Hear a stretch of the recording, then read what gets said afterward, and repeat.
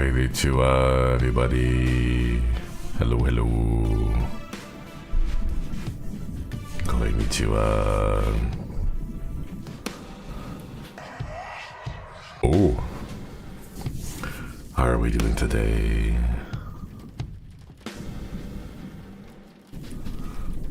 Oh. It is March 11th. Yes, it's just that's it. I don't have anything. This is March 11th. Good morning, everybody. Extreme request EP. I did not get as much sleep as I would have liked to have gotten last night. It was a rough period of sleep. So I woke up at like 5 and I just could not fall back asleep, and I was like, should I just go live right now and like do a gorilla? But decided against it. Cyber Lily, think of the 22 months. Quitty, one of my favorite point and click games. Enjoy it. I hope so. I hope I enjoy it too. It's been recommended a bunch. Thank you so much for repeat the membership. I hope the music isn't too loud. It's a little loud for me, but it'll be good. Yeah. Apartment's still haunted? God, I wish it was haunted. Real quick, before I start, I don't know if you guys saw my posts on all the socials. I try to make sure, because I completely forgot. We had the big meeting, and then right afterwards I was like doing other stuff, so I was like, oh shoot. What was it, like in the evening? I was like, oh wait, that's right, I never put out like a thank you tweet after the stream. Totally haven't been stalking you. Yeah. Ghost friend is still hiding? Sadly. I'm beginning to think I was I'm beginning to think I was scammed. I was promised a ghost, but alas, no ghost here. But yeah. The meeting go well? Yeah. It was a lot of information, but I think it went well. But before we start, I just want to kind of reiterate for those who maybe have not seen the messages, because I know I put them out like at a pretty crazy time. You know what? Here, I feel like the game is small enough that I can kind of just push myself up a little bit more. There we go. It's one of those that like turn off the music when it's not focused, so it'll be quiet when I alt tab. As for a refund, right?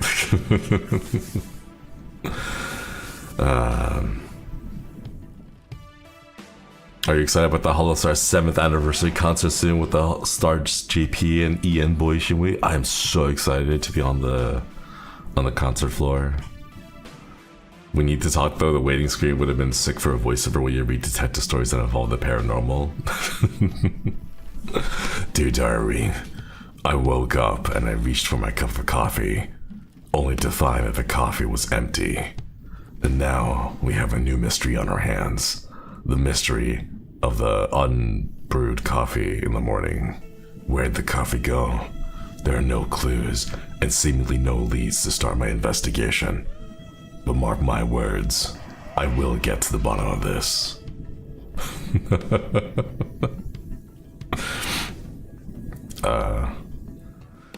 And it turns out it's because I forgot to hit the button that says brew in the morning, and I was like, oh, that's right, I forgot to set the timer. But yeah, I want to, it wasn't plugged. I didn't know if this was going to be a spooky game. I thought it was just going to be a regular detective game, but the sudden glitching is kind of like, ooh.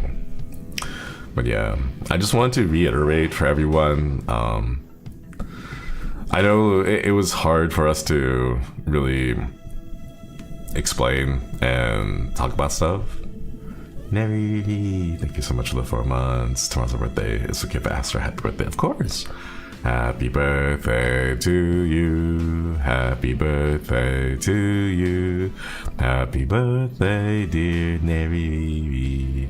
Happy birthday to you. Let's go. Happy birthday. Thank you for reaping a membership. Wow. But yeah, for those who didn't get to see I just want to give like a big thank you to everyone who supported all the boys.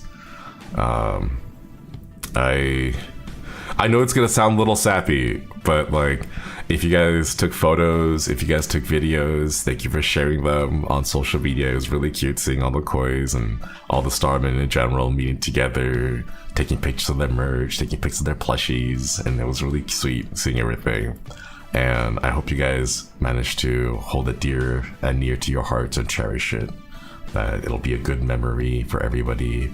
I got extra sappy on the Holo Plus app, but I was like, what did I say? I wanted to say something like, I hope you guys hold it close to your hearts and cherish these memories as we move forward. And I hope that we here at HoloStars can continue to be a shining light, like a star. Ha ha ha, because we're HoloStars, get it? Like, and stars glow in the night, and Ashley Koi, thank you for the 35 months. Okoiri. Oh man, it's so lovely seeing all the pics, right? And I will say this forever, I will always want to be able to visit and attend Holo Expo, but from the other side of the screen, because it looks like you guys had so much fun on the other side. Yeah. I'm gonna go to sleep. Thanks for being my best Oshi. Should we? Okay, fine. Go to sleep. Go leave stream and go to sleep and get good eeps and good sleeps. Not like I want to go back to sleep either. Man. My bed is super soft. Okay, so I have a bed box spring now. I have the mattress itself, the one with the springs on the inside, and I'm still sleeping on top of my comforters because the comforter that I got was way too big, so I fold it over. So I sleep on top of the comforter, and then I fold the other half of the comforter above on top of me. But I now have to get a cover for the mattress. Because I'm just sleeping on the blank mattress, just the raw mattress itself, you know? So you can kind of see the springs in it, and I'm like, maybe I should get like a cover for it at some point. How many mattresses do you have now? I only have the one, but then I have a whole bunch of like foam. I tried to use the foam, but it didn't really work. So it's just a mattress I'm sleeping on. Machi, thank you for the 31 months. By the way, your blanket mattress right, and I love how soft it feels. Let's go. I hope you take it with you to bed and cuddle with it every single night and enjoy how soft it is. Yeah. Is there a human-shaped dent on the mattress? God, I wish. Every now and then, I'll wake up in the middle of the night, I'll look over at the side of my bed longingly and be all like, Ghost, where are you, Ghost? I want to wake up and see a human-shaped indent, and I'll be like, there you are. You didn't leave me. Get some bed sheets. I know. I'm just budgeting things out and getting them over time. Okay, maybe next month, maybe in April. Just the raw mattress. Please get a blanket. I do have a blanket. It's a comforter, but I'm sleeping on top of the comforter because I don't want to sleep directly on the mattress itself. Yeah. They don't want to sleep there because you have no bed sheets. Oh my god. They walk in and it looks like a mattress I dragged from the outside. Someone threw it away on the streets and I dragged it back into my own place with it. And they're like, damn, you really live like this? You'll get a bed by the end of the year, right? Just little bits, like pieces, bit by bit. Yeah, even the ghosts have standards. That's true. They probably would have standards. They're like, man, I'm dead, but even when I was alive, like it wasn't this bad. And yeah. Matthew, thank you for the 15 months. Use scavenging supplies to make a bed, zomboid style. Bill 42 has gym mats now. You can pick them up and don't need a crowbar to get a bed. Oh, see, I can sleep on a gym mat? That's what I can do. I can just grab a gym mat, toss on top of the mattress, and call it good, you know? Because if you're hashtag male living space, oh man, Matthew O'Grady. I do have to clean up my place. because of the expo and then just all the shenanigans that's been going on, I have not been able to clean my place. And right now, I hate to say it, but it is absolutely a mess. Now Laura is no longer living like Duck Detective. But I want slices of bread just laying around the house because I got addicted to bread. I promise I can quit anytime I want. Sounds like the Reddit tablet post the Robert tries to rob a college kid, ends up furnishing it because there just wasn't anything there. Like a burglar comes out, like, this is a stick up. Give me all your money. You open the wallet, it's like, oh man. Here, it's not much, but here's a 5. You need it more than I do.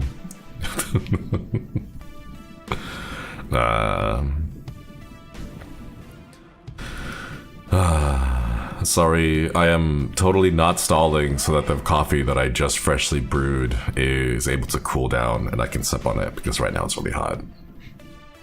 What, the ghost of the peasant and don't want to remember living like one? What then? I mean, in that case, a mattress, even without a cover, is an upgrade, right? It's better than nothing. Thank you for the soup. Thank you. Getting your wallet stolen and they give it right back, right? Or they have like a little business card of like a local shelter. They're like, here, they can help you out. I'll rob you next time, but for now, just make sure you take care of yourself, buddy. I'll come see you again.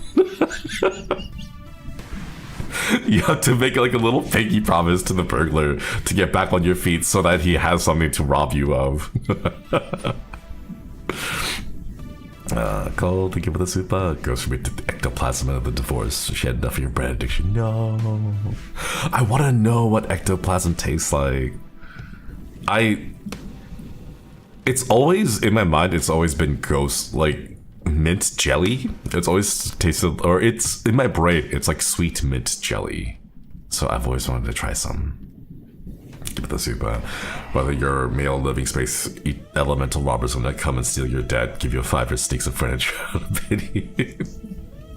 I was joking about that the whole time. Like all of the data breaches, and it's like, oh, your email, your username, your real name, your address, your social security number has been leaked because of our cybersecurity practices or whatever. I'm like, we're sorry. And that's all they do, right? They're like, we're sorry. And it's like, all right, stop being sorry. Like, do something about it, you know? And if anyone out there has my information, please steal my identity and all of my loans that I still owe. Please take all of it. You know, like I will give you the password to all of that. I just need you to sign a contract where you say that you will commit to, if you steal my identity, you're gonna steal all of it. None of this half-assing stuff, right? You gotta take all of it. Every single, that is part of my identity, and when you steal it, that part comes with it, okay? We're like handcuffing it to it. So please, if you're stealing my identity, take all of it. Everything, you know? What's to Japan? Like, I want to grab them and then just like take them over to whatever like servicer or the bank it is, right? And be like, hey, this guy right here, he's Shinri now. See, he took my social security number, he took my ID cards, he opened another bank account and under my name. Like, he's the one. Go send him the letters now, not me. Tastes like Vaseline, feels like TV static. That sounds really good though. Like, that sounds pretty good. Like a carbonated gel. I'm down with that. Can't see you to give the soup. Matthew, give the soup as well. Buy people's debts, pennies on the dollar. God, I wish I could do something like that. You know, like I wish I could go and be all like, hey, I will. Wait, can I buy my own debt? Be like, hey, let's be real. Should we? That guy, he ain't got anything. He can't pay it back right now. So let me take the burden off of you, and then I'll buy it for like 2 pennies per dollar that they owe, and then I'll handle it. You know, like, can I do that? Oh no, wait. I will join into a pact where the thief steals my identity. Right?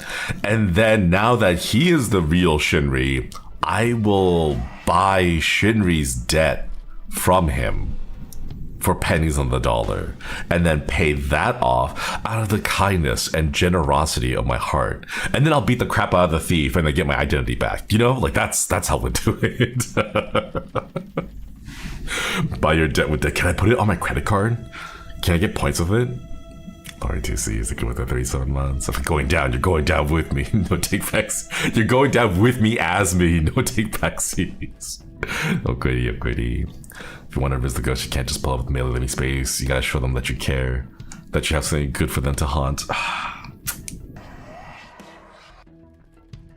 If I have to be honest, I've been seeing a few shorts on YouTube and on like TikTok, Instagram Reels, and Twitter, and it's like all that stupid couple stuff that I see, and it's like, why are you showing me this? Like, no, stop showing me this. When is it my turn? I don't want to see other people be happy. I should be happy.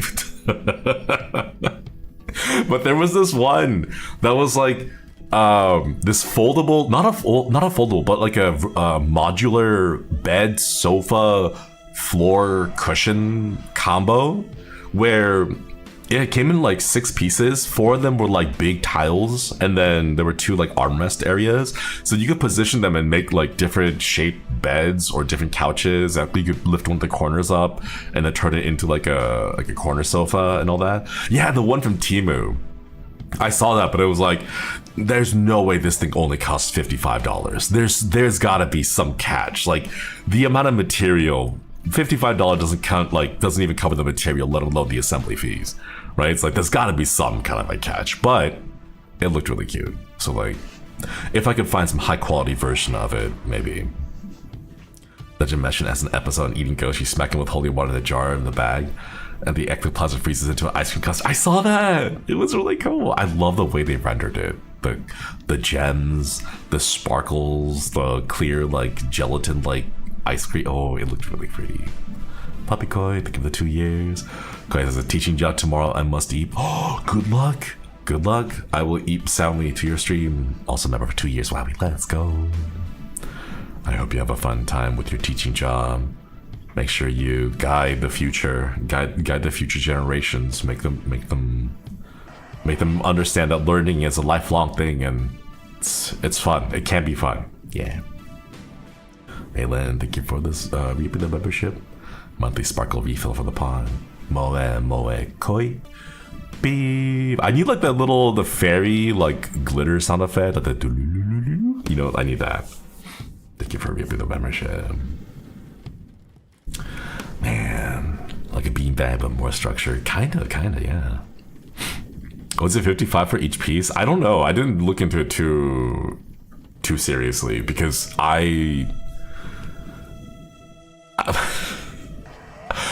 as a millennial, I have had my fair share of buy things on the cheap, where it's like, oh, this piece of furniture is pretty cheap and affordable. Looks like I can afford that. I buy it, and then I'm like, oh, I now understand why it's so cheap, and it breaks apart and falls apart in like a week. So I am very wary when I see the price, because if it's too low, it's like something's up with it, you know? Yeah, thank you for the 35 months. Pretty popping into say it was great seeing you and the boys at the expo day too. It was fun. Let's go. I'm glad it was fun. Man. The one thing that I wish we had was like an artist alley, but I know it's gonna be really difficult to have like an artist alley of just a variety of freelance and indie artists at like a holo convention. So I understand why, but like, because for me, like, I'm pretty good at seeing like sightseeing things. So like whenever I go to like a convention, I'll see everything once, and then all the big exhibits and displays I'll see and take in, and then the next day is like all artist alley, you know? It's nothing but artist alley, because, you know, that's where all the fun stuff is. That's where all the unique, like, cool little designs and pins and merch that people sell are. Because once you see the big displays, it's kind of like, yeah, I've seen that before already yesterday, you know?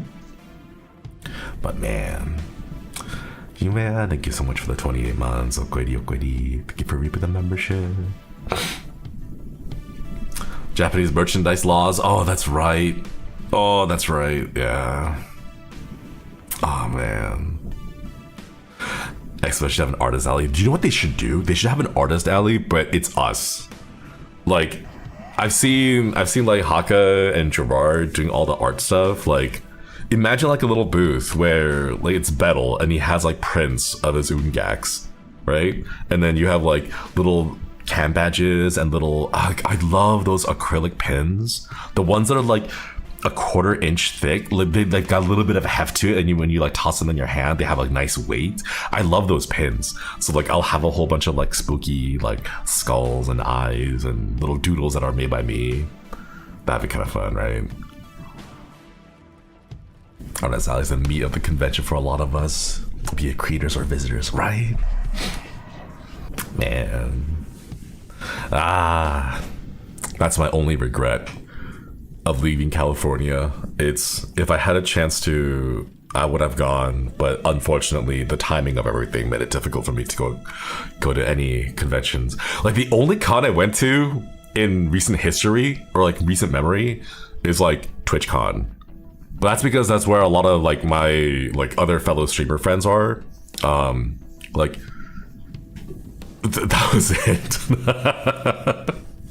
I wanted to go to more because I'm like, once I move to Japan, it's gonna be really hard for me to like justify flying back to the States and like the Airbnb and the food and getting the Ubers, driving, all that. Like, it's gonna add so much, and I don't know if it's worth going all the way back there for, you know, for just like a weekend, unless I have like a super packed weekend where I'm meeting up with all the other fellow streamers. But yeah. Brick pins are fun to give to people because they don't expect how heavy they are. They have a good heft. I like when things have a good heft to them, you know?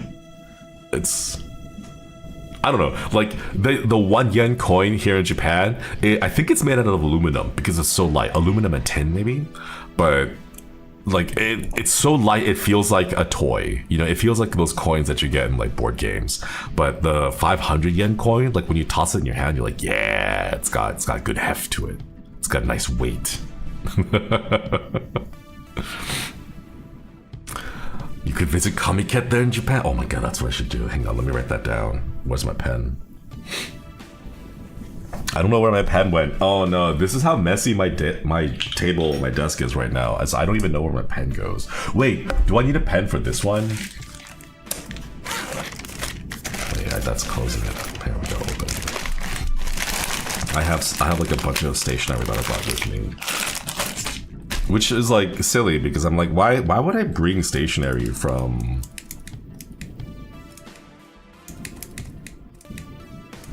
My mechanical pencil doesn't work. No. Whatever.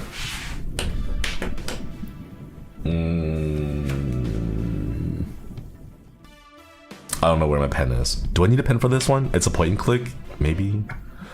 You need to line up early for Comiket. Can I just crash at like a capsule hotel before and then sleep there so that I don't have to take the train in the morning? Millennials should be making physical notes. Hey, I have good handwriting, okay? When I look at my handwriting, it makes me happy because I'm like, hell yeah. And okay, to be fair, like my handwriting is like 50% me and then 50% pieces I've stolen from everyone else. Like the reason why I write my F's in that big squiggly is because I saw this one of my like peers in school writing F's that way, and I'm like, that's a pretty F. It's mine now. So I take that. So that's why all of my F's have the big swoosh, you know, because I'm like, how do I incorporate that pretty F into my handwriting? So like my handwriting, I like it. I like my handwriting. But yeah, I'm a little bit worried if I need to write something down. I don't have my pens with me. Oh man. Okay, here. I will use one of the refills as a pen. because I'm one of those who finds a pen and I'm like, yes, I like this pen, and then I will buy refills for it instead of buying a whole new pen, because I was brainwashed as a millennial and told that it's my fault that all the turtles are dying. And now that I'm more aware of how much pollution companies put out into the world, I know that my single plastic ballpoint pen isn't going to cause the death of sea turtles, but there's still a part of me. I still clip, like, I rarely buy soda, but when I buy soda, you know the little thin like plastic ring that like holds the neck of all the cans together? I still clip those. What's your view on fountain pens? I didn't buy one. Haka gifted me one. Haka and Omana gifted me a fountain pen for my birthday while I was still in California, and it was great, and then I lost it. I'm so sorry, Haka, if you're listening. I still have it and I'm cherishing it very well. Omana, I'm so sorry, but I lost it. It wasn't like a fountain pen where you like dip the tip into it. It's a fountain pen that has a cartridge on the inside that you refill with a syringe. But I don't know if I could have brought that over because I was worried that it would explode. So I'll probably get another one later on. Clipping those would be good because, you know, it'll end up in the ocean, could legitimately save one turtle. That's the thing. It's like my head canon. Like, I've saved at least one turtle. Man, turtles are really cute. The cheating fountain pens.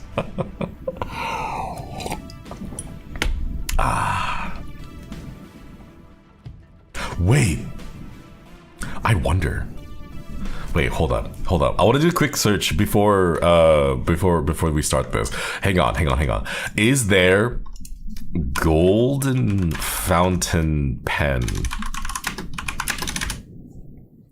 Because when we sign our checkies, we have to sign it in the gold ink.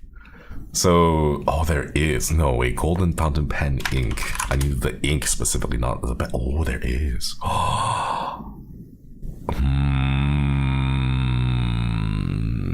I will have to ask staff-san, but I wonder if it's possible to sign my checkies with gold ink instead. Maybe not this run, because it's already here, so I have to sign them. I know Haka has been signing his checkies already, but maybe in the future. I wanna show you guys my handwriting. You know, it'll take so long to dry, won't it? It will. I'll have all the checkies splayed out on my floor, like, you know, like detective like shows where like the guy has like all the files out on the floor and he's trying to like piece it together. It's like that, but it's all just checkies, and I'm waiting for the ink to dry on every single one of them. Glass fountain pens, that's too fancy for me. I've seen a few, but I'm not. My skill is not worthy enough to warrant a glass fountain pen, but they do look really pretty. But yeah, look, it's a capsule blood. Oh man, I'm pretty sure it would be a biohazard, but like, I wonder if one day I could like maybe cut myself and then like dip my thumb into my own blood and then like put a thumbprint in blood, my own blood, onto the checkies. I'm pretty sure it would be considered some biohazard that you can't like ship through mail, but like that'd be kind of cool, wouldn't it? Use your blood as ink. How much more authentic can we get, you know? Wait, no, someone's probably gonna do the crazy thing, like they'll get like isopropyl alcohol and they'll rub off the blood and they'll send it for testing. They'll send it to like 32andMe or whatever, and then they'll be like, yes, I got the results of Shinri's blood DNA back. He is 100% Xenokudian. It's not gonna be anything amazing or like surprising. You'll be like, yes, he is Xenokudian, as he has said, and in fact he's 100% Xenokudian because his mom and dad are also Xenokudian, so there really wasn't a need to do this DNA test. It's only confirmed what we already know.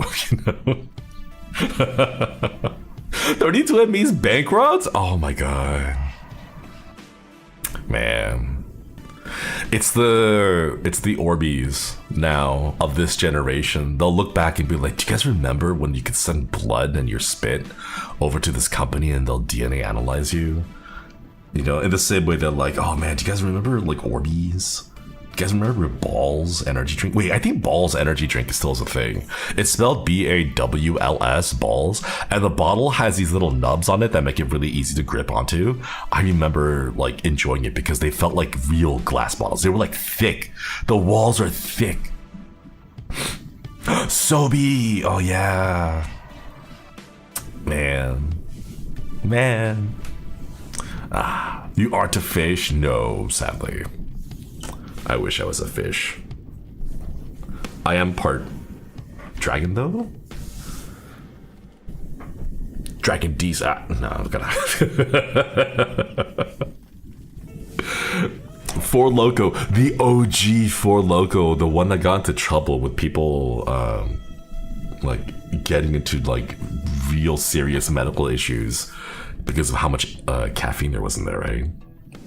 You're the least outwardly gothic presenting looking goth ever. Okay, can I be honest? I don't particularly like in my brain, gothic is like black makeup and like black was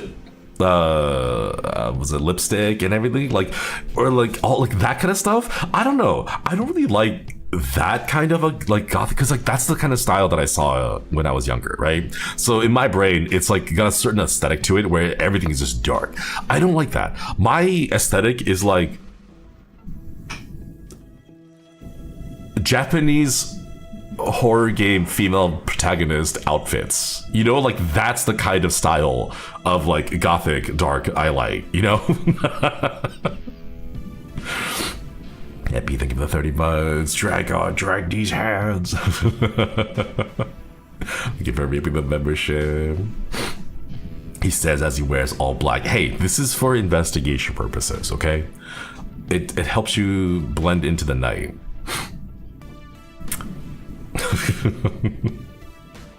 Also the turtleneck, okay? I don't see many like OG goths back in like 2004 era wearing turtlenecks, okay? I know they had collars, but they're different, okay? Most coffee shop hipster alt goth. No, we can't. No, I don't have it's a very specific, like a 20-word definition label for the exact style of goth that I am. It says Chris Redfield cosplay. Oh my god, I saw a tweet about how someone made a D&D character that was like based off of Chris Redfield, but they rolled really high on strength, so his chat called him Chris Shredfield, and then he went around punching the undead, and I thought that was amazing. Chris Shredfield is a great name, you know? The Boulder Chris, God. Okay, enough yapping. We have a game to play. Welcome everyone, yokoso to another March of the Kois, the third installment. We're halfway through March and we've only done 3 of March of the Kois, where we play games that you guys have made thumbnails for me. And if you make a thumbnail during March of the Kois, I will have to play it. Schedule wise, I don't know when I'll get to them all, but you do see I have a bunch of waiting rooms already up featuring those. I haven't made new ones yet because I realized that every single time the boys end their stream, whenever they switch over to the raid tab and they send a redirect on YouTube, they are flooded with the wall. They're flooded with a huge wall of my thumbnails and waiting rooms, and I don't want to overwhelm them because I keep having to shuffle things around due to the timing. So that's why I haven't put up more, but they will go up as we clear out the backlog. But yes, today's game is Excavation of Hobbs Barrow. They can figure it out, probably. I hope so. They can click on it and then see what the date is. Maybe, we'll see. But alas. All right. let's jump into it. I have no idea what the game is about. I only saw the premise about someone going missing and we need to find them. But oh hey, look, speaking of which, hello Haka, hello Hakitos, hello. Hope you guys had a good stream. I don't know what you were doing. Welcome. We're doing a little bit of a mystery here. Haka, do you think we can like sign our checkies with blood? I think that'd be a great idea. It adds like a personalized touch to it, you know? Great, thank you for the 5 gifted memberships. Thank you. He played Tekken? Oh my god. Speaking of fighting games, Flan and I were talking about it, and I'm trying to get him to teach me how to play Street Fighter 6. I don't know when it's gonna be, but I want to try to get him to teach me how to play Street Fighter 6 so that we can go like play in like Sage Jam slams and stuff. But Altair appeared in Tekken 8. Tekken 8. Oh my god, there's 8 of them. Man, thank you for the raid. Hello Hakitos. Hope you guys get nice and comfy, snuggle warmly in your little nest. I was gonna say get your snacks, but like baby birds are fed like mouth to mouth, isn't it? So like Haka will have to just go over to each Hakito and be like, bleh, and then like feed the Hakitos one by one, right? I think that's how it works. That's how it works, right? All right, let's get into it.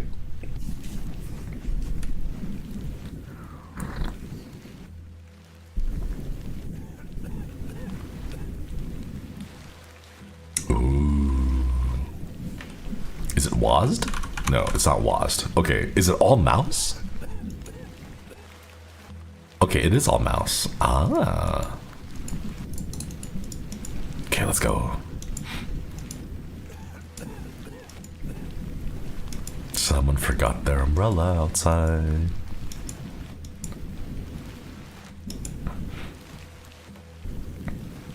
Oh. Oh, it's voice acted. Back to Ticehurst House. It's been quite some time. Writing down Chesgard Belta's investigation running tonight. Weather this evening. Thank you for the super. Thank you. Nurse Blaketon has had enough of me smoking inside. Makes her cough, you see. Makes you cough too. The rain won't kill me, will it? You mustn't be interested in me nattering on. Give my regards to your father. Nurse Blaketon is preparing his supper. Hang on a minute. Can I... Oh, it's still dialogue. You're pale, Miss Bateman. Do head inside. You'll catch your death out here.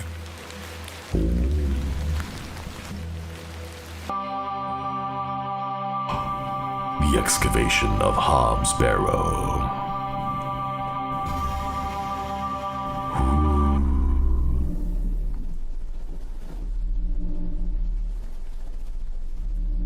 I want a pipe like that, but Dearest the one that mother. makes bubbles.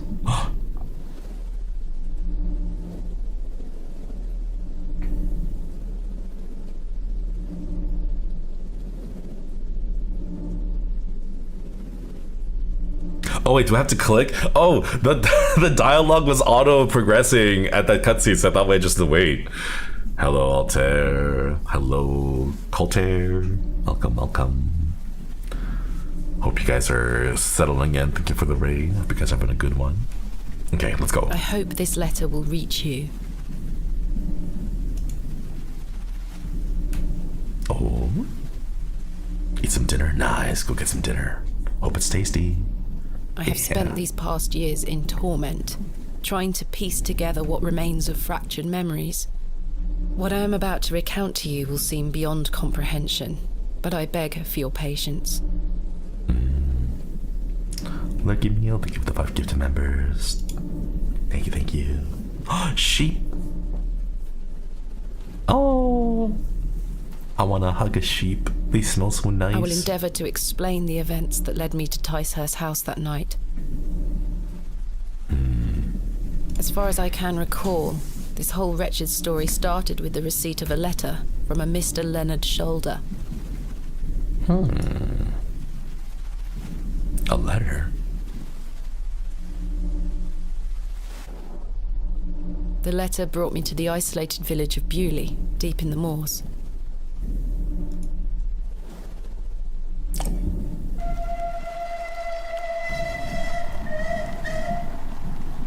Bewlay. No station master in sight. I hope the village isn't too far away. I can't recall our exact meeting place. Mr. Shoulder mentioned it in his letter. Oh. Whoa. Left click to walk interact, right click to examine. To access inventory, move your mouse over to the top of the screen. Left click on an inventory item, select right click to examine. Okay, left to interact, right to examine.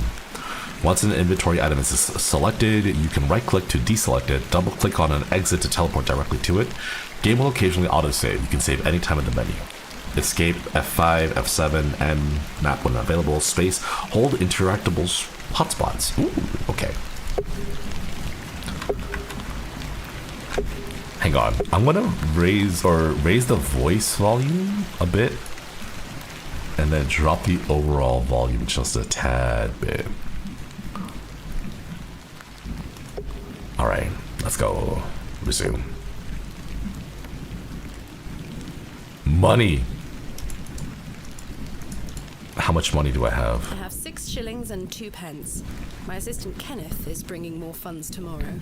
I don't like traveling with too much money on me. I'm gonna be real, I have no idea how much that is. 6 shillings and I don't like traveling with 6 shillings? I'm gonna assume it's $6 and 2 pence is 2 pennies. Handkerchief. A gift from my mother. It bears my initials, TB. Tuberculosis. Dear Miss Bateman, I write this letter in hopes of piquing your curiosity. I read about your expertise in the barrows, and if I understood correctly, you are writing a book on them and the treasures they contain. I live in the village of Bewlay, where the most special barrow can be found in the outskirts. It is rectangular in form and is certainly tall enough to stand up in. The place is steeped in local legend, and there is rumor of secrets to be found deep within. I hope you will not misunderstand me and find this letter intrusive. If you wish to visit Bewlay and excavate the barrow, I will be pleased to be your guide. Please send me your response to the Plow and Furrow in Bewlay. I shall await your letter. Yours respectively, Mr. Leonard Shoulder. Dear Miss Bateman, marvelous news. I shall meet you at 8 o'clock in the evening on the 14th of the new month at the Plow and Furrow in Bewlay. The inn has fine rooms in which you will find adequate for your short stay. When we meet, I shall tell you more of the circumstances surrounding this site, which is referred to locally as Hobbs Barrow. It is not located on my own land, but we will have no issue getting permission to excavate. I wish you a safe journey. Ooh. I must make my way to the Plow and Furrow Inn. Woman. Excuse me? Yes? Which way to the Plow and Furrow Inn? I'm looking for the Plow and Furrow Inn. Do you know where I can find it? Ah, young lady. Leave the station and follow the dry stone wall for around half a mile. You'll come to Bewlay. Go straight ahead and you'll find the market square. The inn is t'other side at square. Thank you very much. Ooh, let's ask while we're here. What can you tell me about Bewlay? Well, Let's ask. It used to be a thriving village. Not so much now. I don't spend much time there these days. Are you local? Ah, yes, a local I am. But I don't live in the village. Where are you travelling to today? That would be none of your business, young lady. Quite. Apologies. I wish you a pleasant journey. Fair. Okay. Window. Hello there. Hello. Hello there. Okay. If I sign. take the sign, how would the trains know where to stop? Wait, I wanted you to investigate. I have great expectations for this Barrow. I don't want you to take it. The post looks unattended. The tracks look quite untarnished. I don't think many trains come through here. My mother always told me not to walk on railway tracks. Okay. So there's different dialogue comparing like looking and investigating. I swear she was not standing there a moment ago.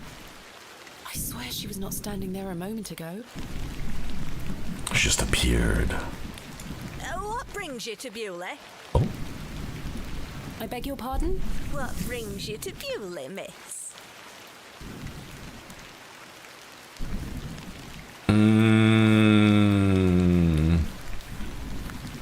Tell the truth, I have nothing to hide. Lie, she looks superstitious.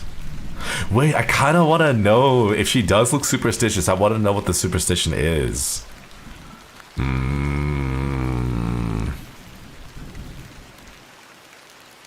Is this one of those like multiple ending games?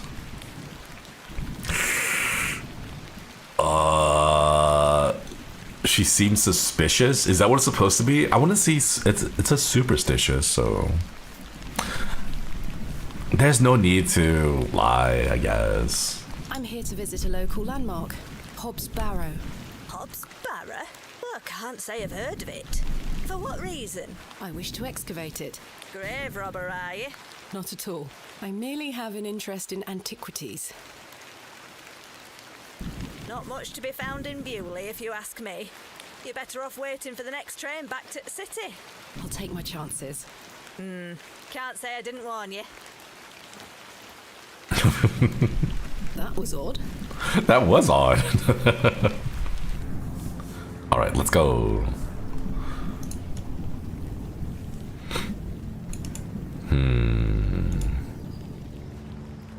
Woo! Oh, it's a crow. A humble dwelling. A humble dwelling. I'm curious to know. What do we? Woman told me to go straight ahead to get to the inn. No. I'll have time to explore tomorrow. Fine. The old woman told me to go straight ahead to get to the inn. I can't even explore the area, Tomorrow. man. Okay, fine. We'll go to the inn. The anvil looks heavy. Beating raw metal into a fine object is an admirable skill. This appears to be the forge of a local blacksmith. A fine example of a church. It looks like it was built in the Norman style. Ooh. Perhaps this belongs to a merchant. This must belong to someone. I should leave it alone. Anything else? It looks like I'm in the market square. I should find the inn.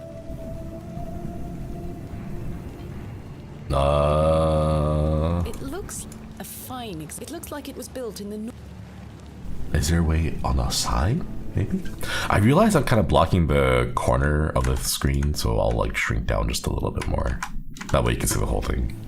It looks like. Wait, hold up. Press space to see what's interactable. Oh, wait, I didn't even notice you could. Oh, broom? Come to Bewlay to sweep their streets. A simple broom. Horseshoe, though. The horseshoe is nailed firmly to the wall. A finely made horseshoe. The blacksmith must also be a farrier. Ooh. Okay, so we can't go to this exit, so I guess we just gotta go back? Looks like I'm in the market square. I should find the inn. Oh, The path leads back towards the railway station. okay. A fine example of it. It looks like it. Oh, you can. Okay, that's. I forgot you can move around. A local dwelling. A local dwelling. Bird? Quite an ornate construction. This was created with pride and care. The cross denotes this as the site of a market, or perhaps a site of traditional religious significance. Sky Shielding of the Super, love your voice for these scary games. It's reassuring that no matter how scary it is, you are there to keep us safe. So rumbly and deep, keep the scary things away. Yeah! Give it the Super, thank you. A local cobbler. I need to get some shoes. The cobbler's is closed. Ooh, what happened here? Why's it all run The down? building is in a dilapidated state. The door has been boarded up. The building looks like a ruin. Oh. The plough and furrow. Oh, here we I have a bit go. of time before Mr. Shoulder arrives. I should inquire about a room. The Plough and Furrow Inn. The inn where I am to meet Mr. Shoulder. The sign is well out of reach. Okay. Investigate the man Man first. was thoroughly inebriated. Nice.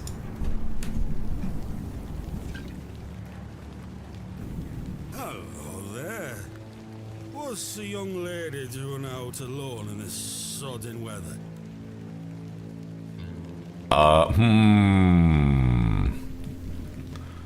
Get out of the way, sir, you're drunk. What are you doing out in this weather? We're just going to the inn. I'm heading to the Plough and Furrow. Heading to the Plough and Furrow. Bloody good pub, that.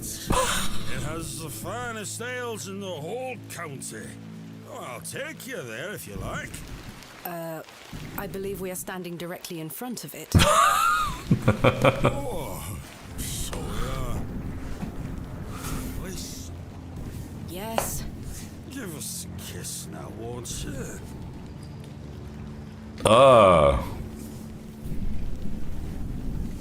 You're way too drunk, man.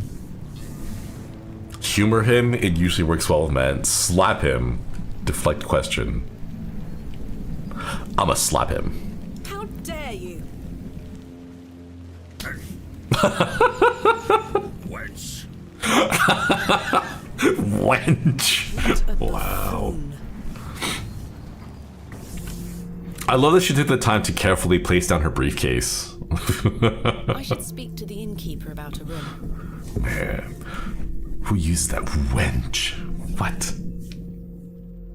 Okay. Plates? Decorative plate. This one depicts a bull.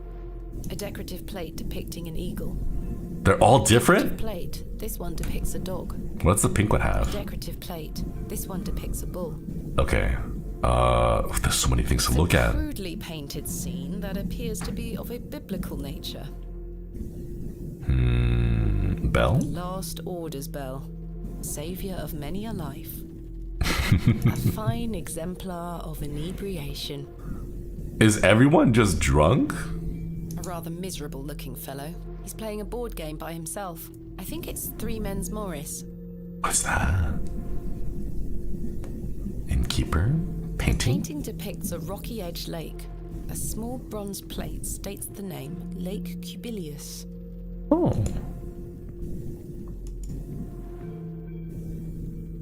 Ooh. A majestic animal cut down in his prime.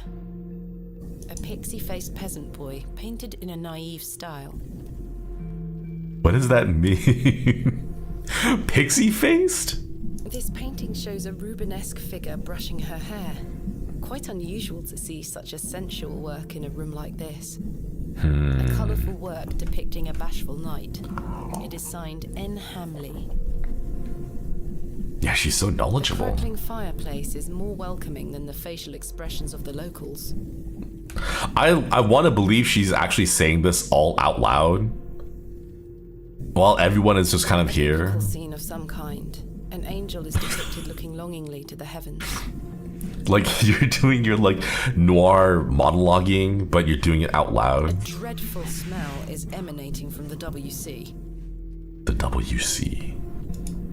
They are engaged in an intense discussion. They are engaged. The innkeeper is a serious looking man.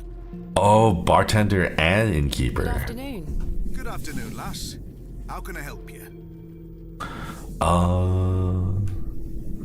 We don't have to bring up Leonard's shoulder. We can just ask for a room. No need to tell everyone exactly why we're here, right? I am in need of a room for the night. Aye, we aren't short of those. One night, is it? I shall need at least 2 nights, maybe more. Aye, 'tis not a problem. 3 shilling per night. That includes your dinner and tea. A fair price. I'll need that payment up front for the 2 nights. Well. Use money with the innkeeper. Meat pie, sausage roll, cam. I'd score some hack and ghouls. I tell you, Greg's wife could learn that too. Anyways, you just the game. I'm sorry, I don't know what that means. What is a meat pie sausage roll? Thank you for the super though. Thank you. I gotta do a meat pie sounds pretty good though.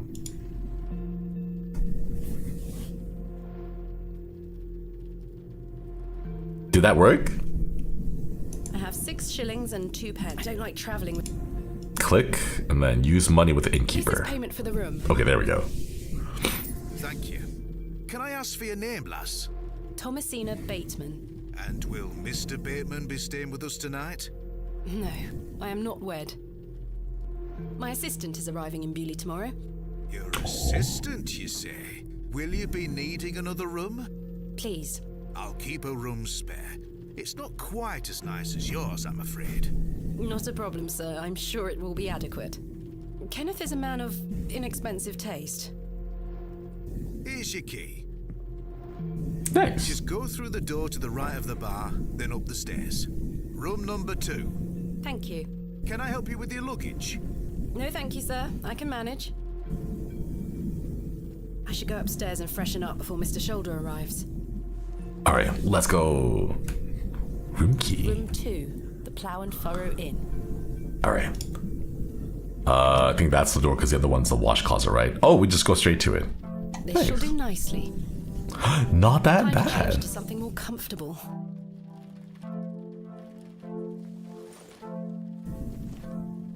I want to try running a hotel. Let's go! Suspenders. Much better. Okay. Let's... Hold on, what is there to examine? Everything. A decrepit set of drawers. Anything inside? Jammed shut. The wood must have warped over the years. Complementary matches. Useful. Can we take them? Yeah, let's Only go! one match left, though. Oh, come on! As the Candle? only light source in the room, I ought to leave this here. No idea what I'm saying. This sounds something like a Northerner would say when he's down at the pub for a cheeky one with the mates. Ah, I see. I figure like the accent would get like thicker and heavier over time, like as you got more and more drunk, and it would become less and less comprehensible. Thank you for the soup, Mr. Petra Canadian. Thank you. A meat pie or tortillerie would be nice right about now. Looks like the winter's finally making its appearance in the final weeks of the year. Let's go, yeah. It's getting cold here too. It was warming up for a bit, and then winter was like, no, not before this final parting shot, and now it's getting cold. So, oh man. Is meat pie a chicken pie? Because I know there's like a chicken pot pie, which is pretty good. I want some of that. Thank you for the soup. A painting of surprising quality. It portrays a rocky outcrop overlooking a vast moor. Perhaps a local landmark. A decorative plate depicting a goat. Goat. No doubt the mattress is stuffed with itchy straw. A sturdy-looking thing, useful to many a weary traveller. The wardrobe looks old, perhaps 100 lamb years or more in pies. age. Chicken or ground beef. Oh, it sounds so good. A jug of water for drinking or washing. I don't know if I trust the drinking and or washing. An empty bowl has been provided for washing. What time period is this?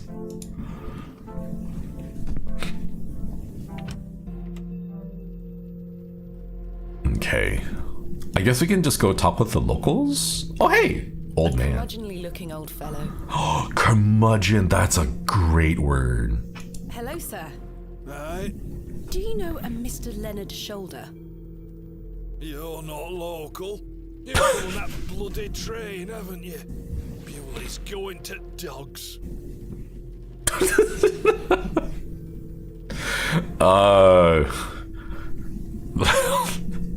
Oh, he's one of those locals. All right, we might as well introduce ourselves. My name is Thomasina Bateman, and you are... None of your business, lass. Where's your husband? None of your business, sir. Ah, you're brave coming in here, all on your own. I'm a grown woman. I'm Cyril. It's a pleasure to make your acquaintance, Cyril. You could hear the air quotes. Do you know Mr. Shoulder? That'd be none of your business, lass. I don't come to your city poking around asking Oh my questions. god. Man just wants to enjoy his ale in peace. Let's talk about...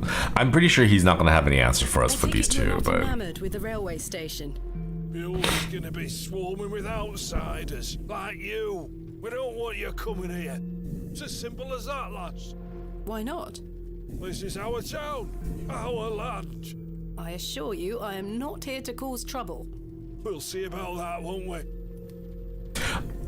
I feel like the town is on its way out. You know, like the houses are dilapidated. There doesn't seem to be many people here. Like, it could be that it's just raining, but like, I don't think Bewlay is a place that a lot of people are clamoring to try to get to and visit. What can you tell me about Bewlay? We're a proud community. I've lived here my whole life. Not much here to interest folks like you. Folks like me. Aye. Bye for now. Ta-ra, lass. Okay, let's see what these two are talking about. Hello, miss. What do you want? Bugger off. Okay. Hello, sir. What? I'm waiting here for a man named Leonard Shoulder. Do you know him? I don't. Do you, love? Never heard of him. There you have it. Now clear off. Okay. Jeez. Good afternoon, sir. Note for you here. I beg your pardon? I said there's note for you here, lass. Be on your way.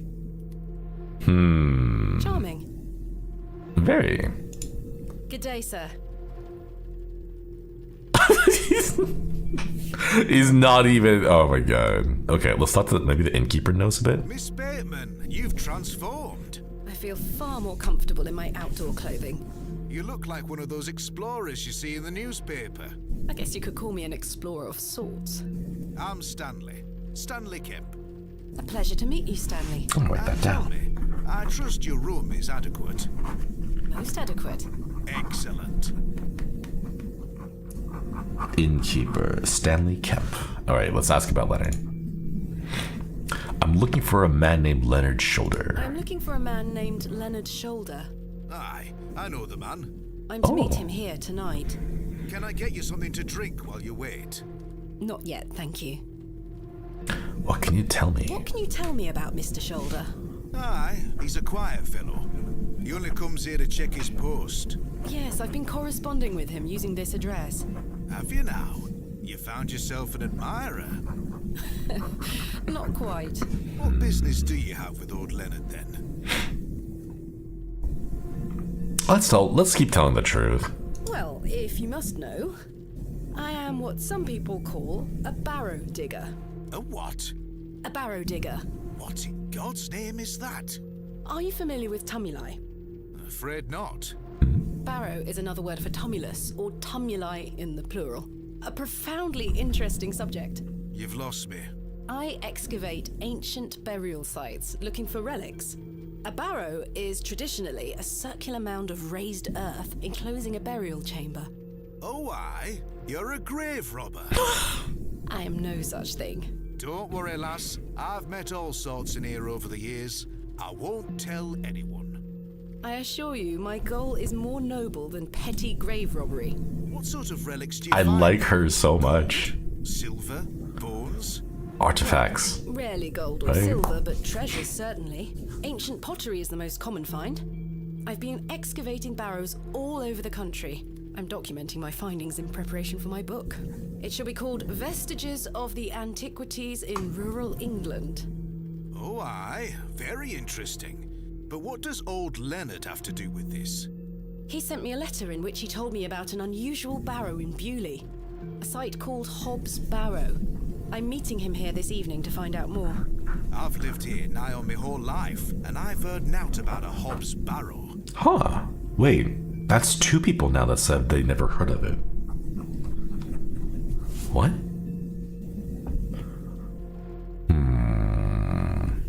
What can you tell me about Bewlay? Aye, it's a quiet place. People keep to themselves, work hard. I look forward to exploring the village tomorrow. There's not a lot to see, lass. But St. Edmund's Church is a fine building, worth a visit. Are you sure you've never heard of Hobbs Barrow? Not in my life, lass, but I'll tell you something. The moors stretch further than the eyes can see once you leave this village. There's no doubt many a discovery to be made. Mr. Shoulder said the barrow is well known locally, a place of legend. I'm afraid you're going to have to speak to him about it. Why are you interested in digging around in the dirt, lass? Have you better things to do with your time? I enjoy nothing more than the thrill of discovery, uncovering the past and piecing together our history. I inherited this passion from my father. Oh, a barrow digger too, eh? Indeed. He would take me with him on excavations as a child. Does he still come with you now, on your own adventures? I'm afraid my father's been bedbound by illness for many years. Oh, I am sorry to hear that, lass. Thank you, Mr. Kemp. He is well looked after at a private hospital. Oh, private hospital. I imagine this is what the average Southwards North conversation sounds like. Full disclosure, I'm Canadian and don't have an Anglobone in my body. I can't tell the difference. I just know, like, generally somewhere English. And that's it. That's all I know. It's like, your accent is slightly thicker than the others, but is that it? Is it like northern versus southern? Generational grave robbing. That's what I'll do. They'll be like, hey, you grave robber, stop what you're doing. And I'll be, excuse me, sir. I'm not a grave robber. I'm a barrow digger. I love that. Give yourself a nice little title. Okay, so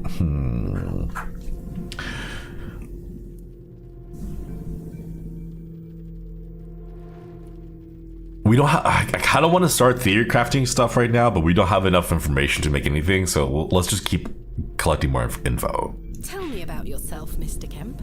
Well, I've been the proprietor of this inn for the last 16 years. Wow, 16. I worked as a drover all over the country in my younger days. Saved up my coin and bought this place. It's a fine inn. Thank you. I often run short of ale, but my rooms are rarely full. Don't get many outsiders wanting to stay overnight here in Bewlay. Thanks for your time. It's mostly just a pub. Mr. Shoulder should really be here by now. I'll sit down and wait.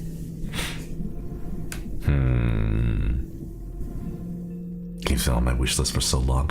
Let's go. Where on earth is he? What a waste of time this is turning out to be.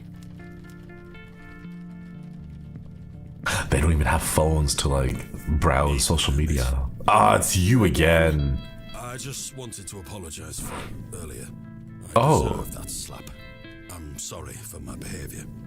The drink gets a hold of Oh, me okay. sometimes. Let's start again, shall we? My name is Arthur Tillett. Thomasina Bateman. What brings you to Bewlay, anyway? I'm here to meet someone, but he has not arrived. His loss, if you ask me. Perhaps you know the gentleman, Mr. Leonard Shoulder. Oh, I know Mr. Shoulder, all right. If I may be so bold as to say, he's a bit long in the tooth for you. The relationship is not what you're implying. I've never met him. In fact, I know very little about him at all. Get me an ale and I'll tell you all about the old sod.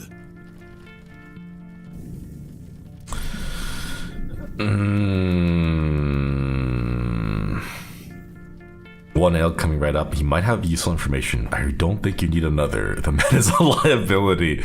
Must I really buy you a drink with this information? The cheek of some people.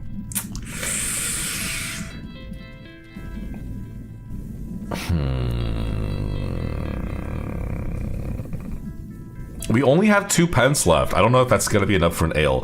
I kind of want to get him an ale and see, because like it'll drop his inhibitions. He'll talk a bit more, right? It'll loosen his lips. Our pence, yeah, our 2 pence, fine. 1 ale coming right up. Thank you very much, Miss Bateman. Then I'll tell you all about old Leonard Shoulder. How much do we have? Only 2 pence left. My assistant Kenneth is bringing more funds tomorrow, thankfully. Yeah. We'll ask. How can I help you? Order a drink. Tankard of your finest ale, Mr. Kemp. 2 pence, 2 pence, 2 pence, please. It's gonna be like 4. Yeah, 2 pence, please. Oh, exactly what we need. Or what we have, I mean. This is Perfect. the last of my money, but Kenneth will be here tomorrow with more funds. All right, let's go. Wait, description of ale. Tankard of warm ale. Wait. A glass of Portuguese port wine myself. Warm? Here you are, Arthur. Thanking you. Okay. Oh, that hits the spot, that does, lass. Now then. Old Len. Oh, no coolers, that's right.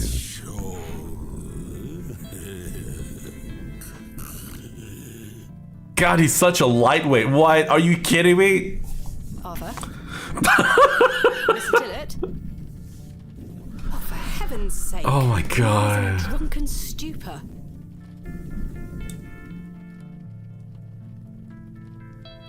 That was the last of my money, too. After one drink too many, Man. Arthur Tillett has passed out. After one drink Mr. Tillett? He's not dead. Just very drunk. I would still like to hear what he has to say about Mr. Shoulder. Okay, maybe that last one was a bit too much. He's the only one that has information, too. Should we check outside? Wait here for Mr. Shoulder. Man. How can I help you? Water? Yeah, May I water. trouble you for a glass of water? If it's water you're after, I just refilled the jug in your room for you. Thank you. Thanks for your time. As you were. Oh yeah, let's get that warm room temperature washing water. A jug of water for... This may come in handy. Can we take the bowl too? I don't wish to carry the bowl around with me. Okay, gosh. Alright. Mr. Tillett? I would still like to hear... Okay. A jug of simple form. It is half filled with lukewarm water. God, I'm realizing now that everything back then was probably either hot or like most things were probably just lukewarm and then a few things were hot and nothing was cold. A jug of... I don't know how I feel about that. Like milk? Milk was probably warm. Like I can't, now to think about it, like when pre-refrigeration, all milk would never have dropped below a certain temperature. It would have been just warm or hot, you know? There's a way in winter. A cellar? I don't know if it would be cold enough though. Wouldn't it start to like go rancid? Ice houses? Ice was pretty rare but expensive to buy. Didn't they have like... The only thing I know about it is that it's a job where like really like hot men would go and like carve up ice and then they would deliver ice, but like you had to be really strong because ice is like, they would bring like massive cubes of ice, so like everyone was kind of muscular. So the hot men, sorry, I don't know how to describe it. Okay, you had to be physically fit in order to like carry all that ice with you, you know? That was super expensive. Didn't they have like a copper box that they would put the ice on top of, and then the copper would conduct the cold, or it would conduct the heat away and then into the ice, and then whatever was inside the copper box would cool down. If they're too hot, they melt the ice. Yeah. Is he gonna drink? Oh, just gonna pour it. What the hell was that for? You passed out, Mr. Tillett. Oh, sorry, lass. No matter. Leonard's shoulder. Hold on another minute. I'm looking for a piss. Oh my god. This man is unbelievable.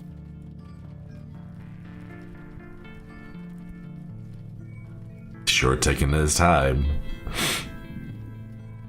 He's so polite. It feels like an hour has passed. Perhaps I should go in there and check on him. Oh, did he pass out in there too? No. Miss Bateman? Oh. My apologies. The ladies are closed due to faulty plumbing. You'll have to use the gents. Lovely. Mr. Tillett? What the heck? Why does it... Urinals? Look modern. I'm surprised. The genuine surprise in her voice. I would rather not get any closer. The smell of urine is nauseating. Chug. There's no fresh water in there. It looks like the towel has not been washed in months. The mirror is coated in a thick layer of grime. The mirror is coated. Some excavations are best left to others. Is Mr. Tillett in there? It sounds like someone is in there. I guess we'll knock on the first door first, and then... Mr. Tillett? Mr. Tillett, are you in there? Did he drown? Oh my god. Mr. Tillett, are you in there? Oh! Cat! Oh. What are you doing? You get out of here, cat. Aw, the little loaf. The mangy thing is fast asleep. Aw. I'd rather not touch it. The thing stinks to high heaven. Oh, poor cat. Okay, wait, let's check. Is there anything else? Window. I can see it's still raining out there. Okay, let's go to the next one. The door opens a crack, but appears to be blocked from the other side. What? I think I can hear someone moving around. Did he pass out on the other side of the door? Arthur, are you out there? Judging from the draft coming from below, this door must lead outside. I should investigate further. The door is... Did he? What? Okay, let's go around the back of the inn. Did he pass out? And oh, the couple's gone. Wait, he didn't pass out. He just like went outside. Whoa. Excuse me, sir. What? What the hell? A small alley splits the inn and its neighbor. Dude, I just wanted to ask you a question.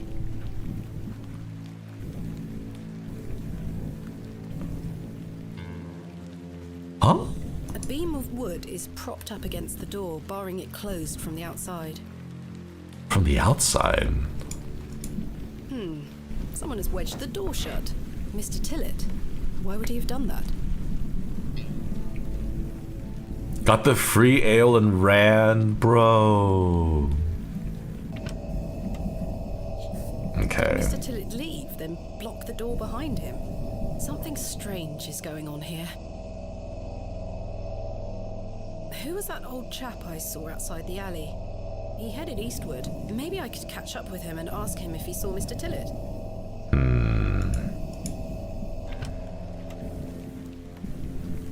Sturdy-looking barrels, no doubt used to store ale. I suspect the barrels are empty, otherwise the locals would be rolling them into their cellars. A warm glow permeates from within, making me feel somewhat cold and damp. It's the small window to the lavatories. Surely Mr. Tillett could not have squeezed through that gap. The post has been embellished with a fine bronze bust of a horse. Oh, you hitch. Oh, wait, A glove? single glove is the heck? lying in the mud. A pearly white gent's glove.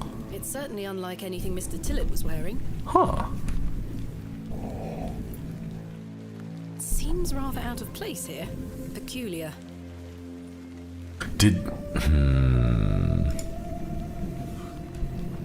Like, is someone. Oh, there you are. Huh. The light. A humble local dwelling.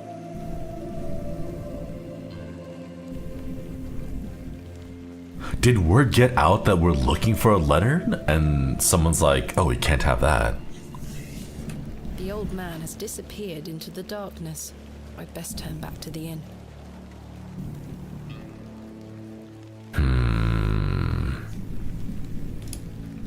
What the hell?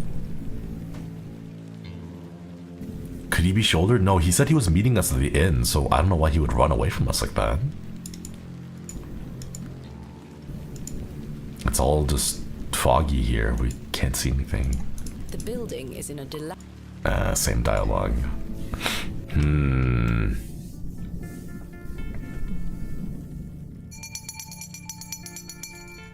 Last orders. I should get some sleep. Finding the missing men of Bewlay shall have to wait for tomorrow. I want to get some fish and chips now. How can I help you? Arthur Have Tillett, you yeah. seen Arthur Tillett? I thought he were with you. He went to the lavatory and has not returned. That sounds like Arthur Tillett. Don't worry, lass. He'll be back. Thanks for your time.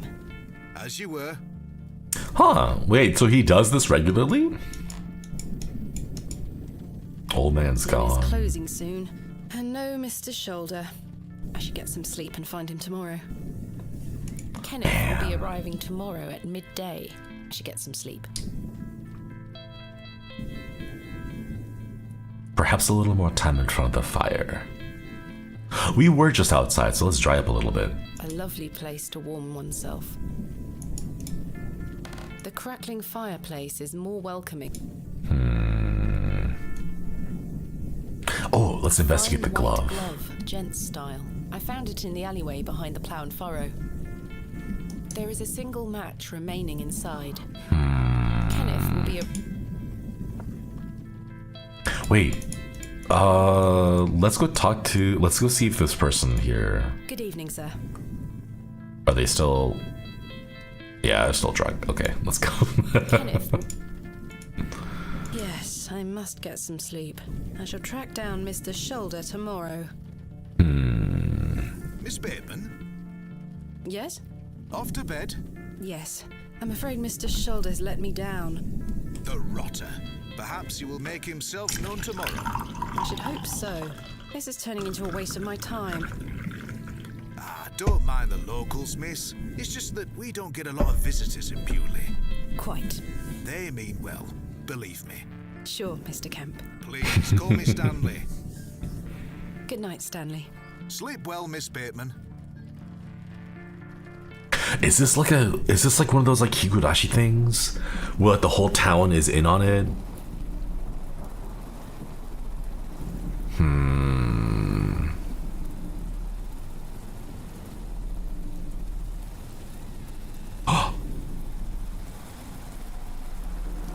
Oh, it's the cat. Oh, look at the snoot.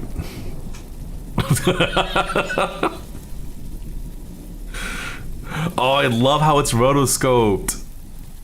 Oh, poor thing. You need a shower. Oh no, you're hanging out in the wash closet. Oh. A bit scary? No, it just needs a wash.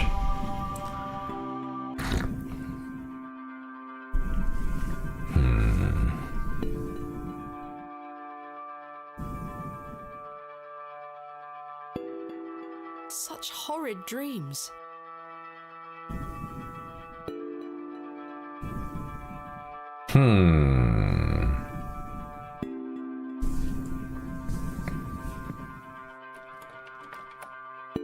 We gotta go From the find. inside, just as I left it last night. Oh. As I suspected, I must have dreamt of that wretched-looking cat. I must say I'm relieved. Right then. Let's see if I can track down the elusive Leonard Shoulder. I'm rather anxious to get to this Barrow. I also wonder what happened to Mr. Tillett.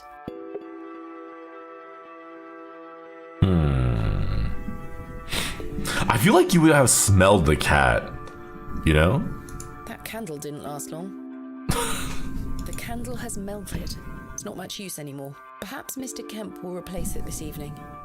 That's right, candles burn real fast. How do they make enough candles to light like the indoors? Good morning, Miss Bateman. Assistant shows up at noon. So we don't have to wait, let's check. Say, last night has rather put me off using these toilets. I wonder where Mr. Tillett and... But yeah, she's so posh. Did you sleep well, Miss Bateman? If the cat was there, the smell would tell. Exactly, right? I'll tell them about the cat. No need to lie. Not really. I have the rather queer recollection of a cat entering my room last night. A cat, you say? Yes, an odd-looking grey one. I must have been dreaming, as I locked the door and windows before I went to sleep. I saw a similar cat in the lavatories while searching for Mr. Tillett. Ah, Herbert. He's a Oh, harmless cat thing. Herbert. He comes in now and then searching for scraps. Indeed. Seeing him in the lavatories must have conjured up the strange dream. The mind is capable of manifesting frightful things, Miss Bateman. Herbert. I'm happy to report the rain of yesterday has lifted. It's a clear morning outside. Crisp.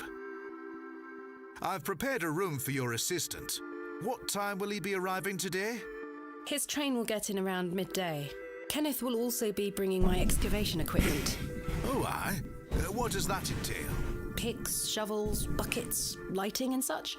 He usually packs it in a large crate. Come to think of it, I'll need somewhere to store it. You're welcome to use the alley behind the inn for any such bulky items. Yeah, is that safe? Because I don't know. I don't want people like stealing. Is it safe to do such a thing? I can assure you the local folk are not thieves, Miss Bateman. That's not what I... Now, say nothing more of it. Thank you, Stanley. I'll let you get on with your day. I'll be back with my assistant when he arrives. I guess now we go explore the town a bit more. Yes? I've something I wish to get off my chest, as it were. Huh? I've been tossing and turning all night, Miss Bateman. I feel rotten, I really do. What on earth are you talking about? As you know, I like to run an honest establishment. And well, I have not been honest with you, lass. I do know of Hobbs Barrow. Okay. You do? I do. Many here do. There are stories tied to that place, you know. If I've learned anything in this life, it's that some stones are best left unturned. Old Leonard Shoulder is someone to be wary of too. I can't tell you what to do, lass, but you'd best avoid him. What about Hobbs Barrow? Why lie to me about Hobbs Barrow? I know, lass, I know. I feel dreadful. But why? What are these stories you speak of? I really can't tell you more. If you insist on visiting that place, you'll have to seek out Mr. Shoulder. He brought you here. He should be the one to tell you.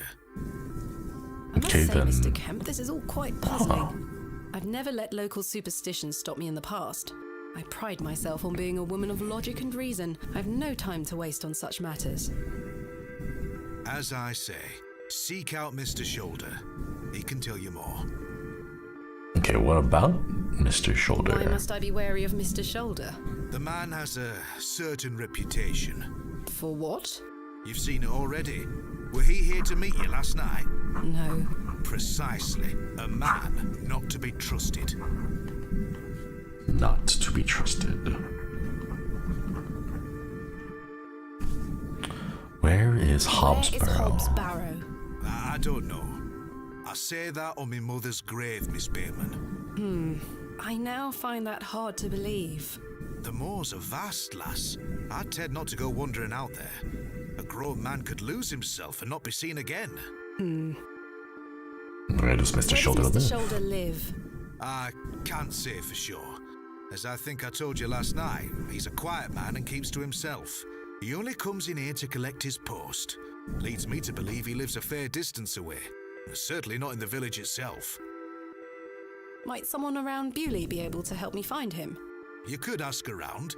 As I say, lass, Bewlay folk mean well. Don't forget that. I shall return later. Good day to you, lass. I wonder if the guy we saw outside last night is Leonard. It seems I may be fighting a battle against some sort of local superstition. Is there a single barrow in England that doesn't have some ghastly tale attached to it? Hogwash. All of it. I've a few hours until Kenneth arrives. I should use this time to find Mr. Shoulder. Map unlocked. Where? Ooh. It's not even a map. It's just a selection of locations. These flowers look pretty. Someone must take good care of them. Oh, burb. He looks like a rather shady character. Might as well talk to him. Hello. Let's introduce ourselves. My name is Thomasina, courteous. and you are... Now then, that's none of your concern, love. Okay. What do you do around here? Hey up, you're not scared of sticking your neb in. I look after the churchyard. Ooh. Dig the graves. Ha. Oh, interesting. What can you tell me about the church? Aye, it's a church. Church groundskeeper guy. Very curt. Leonard Do you know Shoulder. a man named Leonard Shoulder? I don't know out about no Leonard Shoulder. Okay, I'm going to guess he's going to say he doesn't know anything about Hobbs Barrow too. What can you tell me about Hobbs Barrow? Not to be found digging around in those things. You know of local barrows then? Don't concern yourself. Wow. What can you tell me about Bewlay? Not much around here, love. Not worth mentioning to you, like. I see. Goodbye. There are. Well then, very charming townsfolk. Aww. Little Child. whelp looks determined to salt the very air itself. Whelp. That's great. Hello. Yes? Let's introduce My name is ourselves. Thomasina. What's yours? Douglas? It's a pleasure to meet you, Douglas. The sword. It's a great sword technique you have. Thanks, miss. Mr. Crozier's gonna make me a real one when I turn 12. I'm preparing myself to fight the lantern worm. Oh, the lantern worm. What is the lantern worm? It's gonna come back and get us all. John Lantern thought he killed it at the River Ware, but my father told me it still lives. We must all be prepared. The lantern worm isn't real, Douglas. Father just told you that to get you out of his hair. Not true. I saw it slithering out by the beck. Like a giant eel it were. I ran home so fast I thought I would fly. Sorry, miss. My brother has a vivid imagination. Brother. Often do at his age. I'll keep training. You will all thank me when I thrust my sword deep into its fat belly. Douglas, this lady doesn't want to hear your nonsense. Ah, that's so cute. Do you like living in Bewlay? Yeah, I do. Are you from the city?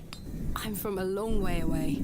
You must have come on the train. I love watching all the steam puff up into the sky. Have you been on the train yourself? No, miss. Our parents don't have the money for train tickets.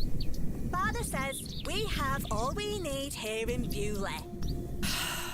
Perhaps this nice lady would like to take you away with her on the train. No, I need to stay and protect Bewlay from the lantern worm. Oh, cute. Have you heard of Hobbs Barrow? Oh shit, I was gonna ask the other one. What's Okay. that? A local burial mound. Our parents don't let us wander far from the village. What's a burial mound? Don't you mind about that, Douglas? I don't. It's hard for me to fathom what it's like just to live in a single town for the entirety of your life. But like back then, travel, like they mentioned, like the train tickets would have been too expensive, right? So, man, I don't know. What do you do when the small town that you live in starts to start to shut her down like this? You know? Do you know a man called Leonard Shoulder? That's a funny name. That's all it is. Who's Mr. Crozier? He's a blacksmith. His forge is just over there on the other side of the square. Don't you think 12 years of age is a little young for a real sword? I'll be a master swordsman by then. Goodbye. Goodbye, miss. Aww. Just live a day. Travel's dangerous and expensive. Yeah. Good day. Hello, miss. My name is Thomasina. What's yours? Betty. Nice to meet you, Betty. Betty. Okay. What are you up to? My brother is practicing his sword fighting technique. And to watch him until he tires himself out. I'm tireless! This time last month it were all about his teaspoon collection. This month it's swords. Cute. Do you know a man named Leonard Shoulder? No. Are you sure? Huh. Yes. That was a really strong no. What do you know of Hobbs Barrow? Our parents don't like us talking to strangers, miss. So you know of it? No. Are you sure? Yes. Goodbye. Bye, miss. Okay. Alright. I guess we can head over to the church and see what that's about. Oh, look at that! Old woman. Has a kind face. Cakes? Oh, let's go. Lovely treat for those who enjoy such things. Unfortunately, I don't think the cakes are free. Oh, that's right. We don't have the money for it. Hello. Good day. Would you like to buy one of these cakes, pet? Oh, I'd love to, but you don't have the money for it. What kind of cakes do you have? I have some lovely Bakewell puddings. The sweetest marriage of almond and jam. I can tell you're not from around here, because if you were, you would know about my Bakewell puddings. They are quite famous. Alas, I'm not carrying any money with me. That's unfortunate, pet. I'm sorry. I can't give them away for free. The money goes to the church, you see, and one cannot shirk one's duty to the church. I understand. Let's at least get some information. My name is Thomasina. What's yours? Mrs. de Plancy. A pleasure to meet you, Mrs. de Plancy. Likewise, pet. De Plancy. Tell me about yourself, Mrs. de Plancy. About me? What would you possibly want to know about me? I've been attending St. Edmund's Church my whole life. I always want to help where I can, so I sell my baked goods, and all the proceeds go to its upkeep. This place means so much to me. Okay, tell me about your cakes. Your cakes look delicious. I can assure you they are. You'll not find better in the entire county. And about the church? What can you tell me about St. Edmund's Church? Isn't it the finest building? It's been standing here since the 12th century. The box pews in the nave are very fine and date back to the 17th century. The door is open if you'd like to worship. Thank you, Mrs. de Plancy. Okay, let's ask. Let's see what her reaction is to these two things. Do you know a local man called Leonard Shoulder? Yes, I know Leonard. What business do you have with him? It's a long story, but I'm trying to find where he lives. I'm afraid I don't know, dear. Father Roach has access to the parish register. He might be able to help you. Father Roach. Roach? What can you tell me about Father Roach? What can you tell me about Father Roach? He is a lovely man and an exemplary servant of the Lord. He's been the vicar of St. Edmund's for many years. And where can I find him? Where can I find Father Roach? At this time of day, he'll be taking his exercise in Herne Wood, to the west of the village. Thank you. I'll go find him. Be sure to listen out for his merry whistling. Such a jolly man. Into the west, the woods to the west. Okay. And about Hobbs Barrow? Hobbs Barrow. Hobbs what? Hobbs Barrow, a local burial mound. The only place of burial I know about and care for is in this very churchyard. Ah. Thank you for your time. Lord be with you. Man, I bet you the cakes are 2 pence. Ah, Crow. Samuel Bryden. Death is only a shadow across the path to heaven. Aww. Forever in light, Anne Kemp. Oh, Stanley Kemp's wife, maybe? Here lies Margaret Tillett, beloved mother, wife, and sister. Joseph Davis. John Purchase, dearly beloved husband of Florence. What about these? Here lies Elizabeth Farnaby.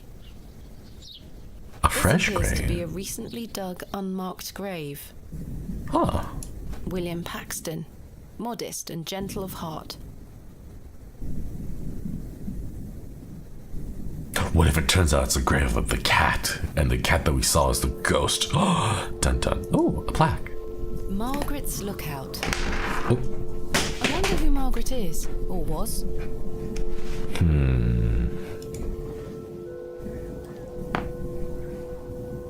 Hello everyone, good work at Fest Expo, thank you.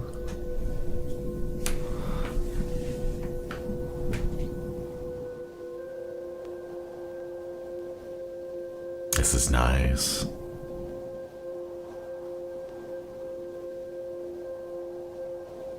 You know, I've almost never been in a place where, like,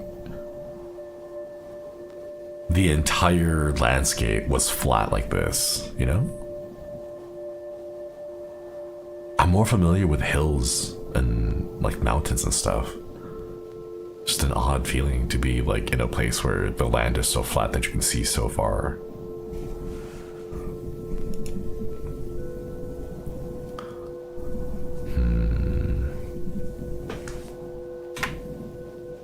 Bench, plaque, exit. Oh, there's more on this side.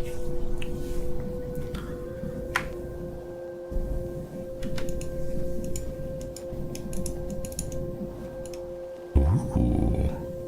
I've seen cairns like this all over England, quite common. The locals might be alarmed if I dismantle their cairn. I only know of cairns from Diablo. The moors continue for miles in this direction. I don't wish to lose my way. Pear.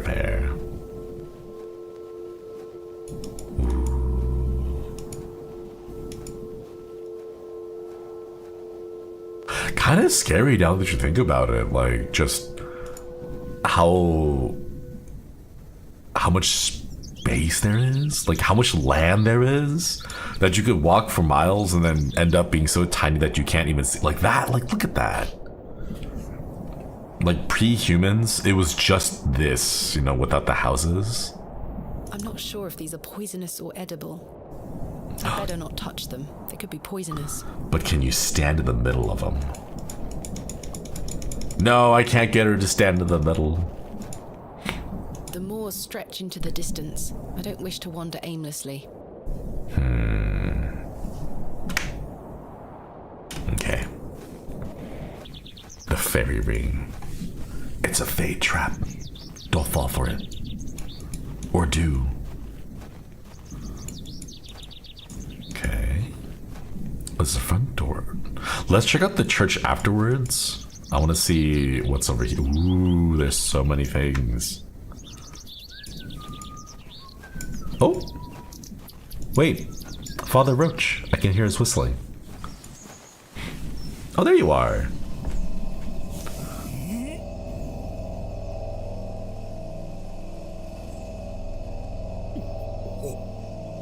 You didn't eat one of the cakes, did you? Are you okay?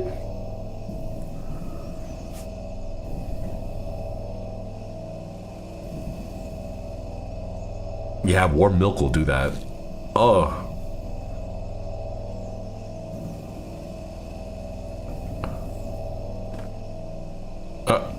Are you alright? Very sorry. Oh, the shame. This malaise will not pass. Oh, the nausea. Did he eat a mushroom? Young lady, Tell me what you need. let the blood from my arm. Excuse me? What? Cut me. I beg you. That's a very convenient way to crime. The vicar looks dreadfully ill. Are we still in the era of bleeding people? Are you sure? sure this is the only way, Father? I beg you. It's the only cure for this torturous malady. Are you Are you sure? It's the only... The vicar looks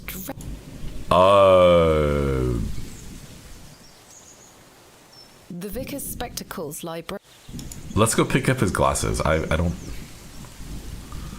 Ouch! Oh. The broken lens is extremely sharp. I guess we do have to pick... Ouch! Oh, wait, do we wear the glove first? Perhaps I shouldn't risk soiling this glove until... Oh. Handkerchief. This handkerchief was a gift from my mother. I hope she will understand. No, don't do it. This should work. No, don't... The vicar looks... A sharp shard of glass from a pair of broken spectacles. Are we really doing this? We haven't even introduced ourselves. Are you sure you want me to do this? Yes, it will cure me of my ills. If he dies... I shall do as you ask, Father.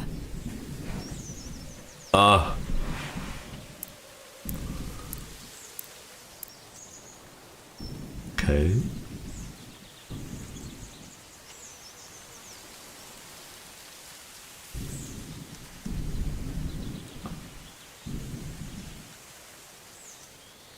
No way it actually worked. He has another pair. Lord, for my spare pair. God bless you. I already feel quite better. I'm glad, Father. What? The rapid healing properties of bloodletting cannot be overstated. I'm Frederick Roach, vicar of St. Edmund's Church. My name is Thomasina Bateman. It's a pleasure to meet you. I want to write that down. So, about yourself. Are you feeling better? Are you feeling better? Yes, thank you. What ails you, Father Roach? I just ate a rotten berry, that's all. I like to pick blackberries for my supper, you see. They are quite delicious, as long as you mind the bramble. My apologies again. I wish we had met in different circumstances. Are you from Bewlay originally? He does have a different accent from the rest of them. Are you from Bewlay originally? I was born in our very own St. Edmunds. Oh? It's quite the story. Do tell. My mother was sheltering there as a frightful tempest raged. And lo, did her waters break right there and then in that pew. One could say that you were born into your role, Father. Indeed. When my mother told me the story as a young boy, I knew that this was my calling. Alright. Also, by the way, bloodletting doesn't actually cure anything. It's literally just bleeding. It's just... Oh my god. Please don't do that. Please don't do it. Not today, not in 2026. Alright. Edmunds. St. Edmunds is a fine building. Thank you for saying so. It's hard work keeping her in good shape, but our congregation is always willing to lend a hand in the Lord's name. Like, the berry that he ate would still be in his stomach, and his liver would still have to process and filter it out, and the kidneys would have to get rid of it. You know, like, it just because you bleed a little bit doesn't mean that the berry is gone. Yeah, no leeches either, please. What is it like being the vicar here? Every day is a blessing, my child. I have a great love for our parish, and the Lord looks after us. What about your congregation? What about your congregation? Numbers have fallen over the years, I must say. But those that remain are faithful and full of His Spirit.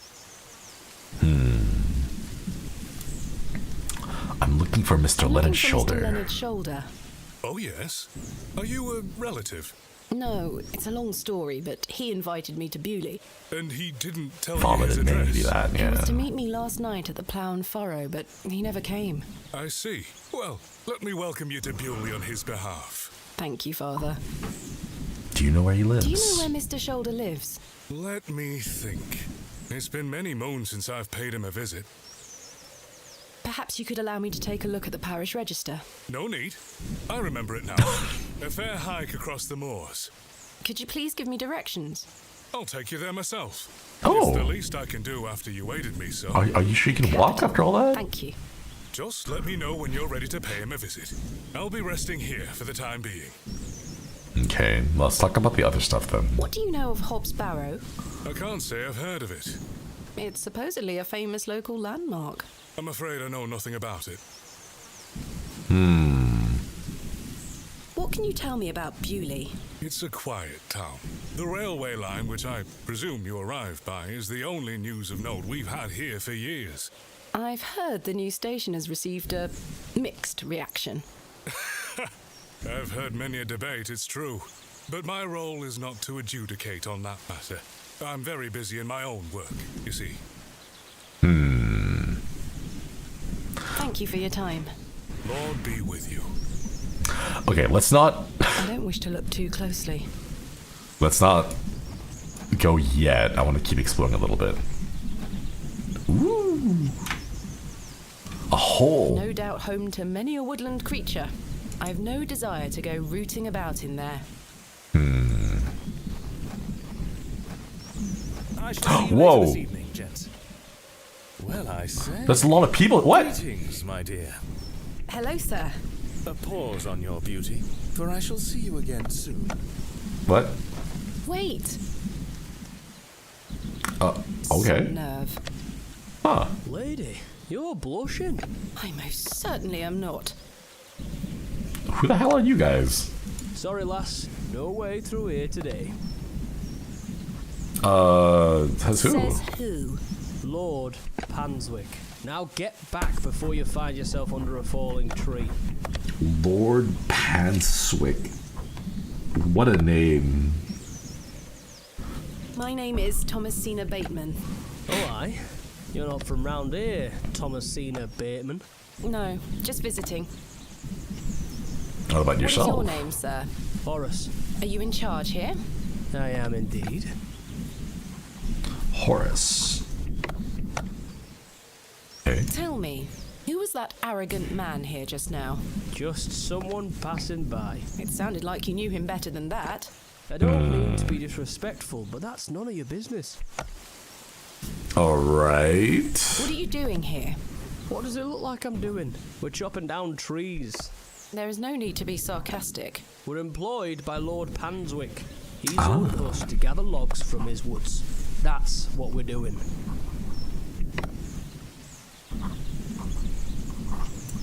Ordered to gather wood. These are his woods. Aye, his lordship owns most of the land round Bewlay. Wait.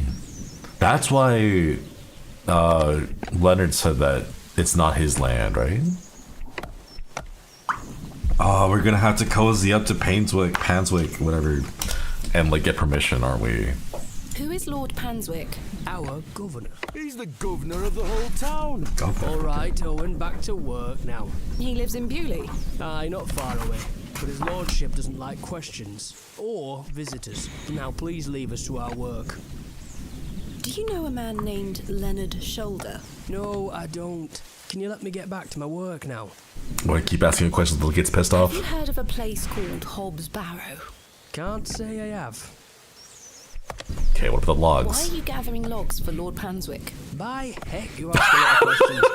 If you must know, his lordship is repairing an old ruin on his land. We need the timber for the restoration work. How intriguing. Restoration of ruins. Okay. What type of ruin is Lord Let's keep asking questions. An old chapel. I should rather like to see it. Not possible. His lordship does not welcome visitors to his estate. Thanks for your time. We'll be done by tomorrow morning. Come back then if you want to explore the woods. What about the others? I'll let him get on with his work. The path continues through the wood. Okay. Anything else? No. Saying that how you're looking for is not in Leonard land, but close to it. Yeah, I think that's why I think the land or the Barrow, Hobbs Barrow is probably on Panswick's land. Let's check out some of the other places first before we go. Oh, What's going on here? This young fellow looks miserable. She has a puckish little face. Hello? Hello there. My name's Thomasina. Yeah? Just, yeah. How are you? Go away! Do you know a man called Leonard Shoulder? No, Have you heard of a place called Hobbs Barrow? no. What do you know about Lord Panswick? I heard he owns the whole county. Have you met him? No, he lives out on the moors somewhere. But everyone does what he tells them to, Why's that? because he has a lot of money. Goodbye. Because he has a lot of money. Good day, little one. What's your name? Hello, miss. I'm Jane and this is my brother Wally. Lovely to meet you. I'm Thomasina.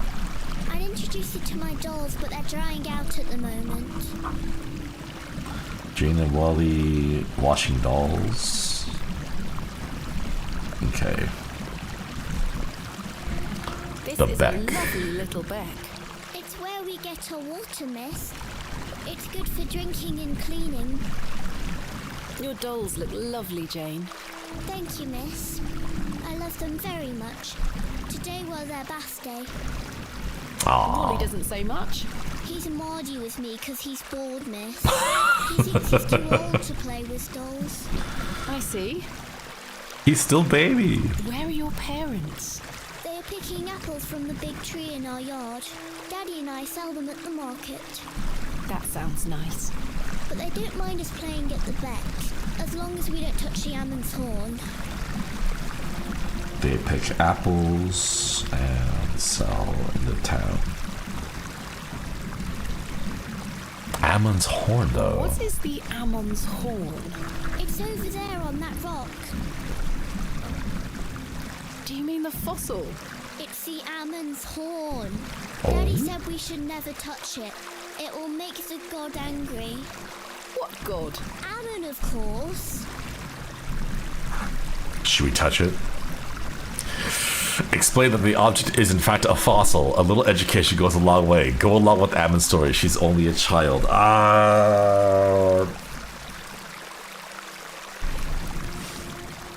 She's just a baby. She's just a baby. We can't be all like, well, actually, kid.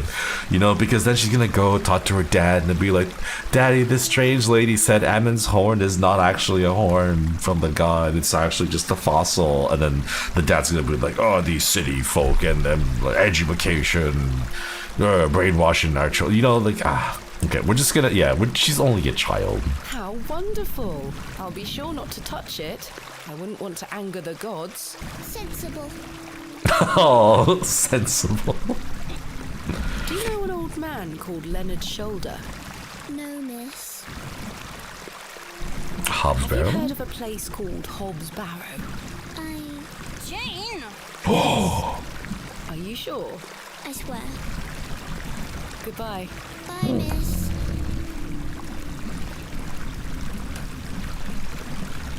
May know about Hobbs Barrow, but Wally stopped her.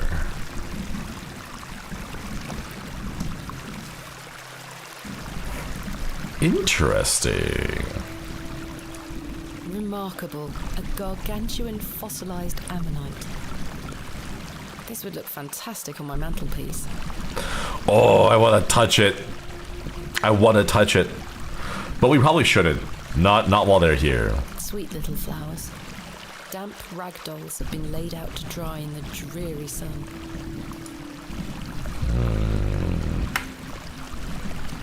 Beck. I do enjoy the charm of a babbling beck.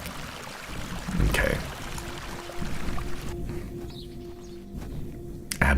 Ammonite, right? Oh.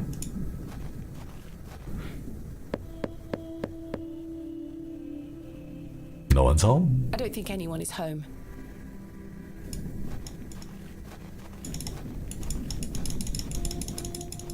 Walk faster, please. Bugger off! The unmistakable unmistakable charm of old Cyril. Ah, yes. A strange woman knocking on everyone's doors. Oh, Mr. Crozier, right? Good day. Yes? Mr. Crozier, I presume. Aye, George Crozier, at your service. My name is Thomasina. Aye, can I help you? Are you information. a native, Mr. Crozier? Aye, born and bred.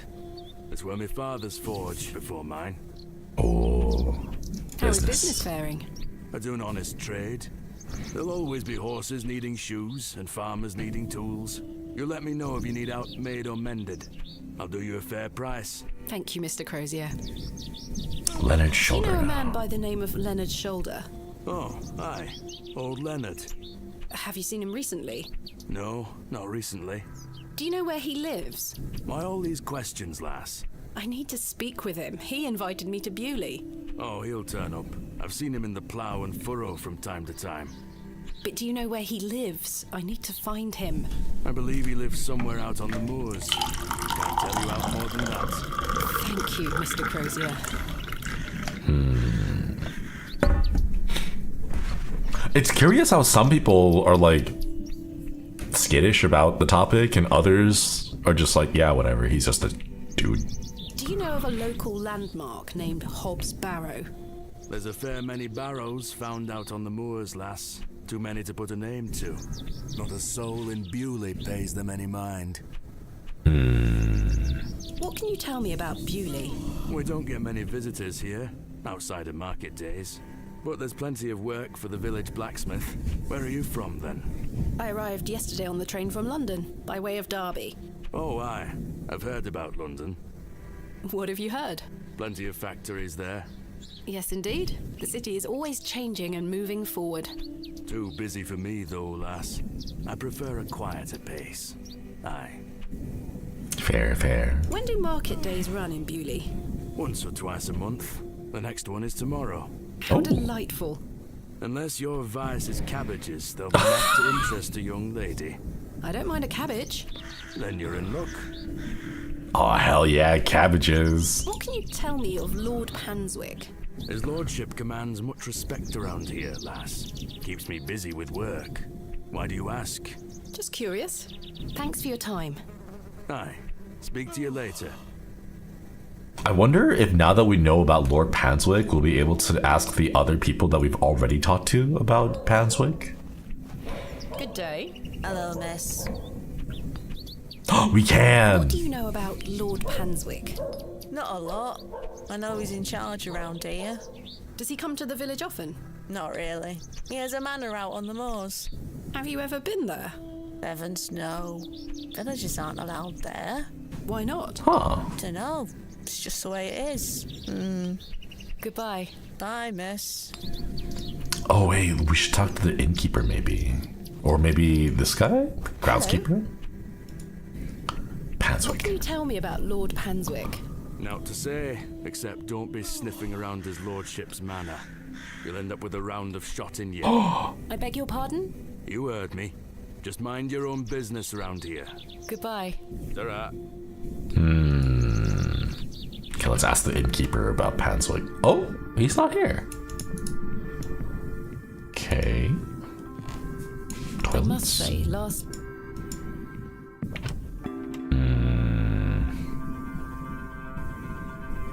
I've hung my dress inside. Aside from that, the wardrobe...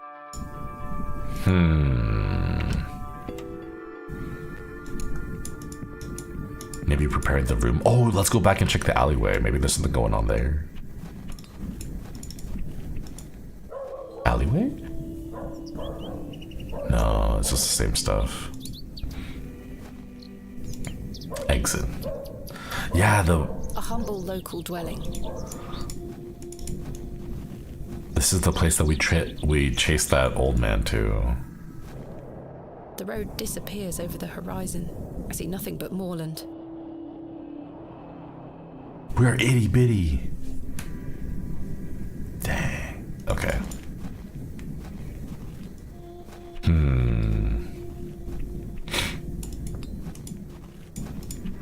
What's this way? Oh, there's more. This house looks pleasant. Ooh. No one?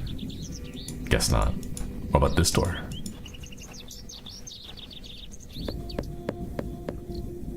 I don't think anyone is home. Door, window. Oh, there's a little plaque. Okay. Royal Mail, postmaster's residence. This must be the local post office. Let's check the window. A storeroom of some kind. It's rather empty. Okay. So mail post office is this way. What if we check the cobblers? Are they open today? Guess not. What about this one? Hi, Shinri Koi's. Hello, welcome. I don't think. Okay. I guess the only last person that we can ask is Hello. Clancy about Panswick. What do you know about Lord Panswick? Wretched man. They say he is restoring a chapel near his manor, but for whom and to what god, I ask? Is he a man of faith? Huh. I've barely seen him set foot in St. Edmunds. It doesn't stop him from acting as our God-given ruler. Stay away from him, pet. Don't get yourself tangled up in local affairs. I certainly don't intend to. Let me go write that down. Does not like Panswick. Any more? Why did you call Lord Panswick wretched? He hides in that manner of his and cares not for his people. I've heard stories whispered in the pews, you know. What kind of stories? That he shoots people on sight. Anyone that strays onto Panswick Manor. Sorry, I'm putting on a jacket. Yet he will walk into the plough and furrow and buy ale for all and be hailed as our protector. I answer to God and God alone. Forgive me, pet. I shouldn't get so worked up. Not at all. I appreciate your honesty, Mrs. Duplancy. Thank you for your time. Lord be with you. He sees like the villagers as just, oh, you poor commoners. All I need to do is buy you some ale, and then you'll be like, oh, he's so great. He gives us free ale. And then uses his money. Ooh. Goodness me, look at these box pews. I've never seen any as tall as that before. Most unusual architecture, even for the Normans. Oh, there's a lot. Okay. Extraordinary craftsmanship. A memorial list of former vicars. They stretch back several hundred years. Dang. Stained glass depictions of various biblical scenes. It's not my specialist area. Is that a necklace? Let's take it. Someone has left a necklace hanging here. A silver cross. Sterling by the look of it. Yeah. I can reunite it with its owner. That's what we're doing totally. We're reuniting it with its owner. Better days. The flowers have long since dried out. I don't want them. No time for such things. Box pews, got all of that. Okay. Yes, necklace. Some writing on the wall? Is there? Oh, these are memorial plaques. In memory of Peter Black. In memory of William Ager. In memory of Mabel Hurst. Lots of people here. In memory of Benjamin Garkham. In memory of Millicent Smith. In memory of George Paxton. In memory of Barnaby Tillett. Barnaby Tillett? Do you think it could be like Arthur Tillett's son? In memory of Percival Roach. In memory of Romeo Hegg, dearly missed by his beloved Juliet. Oh. In memory of Henry Crozier. Oh, the father, the blacksmith's dad. I feel more British while reading through the names. To the church tower, I presume. Falcona, Grady, think over the 22 months. It's locked. It's locked. Is there anyone else that we haven't talked to yet? I guess we could ask the Father Roach about Lord Panswig, maybe? Oh yeah. What do you know of Lord Panswig? Oh yes, a rather important fellow around here. His vast Juliet. landholdings give many a steady employment. I hear he is renovating an old chapel on his land. Aye, I've heard such reports. He believes this to be a godless land. Something I wholeheartedly disagree with. To which god his chapel will be dedicated to remains a matter of concern. Why do you say that? Oh, my apologies. Don't listen to my oafish conjecture. Let us move on. Alright, let's go. Did you try the other door? Yeah, it's locked. I'm ready to go to Mr. Shoulder's house. Excellent. I feel the fresh air will do me well. Follow me. There he goes. Yeah, why is it an issue of like to which god? Like, wouldn't at this period point in time wouldn't there just be one?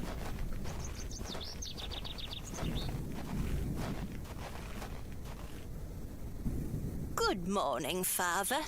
Good morning, Mrs. Duplancy. Mrs. Duplancy, this is Thomasina Bateman, a visitor to our parish. We've already had the pleasure of meeting, Father. Excellent. Miss Bateman, don't hesitate to try one of Mrs. Duplancy's wonderful cakes. Yes, I've heard about her famous Bakewell puddings. I'll be here all day, young lady. But remember, once they're gone, they're gone. Those little whelps have already gobbled up all the gingerbread. You are doing God's work, Mrs. Duplancy. He smiles upon us, Father. Miss Bateman, if you'd like to follow me. Cute. I want to try some like OG gingerbread. Let's talk of graves, of worms, What? and epitaphs. Make dust our paper, and with rainy eyes write sorrow on the bosom of the earth. Let's choose executors and talk of wills. Shakespeare? Quite. Which play?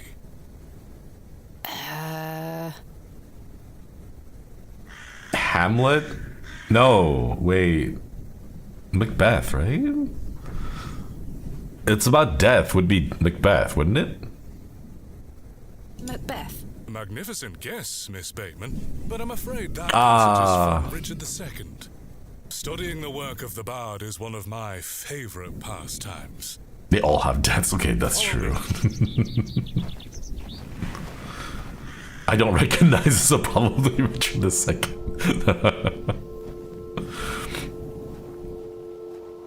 Behold, the vast expanse of God's creation.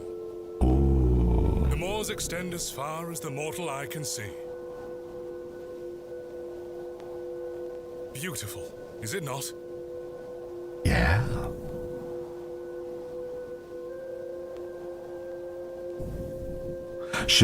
We can say beauty is in the eye of the beholder. Beauty is in the eye of the beholder.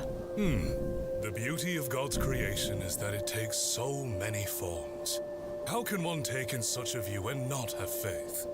Some look at these moors and think this a godless land. But I tell you, he is found in all domains. The Lord's work is all about us. Tell me, Miss Bateman, do you believe in God?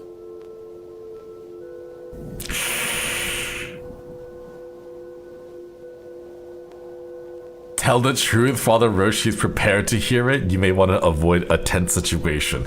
I don't think he would be the type to, like, engage. I mean, he seems friendly enough, right? We don't need to lie. I'm okay with, like, little white lies to kids just to, like, encourage, like, the whole thing about, like, Santa Claus. Oh, shoot. Wait, I'm sorry. Santa Claus is totally real, and he's totally brings joy and whimsy to everyone. And so is the Easter.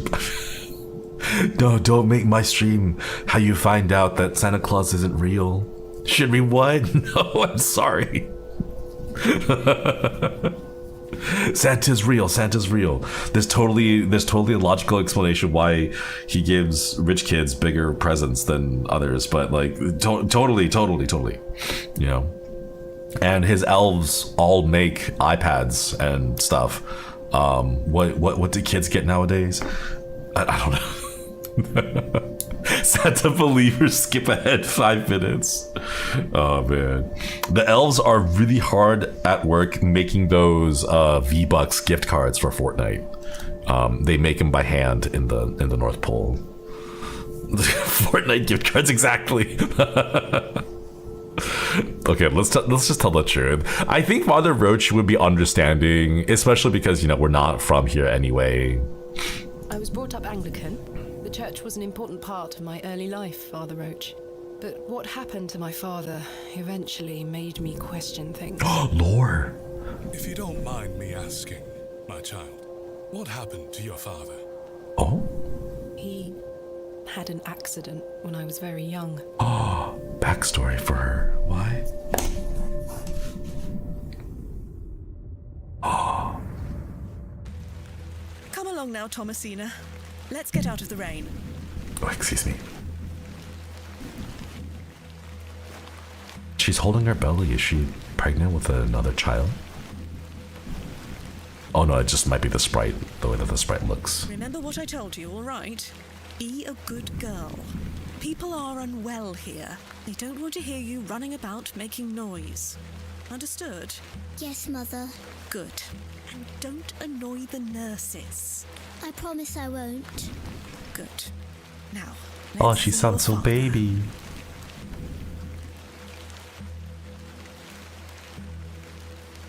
Kind of looks like she is. Yeah, like a second child, maybe. Oh. Mummy is crying. Daddy is sleeping. Daddy, wake up!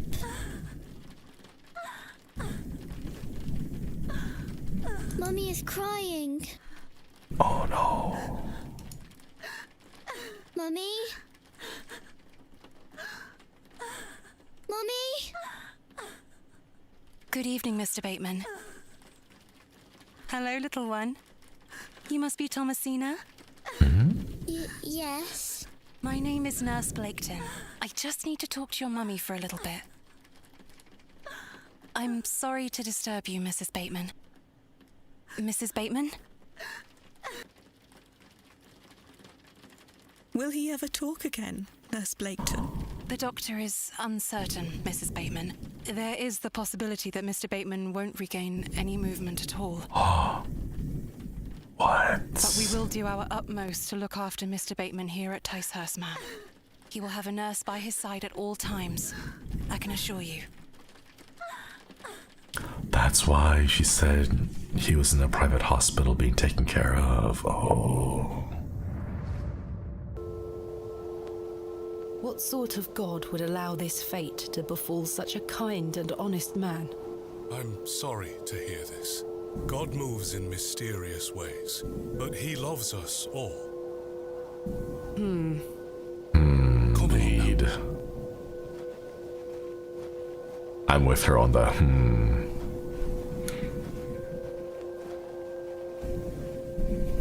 Hello? She scampered off in a hurry. Who was that? Some primitive folk make their home out on the moors. Primitive folk? Keep your wits about you when you're exploring, and don't stray too far from Bewlay. I see. What?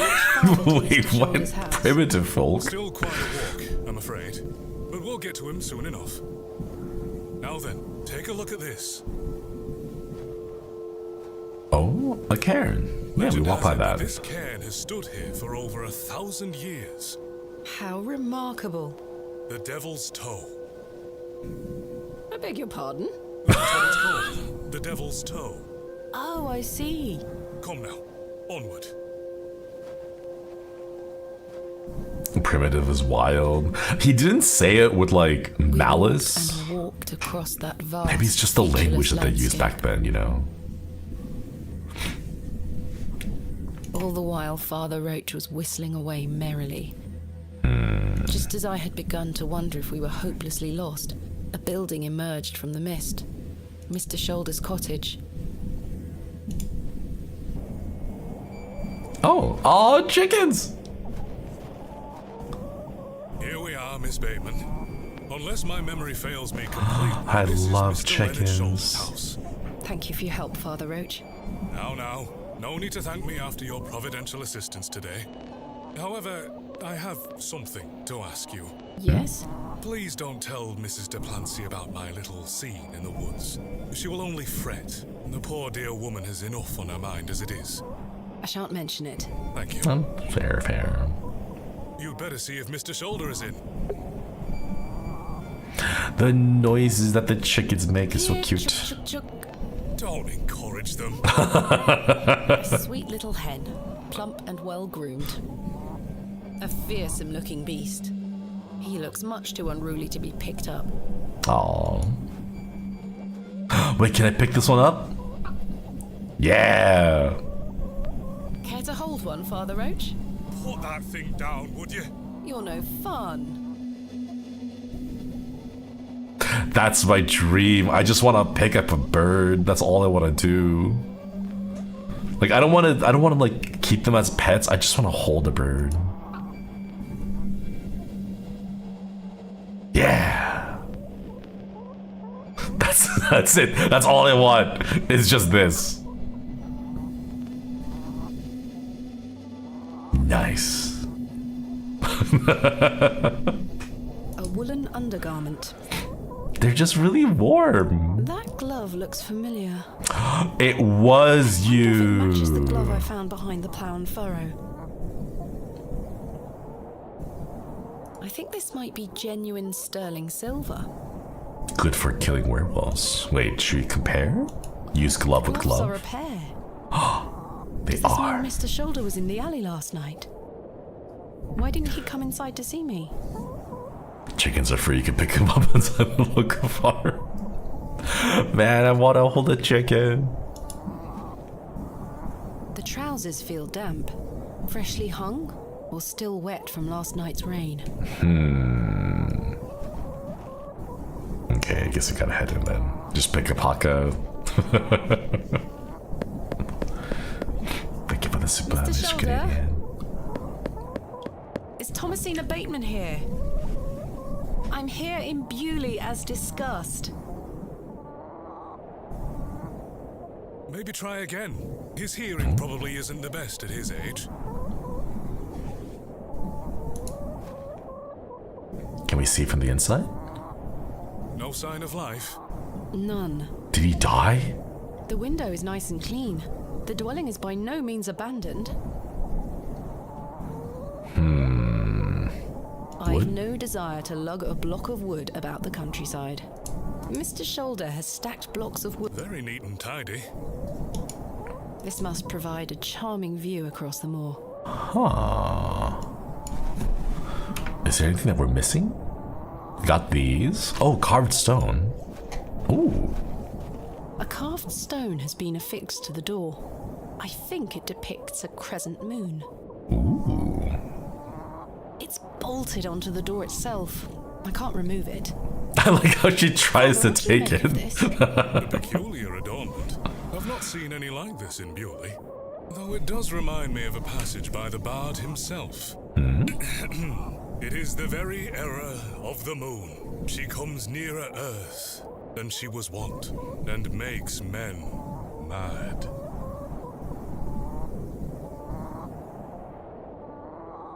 I don't. It's been so long since Shakespeare. Merchant of Venice? The Merchant of Venice? A splendid comedy. But that particular passage is from the great Othello. I'm afraid your knowledge of the bard is somewhat lacking. Yeah, it's been a while. Since I've read his work, Father. Yeah, me too. It's been a while. I wonder.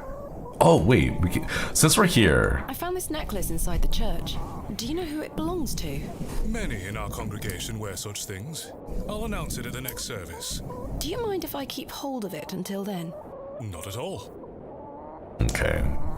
Try I'm that. not sure what that would achieve. Wait.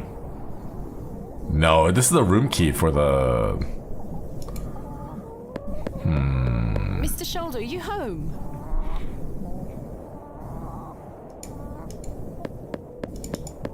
Keep knocking. It appears Mr. Shoulder is not at home. Curses. Perhaps you could try the handle. It's locked. Perhaps he's gone for a stroll. Possibly. I'd suggest you call back later, my child. I myself must make my way back home. I have some matters to attend to with the church.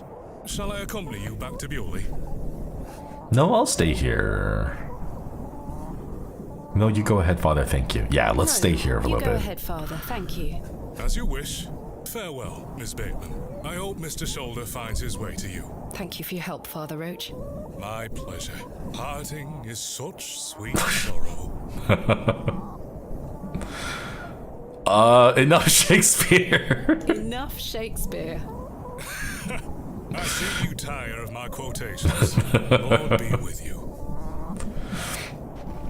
Well, Mr. Shoulder, you've brought me to Bewlay, and now you're nowhere to be found.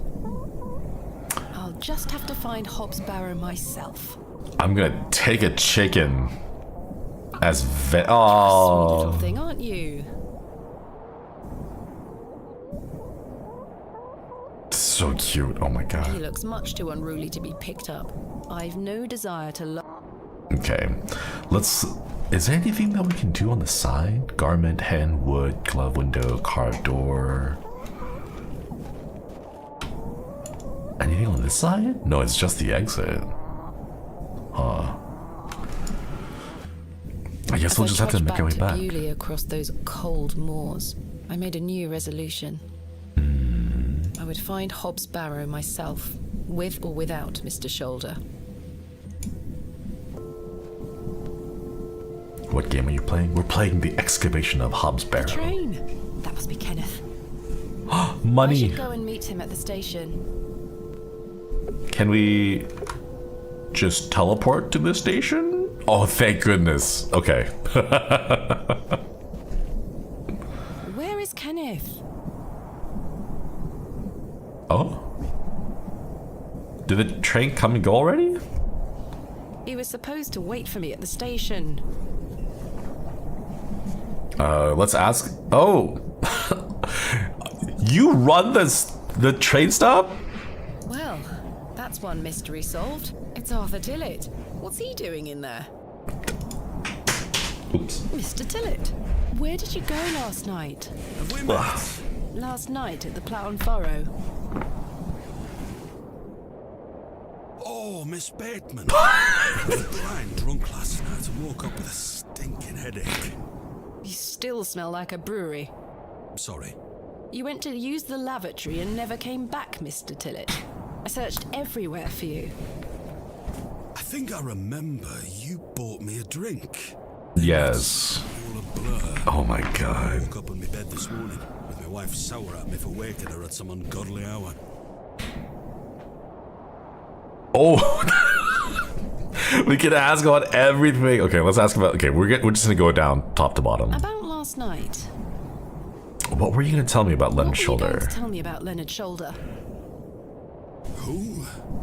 Leonard Shoulder. You told me you knew him. And promised to tell me more if I bought you a drink. Which I did. So what were you going to tell me? Was he lying? I don't really Oh, know. come on. But you said you did. Oh, aye. No, I know naught about him. No, naught about Leonard Shoulder. Ah. He just wanted another drink. Let's press him. I don't believe you. You're hiding something, Mr. Tillett. I don't believe you. I say a lot of things when I've got the drink in me.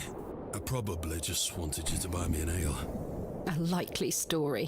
What would I gain from lying to you? I just wanted another drink. Convenient. Even if that's the case, it doesn't explain your disappearance. Aye, I don't remember out. Well... About last night. You really don't remember where you went last night. You really don't remember where you went last night? As I say, it's all a blur. I remember needing a piss. Then... nothing. Well, you must have missed me when I came out. I did not. I even went to the gents' toilets to find you. Oh, aye. A sight for sore eyes. It was. I checked everywhere, and you were nowhere to be found. The back door leading to the alleyway was blocked from the outside. Oh, aye? Yes. You must have exited through that door, Mr. Tillett. But you just said it were blocked. There must be an explanation. Oh, he's kind of... My mind has drawn a blank. Why was the door blocked? Did you block it? I don't think he blocked it. I don't remember. He wouldn't have been coordinated enough, right? So it must have been that he like stumbled outside after using the toilet, and then it was blocked by Leonard, right? Because I don't think he would have been coordinated enough being that like drunk. I found Mr. Shoulder's house, but he wasn't home. Don't worry, you'll find him. Oh, okay. How's your headache faring? It feels like a steam engine is driving full pelt in a circle around me skull. Be sure to drink plenty of water, Mr. Tillett. Aye, I'll survive. So, you work here? Aye. Bewlay station master at your service. Would you like to buy a ticket? Not just yet, thank you. I understand that some of the locals are not too happy about this new station. Aye. I'd go as far as saying the whole village. How long has the station been open for? About 3 months. We're on the Midland Railway line. This employment's been a saviour for me. If I weren't stood here, I'd be drinking my life away at the pub right now. It's worth the occasional withering look from Cyril and the rest of them. Huh. But that's all he does? Like, he just works here, gets paid, goes drink? Like, it seems like he does that anyway, you know? I don't know what else he does. He, instead of just drinking all the time, he works and then gets drunk all the time, you know? Who's Cyril? The old, crotchety old man. The one who's kind of rude. And I just realized we have no money and Kenneth isn't here, so like... I wonder if that's happened in the past. Like, people like travel, go by train, and then end up in a city and then or a town, and then not have a way to get back home. And then they're like, well, I live here now. Guess this is my life now. What does a station master do? A bit of this and a bit of that. I don't wish to bore you with such things. As you wish. My responsibilities here keep me on the straight and narrow, I'll tell you that much. A sense of duty can do wonders for a lost soul. Indeed. This must be a rather lonesome post to occupy. Trains pass through here more regularly than you might think, lass. What about Kenneth? I'm looking for my assistant, Kenneth. Oh, aye? His train has arrived. Not a single soul disembarked the last train, Miss Bateman. Impossible. Was that not the midday train from London by way of Derby? Aye, it were. Mr. Price were here, unloaded a few crates. But no Kenneth. Not a soul. Huh? Hold on. One of them crates had your name on it, Miss Bateman. Yeah, our equipment. With a red ribbon. Aye. What is Kenneth playing at, sending my equipment but not himself? Curses. Darn it, Kenneth. Where is my crate now? Mr. Price took away all the crates on his cart. Who? Mr. Price. He's the postmaster. Oh, postmaster. Okay, postmaster. We know where the post office is. Postmaster Price has my crates. Where can I find Mr. Price? He lives above the storeroom, just north of the plough and furrow. You'll see it. There's a Royal Mail plaque on the wall. Thank you. Where can I find Mr. Price? He lives above Thank you. Lord Panswick. What can you tell me about Lord Panswick? Oh, you've heard of his lordship then? Yes. Do you know him? Aye. He comes into the village from time to time, gives sweets to the children, hires young men to work his land. He's well liked around here. I sense some hesitation, Mr. Tillett. Well, we kind of have an unspoken agreement with his lordship. He looks after us, provided we leave him alone. I don't follow. He likes his privacy. Some people do. No one is allowed to visit him. Do you mean to say that he's a bit eccentric? No. I've heard people got fired at when approaching his manor uninvited. Good grief. But is this true? Well, I won't be the one to find out. I think enough people have warned us that people get shot that we should be cautious of it at the very least. I'm looking for Hobbs Barrow. Hobbs Barrow. It's why Leonard Shoulder invited me to Bewlay. He thought I might like to excavate it. Oh, I heard about a Hobbs Barrow somewhere out there. There's some old stories around it. What stories? Come on, Mr. Tillett. Oh, come on. Please, this is important. I'm awfully sorry, Miss Bateman. I'll try to remember. If he invited you here, then I'm sure Mr. Shoulder will tell you all about it. That's if I ever get to meet him. I'm sure you will. Farewell for now. Ta-ra! Alright. I guess we could just head back. Station, thanks for stopping by. Get some good eats and good sleeps. Oh hey, Mr. Price, I presume. Postmaster's storeroom. He looks a little chirpier than your average Bewlay resident. Chirpier. Hello. Good day. I haven't seen you in Bewlay before. I'm just visiting. Lovely. It's nice to see a new face. We don't get many visitors. My name's Henry. Henry Long. Nice to meet you, Henry. Not Price. Thomasina Bateman. Wonderful. What a treat. Henry Long. You seem in a good mood, Mr. Long. It's just lovely to see a new face. Where are you from, Miss Bateman? Can't hurt, right? Just tell him. Originally, a small town on the outskirts of Derby, Mr. Long. Though I currently reside in London. London? I've never met anyone from London. How very exciting. Have you lived there a long time? It's been quite a few years now, yes. I've heard that the air there is so heavy with smoke, it makes it hard to breathe. Oh, that's right. That was a thing. Must miss the fresh northern air. Well, you've got that in Bewlay. No factories out here. Such things are a blight on his creation. I were born in this very home I stand in front of. Bewlay is in my blood. Why would I ever want to leave? Especially now I can meet new folk thanks to the railway line. I'm looking for Mr. Price. I'm looking for Mr. Price, the postmaster. Oh, Mr. Price, my lovely neighbour. I'm afraid you've just missed him. Curses. I saw him wheeling a large crate into his storeroom just there. It must be mine. I really need it. Have a look through the window to see if it's yours. Where did Mr. Price go? I don't know. The man were in a hurry. I know he has family in Bakewell. That's miles away. Did he leave by foot? No, by horse. Oh, He must be a few come miles down the road on. by now. Curses. When will Mr. Price be back? He didn't say. Could be tonight, could be a few days. How infuriating. He just took. I told him I'd keep watching Oh his my storeroom. god. And I'm a man of my word, Miss Bateman. Would you I shall have not to have the budge from lock, this spot. the key for it, please? Do you know a man named Leonard Shoulder? Aye, funny old fellow. I hear he lives way out on the moors somewhere. Have you seen him recently? No, not for a long while now that you mention Weird it. pause. Why do you ask? It's a long story, but I was to meet him in Bewlay. He invited me here. Well, I must thank him when I see him for inviting such an enchanting young woman. You flatter me, Mr. Long. I'm looking for Hobbs Barrow. One of those old burial hills. Yes. Do you know where it is? Believe it or not, I haven't set foot on the moor since I were a child. Why is that? I've got all I need right here in Bewlay. And we're all truly blessed with the railway station, which brings us lovely new faces.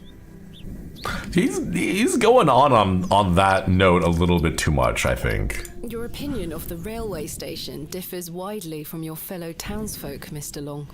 I've not met anyone particularly keen on it. That railway line is the start of a new era for Bewlay. Mark my words. Really There's much now? to protect here, but we need new blood. I hope that some of you visitors will actually stay here permanently. Why is that? So I have new friends to talk to. Some people here don't want any new friends. Cyril Farnaby, the miserable old sod, is the worst offender. Yeah, we've met. I've had the pleasure of meeting Cyril. He really dislikes the railway station. Absolutely miserable he is. I've tried to convince him many times that the station will help Bewlay. He just doesn't understand. I met him last night in the Plough and Furrow. Aye, the scene of our many debates. Blimey. I could go for an ale right now, actually. Honestly, me too. Can I buy you a drink? Really? No. Wait. I don't have money. Let me open a tab. Perhaps. You could always ask him. I shouldn't leave anyway. Mr. Price is relying on me to keep watch of his storeroom. Goodbye. Don't be a stranger. Okay, let's go check the window. It probably is our box. It is. Oh, that's really There's cute. my crate. Kenneth always ties a red ribbon to it. There's a note on top of it too. Tucked behind the ribbon. Yeah. Perhaps it can help explain Kenneth's absence. But how do we get in? I'm going to have to get in there.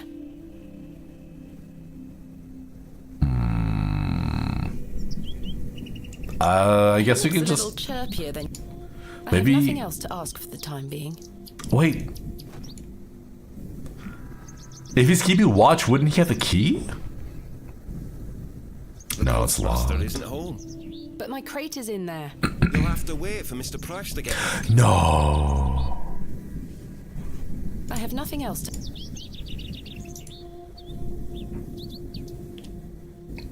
Okay, now what? We can wait. Is there the plaque?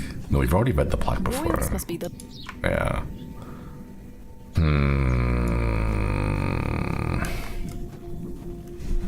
We need to find a key and also distract him a little bit so that I feel like it's probably a bad thing to do to break into the postmaster's office right in front of him. Good day. Yes. Hobbs Are you Barrow. sure you don't know where Hobbs Barrow is? Sorry, lass. Thanks for your time. Aye. Speak to you later.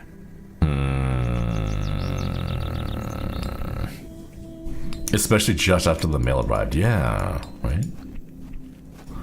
Let's head back to the inn and talk to the innkeeper. Maybe the innkeeper would know.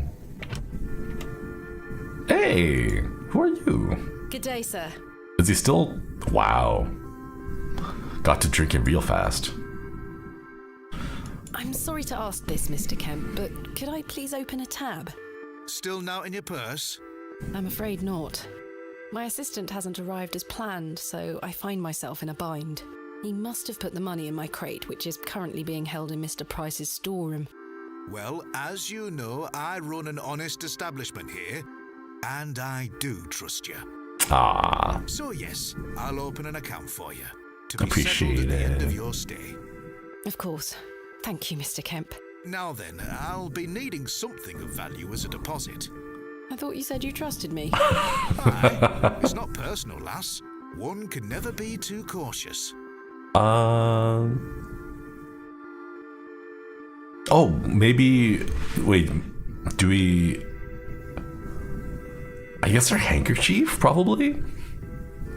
I found Mr. Shoulders home, thanks to the help of Father Roach. Wonderful. So you've met our vicar then? Yes, I did. An interesting character. Indeed. So, did old Leonard apologise for his absence? Not quite. He wasn't home. What is that man playing at? You tell me. Oh yeah, the silver cross. Yeah. Is it appropriate to use someone else's possession that we took as collateral? I've decided to find Hobbs Barrow without Mr. Shoulders' aid. Are you sure that's a wise idea, lass? What other choice do I have? I have a feeling he is avoiding me. Do you know where I can find the barrow? No, sorry. I say that on my mother's grave, Miss Bateman. Okay. My assistant has not arrived as planned. Oh, is everything all right? I'm not entirely sure. Am I to keep a room for him just in case? If you could hold it for one more night, Mr. Kemp. As you wish. I mean, it's not like the rooms are... He's short on rooms, you know. What can you tell me about Lord Panswick? A most charming man, Miss Bateman. He looks after us here, a good fellow. Where does he live? Panswick Manor, on the moors. No visitors allowed. His lordship likes his privacy. And the tab? How can I open a tab again? Leave me an item of value as a deposit. I'll give it back to you at the end of your stay, when it will be time to pay the piper. Goodbye. See you soon. I like him. Okay, let's... we already used the handkerchief. Okay, I guess this necklace. Will you accept this silver cross pendant as a deposit? Can I take a closer look at it? Genuine silver. Aye, silver. That'll do. Thank you, Mr. Kemp. Can I get you something to drink?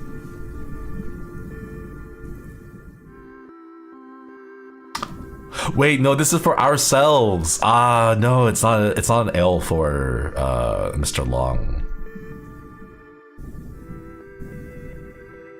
Why not?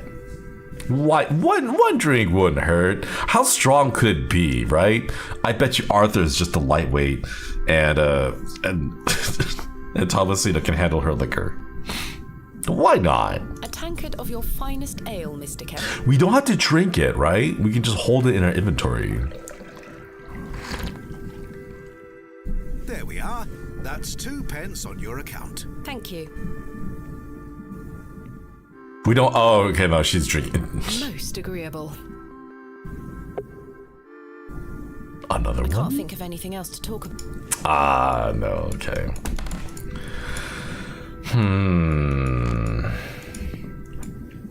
Match her drink for drink and see how it goes. I wonder what the to-do option says. Take a look around the area. Got that. Shoulders nowhere to see, nowhere to be seen. Crates inside. How can I get in there without attracting too much attention? Okay. Game save, that was ominous. I wonder how much of a tab we can rack up. I'd rather not go. Like, can we rack up like 50 shillings worth of debt and then just dip? A small plaque beside the door reads Vicarage. I am uncertain what a vicarage is. I don't think anyone is home. More debt to her name. This must belong to someone. Let's go talk to the Plancy. Good day.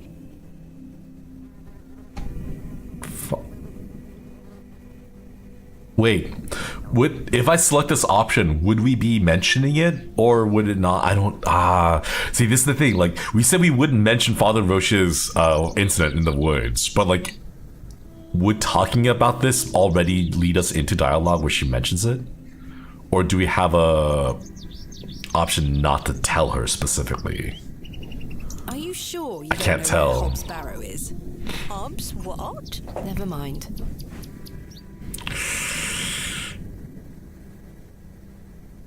Save before choosing? Oh, that's probably, yeah. Save. Please enter a name. Save. I'm sorry, I don't... Hello? I'm not that good at, like, picking names. I just call them saves. Okay. Father Roach asked me not to discuss that with Mrs. de Plancy. Oh, okay, good. Ask about Father Roach's health. Don't ask. I don't wish to betray his trust. Yeah, let's not ask. Thank you for your time. Lord be with you. Okay, ooh. It does give you an option to stop before you ask.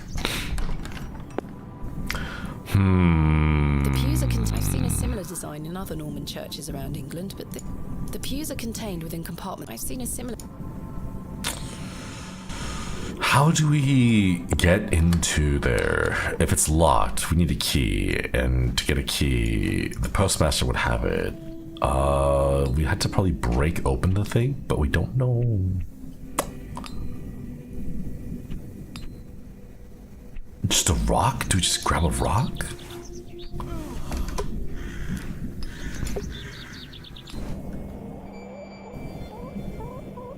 There's nothing we need here specifically, right? The Devil's Toe. Wait. Can we take a rock from here? What a peculiar name, the Devil's Toe. I can't quite see the resemblance myself. The Devil... What a peculiar... I can't... Grab a chicken. In the woods, maybe?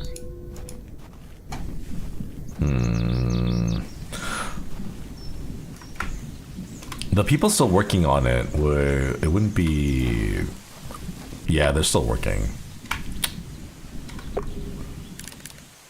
The church, Village Square, railway station. Arthur Tillett door. Mr. Tillett is right there. I wonder if there's anything on this side? No. There's nothing else I wish to discuss.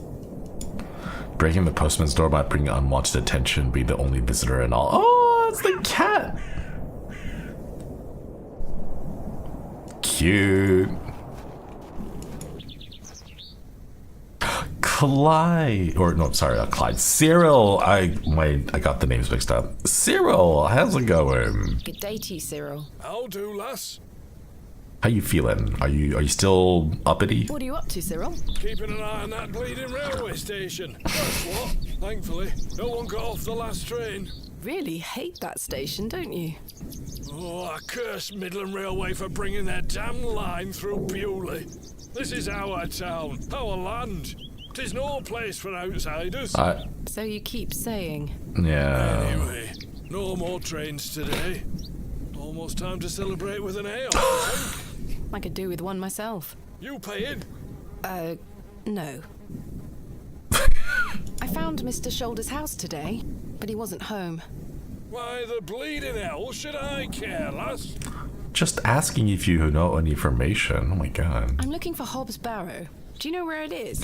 Mind your own business, lass. You really are quite helpful, aren't you? Bah. What do you make of Henry Long?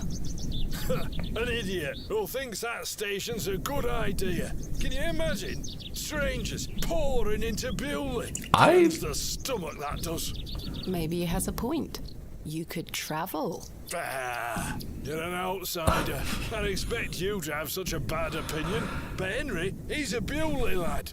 We've had the odd Barney or two in the pub over it all. I can imagine. I don't think many people are pouring into Bewlay. It doesn't seem like a very big tourist attraction spot. I'm just saying. Can I buy you a drink, Cyril? Now? Yes. Go on then, lass. Follow me. Oh.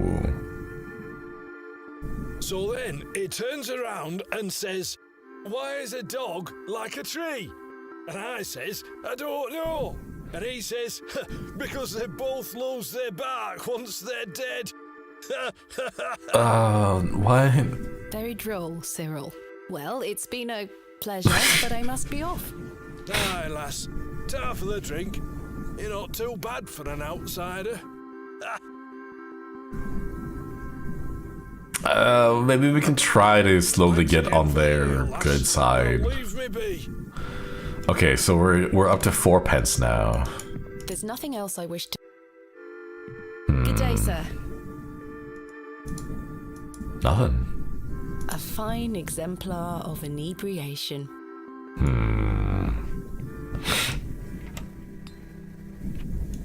Okay. Hello. Hobbs Barrow. I really must find Hobbs Barrow. What did I tell you last time? Not to be found digging around in those things. Goodbye.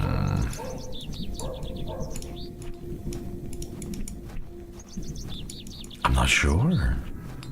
Get the other guy to argue. Yeah. Hey, Mr. Long, by the way, Cyril is in the pub.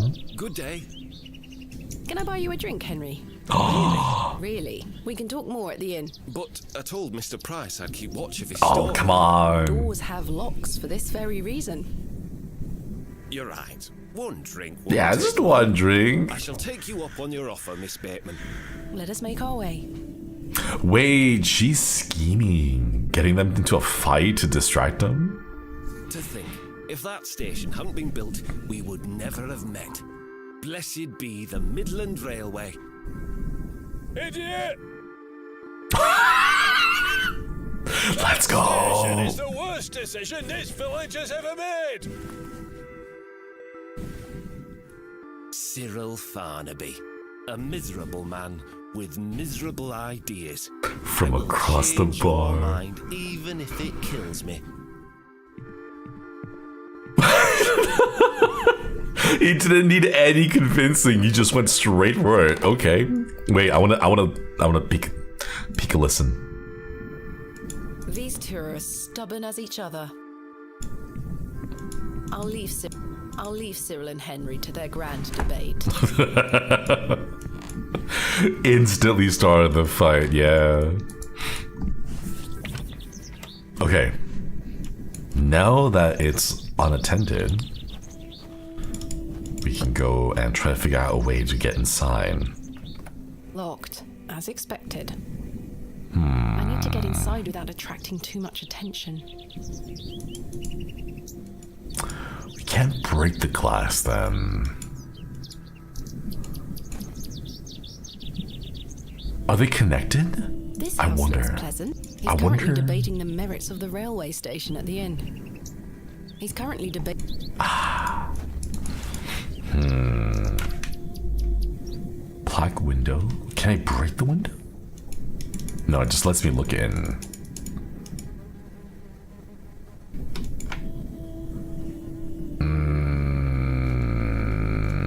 How to get in without attracting attention?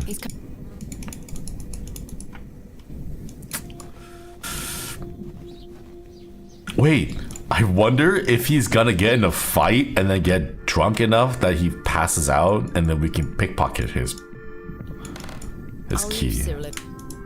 These two are. No.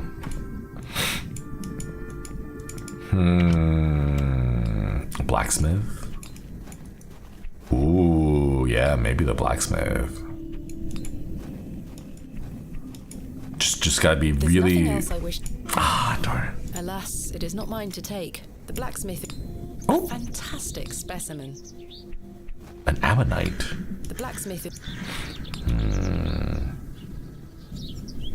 Door, lantern, broom, bucket, cart. Bucket? The bucket is rusty and full of holes.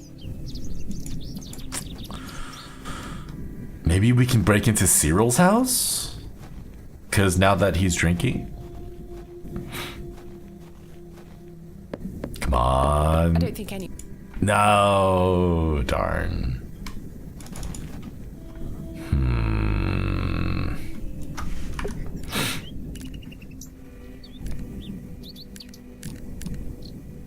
Wait, I'm confused. How do we get in without breaking in?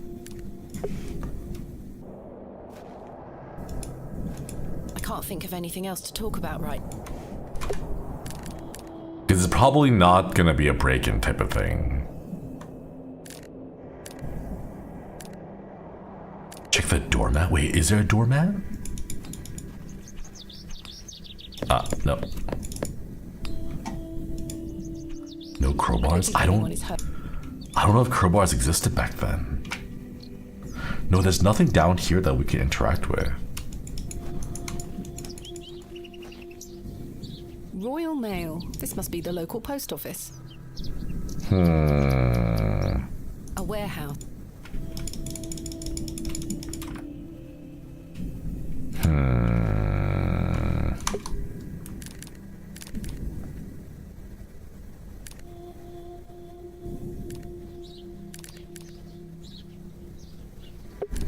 Maybe we can just talk to the innkeeper? Nothing in our inventory? No, not really. I can't. No.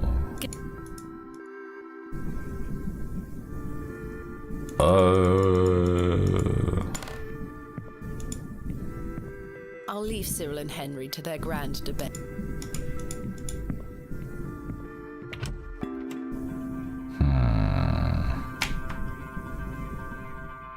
I've stored my case in a box with a sturdy-looking thing.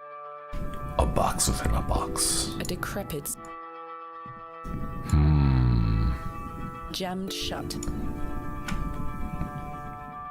So we can't talk to those two, but we can... Matchbox?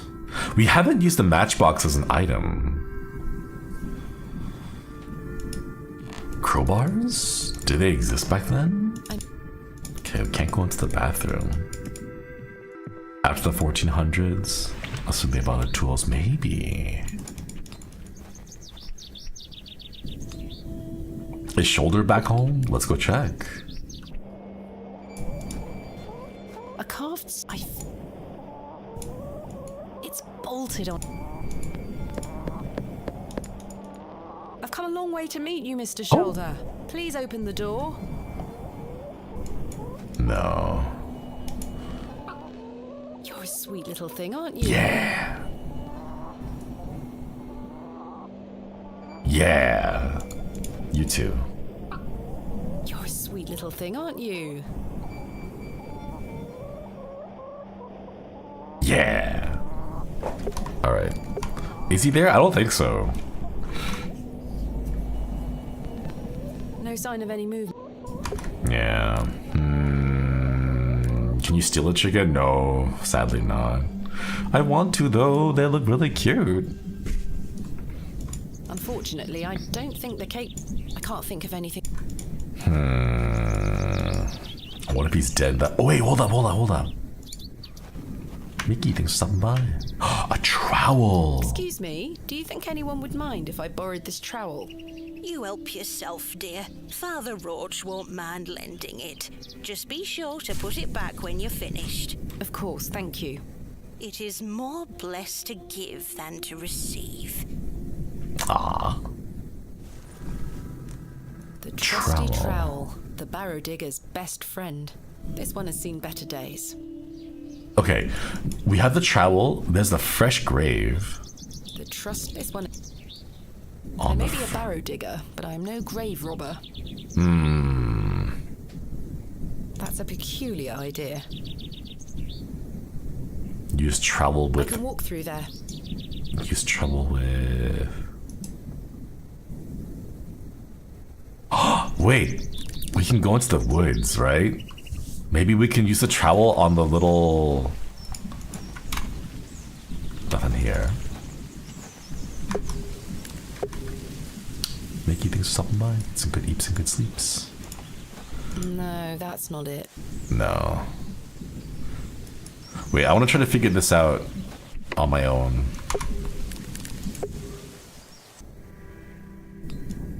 As a lever for the door? This one is... I don't think battering the door down is... I don't wish to... No. That won't achieve anything useful. Trowel with the ground? Royal... This must... I can't see how that will help me. Okay. Yeah, we can't break it. I'm pretty sure we're not supposed to break it. The devil's toe. Maybe the trowel goes here. I don't wish to dig it up. Okay. Village Square? There's nothing here though, right? Sign Arthur.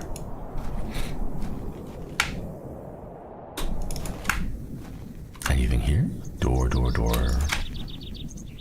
To the town.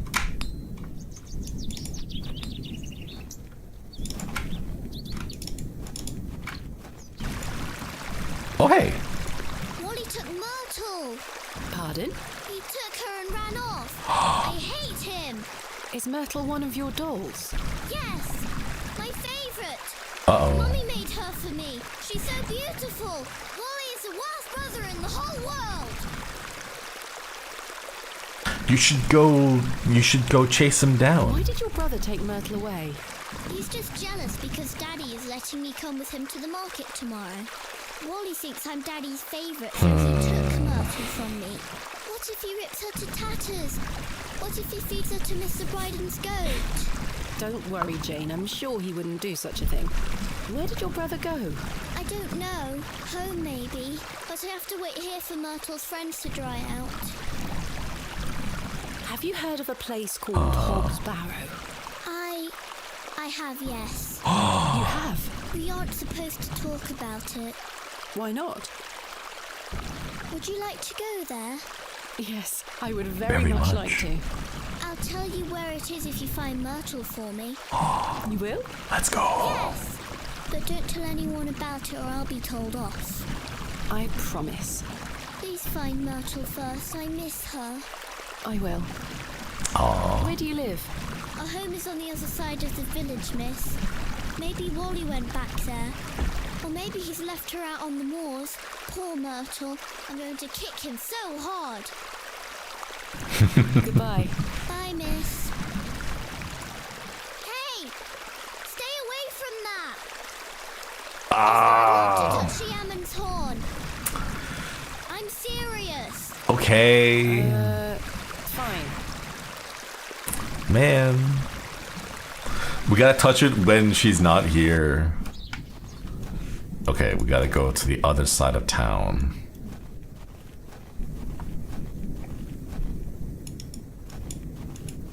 It's gonna take a while.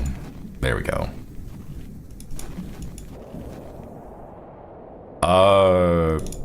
Which one is it? The moors stretching. Oh, wait, mushrooms, maybe? No, that's not. Darn. Keep going this way. Bunny. Wait, this just leads back to the bunny. Okay, where is? Could it be one of these? I don't. Okay. Good day. Hello. Are you sure you know nothing of Hobbs Barrow? I really must find it. I'm sure. Goodbye.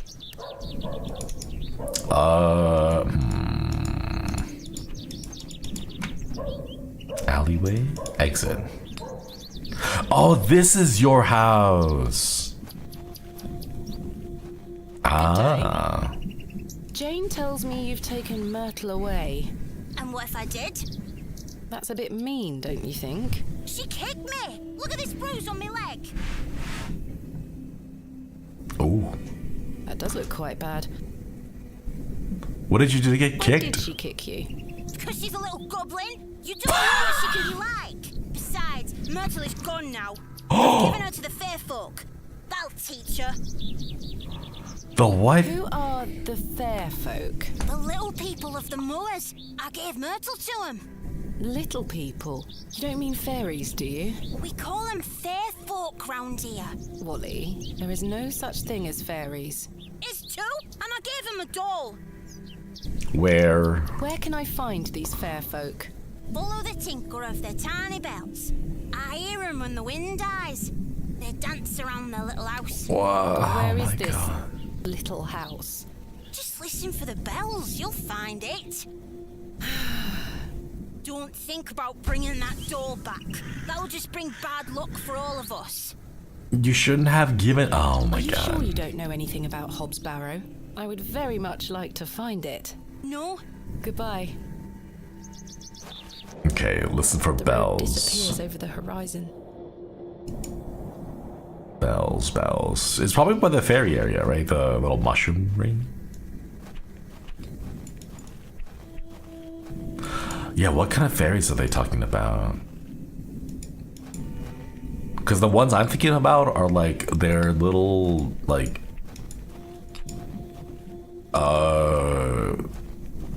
Sprites? I don't know. Yeah, there we go. Okay, now we can dig it up. Ooh. Thomasina, please stop leaving your toys lying about the place. What happened the last time you left your dolly under the tree? A fox ate it, madame. Yes, it did.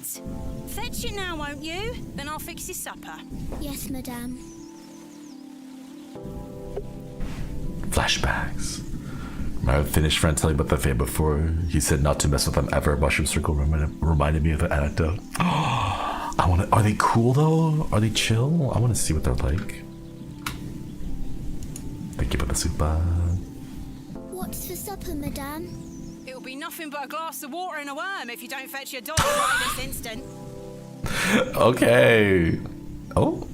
Hello. Hello, fairies. It's the gateway to the fairy kingdom. Aww.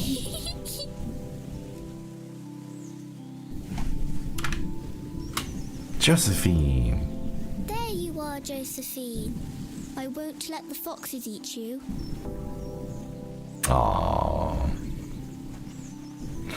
Who's that you have there, little bird? Josephine. She introduced me to the fairies. Oh, fairies, you say? Yes, Daddy. Do you believe in fairies? Of course. Do you see those mushrooms over there? Yes. That's the gateway to their kingdom. That's where Josephine and I go to talk to the fairies. Now, listen to me, Thomasina. Yes? You're old enough now to hear this. There's no such thing as fairies or talking dolls, my little bird. What do you mean? I'm sorry, my dear child. I do not wish to upset you. I just want to make sure that you understand the difference between fantasy and reality. Josephine is just a doll. Aww. Fairies do not exist. But, Daddy... Science is the great antidote to the poison of enthusiasm and superstition. Please always remember that. If you hear anything about fairies or the like again, know that it's hogwash. What is it? I feel like it's okay to have a little whimsy as a child. Did Wally bury the doll, I wonder? Just a little bit.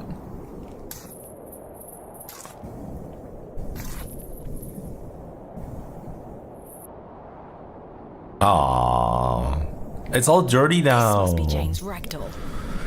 Jane has to wash it now. Worm. You're coming with me, little fellow. I shall name you Kenneth. I've already taken one. Wait, can I take more? Look at it writhing away. Aww. I've already taken one. Look at it writhing away. Okay, let's see the doll. Perhaps these wriggling worms are the fair folk young Wally was so fearful of. Aww. How strange. There is a hairpin pierced through the arm. This may come in handy. I'll keep it. We can use the I shall not hairpin. return from Bewlay empty-handed. All right, let's go. Go to the woods. Here you go, I Jane. present to you Myrtle. Myrtle! Aww. I missed you so much. But she's all dirty and you're gonna watch her I now. believe we had a deal. Hide and seek. Huh? Come back. It's in moments like these I thank myself for not having children. They aren't mine to take. Damp rag dolls have been laid out to dry in the dreary sun. Wait, I can touch this I now. can't pry the fossil from the rock with my bare hands. Maybe? The trowel is too blunt to chip away at the Ah, darn. She did try though. Okay, first we should go and try to find. Oh, there you are. Hey! Huh?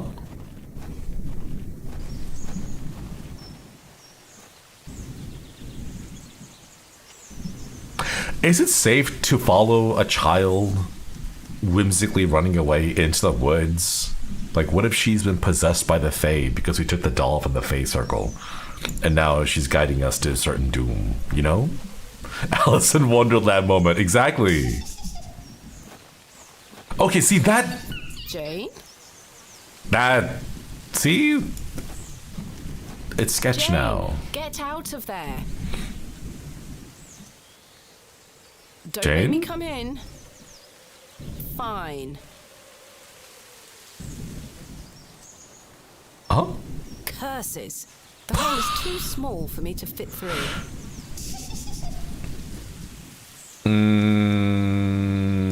Trowel?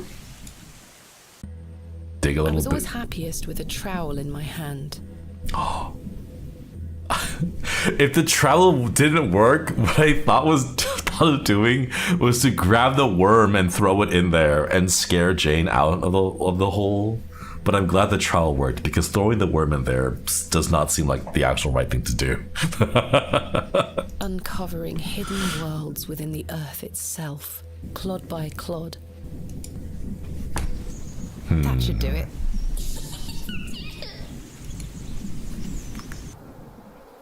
What Jane. the hell? It's pitch black down there. Wait, Jane? Jane? We have one match.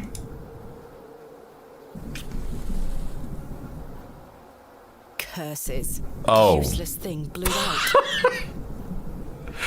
Oh, are you are you serious? Okay, it's too dark to go in there, so we had to use the hairpin, I'm guessing. Oh my god. Okay, we're gonna go get our equipment first, and then hopefully we have a lantern, or sorry, they call it a torch, right? Hopefully we'll have a torch that we can use to light the way in. Kenneth taught me this useful trick. A hairpin is much more than a hair accessory. A few wiggles and this lock should spring right open. Yeah.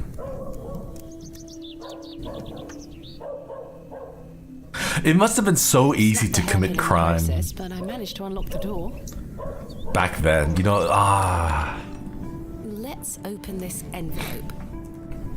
There's Let's see a what it note says. inside. Miss Bateman, I beg your forgiveness. A matter of grave urgency has arisen in London and I cannot join you in Bewlay. I've packed your usual equipment and pray that you'll find local assistance in my absence. I look forward to seeing you upon your return. Yours faithfully, Kenneth Murdoch. Did he at least leave us the money?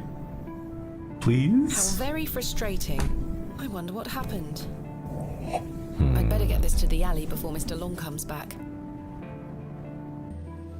Moving a fully laden crate through the village square was no easy task. Somehow, no one was there to witness it. Huh. But I didn't give up, because I never give up, do I, Mother?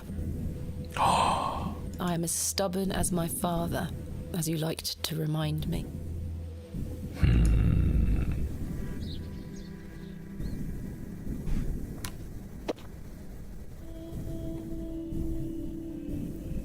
Wait. What?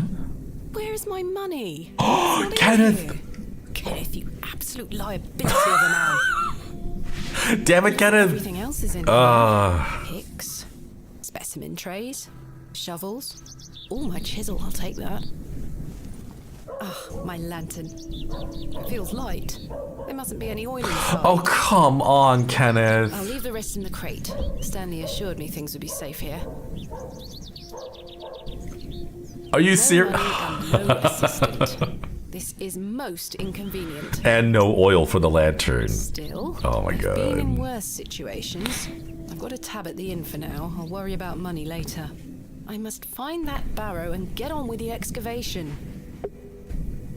Agree, thanks for stopping by. Get some good eats and good I don't wish sleeps. to carry a... Hang on. I want to go use the restroom real quick. I'll leave you guys here with the... Actually, is the lady still here yawning? Yeah. We'll go here. We'll move to the Devil's Toe. There. I want to go use the restroom. I'll be right back. Yeah.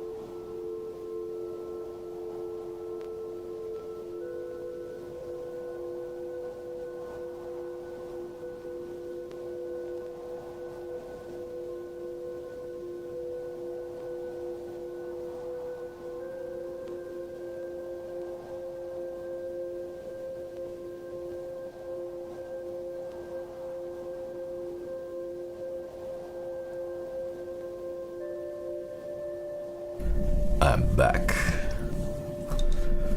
I got a delivery while I was muted, so no ping pong today. It's like ping pong, you know.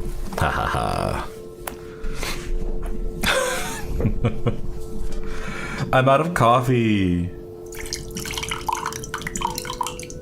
No. Ugh. There we go.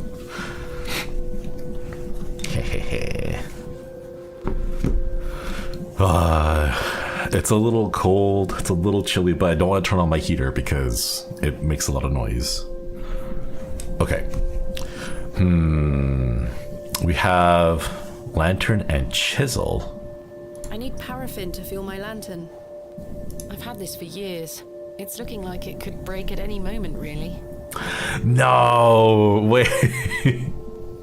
Is that the excuse that we're gonna use to be like, oh, I'm gonna use it once. Ah, it broke. Thank you, Chisel, for your service. It's gonna be that, isn't it? Paraffin. There's a lantern here. I wonder if I could borrow. Yeah, let's ask. Good day. Yes. Can we have some? Ooh. I noticed your spectacular fossil specimen. Oh, I collect them. This one is called Ammonite. Ammonite. I'm impressed, lass. From the Jurassic period, I'd venture. Do you collect them too, then? Kinda. My true interests lie in comparatively modern history. Oh, I. Well, I do love a fossil. It's important to remember that we all end up in the soil eventually. Quite. Okay, so I think I know what we gotta do. We gotta go and chisel out. You know what? Here, just for the sake of dialogue completeness, let's go figure out what he says about the lantern. I think we have to go chisel out the ammonite fossil, and then afterwards he's gonna give us some paraffin for our lantern. I was wondering if you might be able to spare some lantern oil.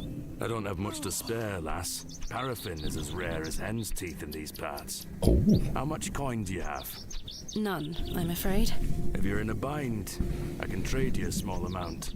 A trade, you say? Aye. Yeah. What can I trade you for some lantern oil? Surprise me. Okay. Time. Let's go. We're gonna go to the woods and we're gonna chisel out the fossil, and our chisel is going to break because obviously. Oh, Jane is gonna be so mad. Or maybe is she gonna be mad? If the fossil's gone, then managed to extract it in one piece. Yeah. If it's gone, then you can't touch it, and if you can't touch it, then you can't anger the gods, right? And I'm glad that the chisel hasn't broken yet. Okay. Fossil.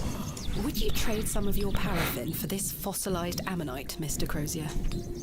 Now then, 'tis a beauty that. It looks familiar. I'll take it to France. Wonderful. Let me fetch some paraffin from inside.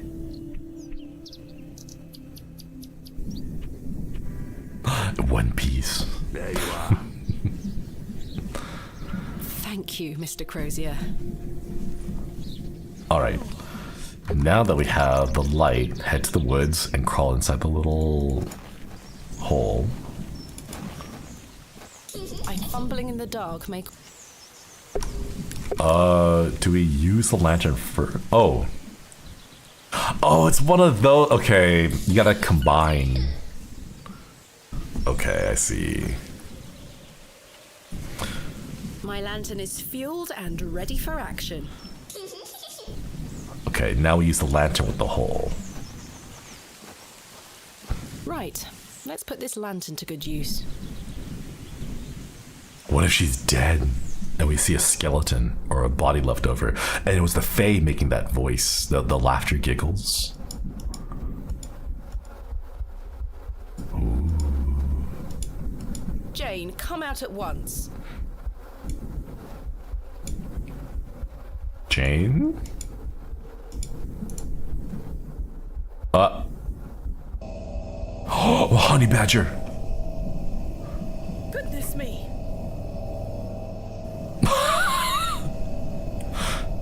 Wait. What the hell? Jane.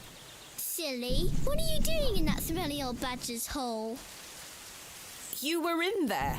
No, I weren't. Yes, you were. Not true. I was hiding behind that tree over there. I got bored of waiting for you. What? So where can I find Hobbs Barrow? Go north from the church graveyard, up the hill. You'll see some muddy fields on the horizon. That's Mr. Bryden's farm. Hobbs Barrow is there. Don't tell any grown-ups I told you. Huh. And thanks for getting Myrtle back. My pleasure. Thank you, Jane. You've been a great help. There she goes. What the hell? I shan't be visiting the badgers again. I was lucky to escape intact. Interesting. Okay. Alright, so we head to the church, and then from the church, head north. Our lantern did break, yeah, oops. Thankfully. Head north. Muddy fields. Oh! Crap!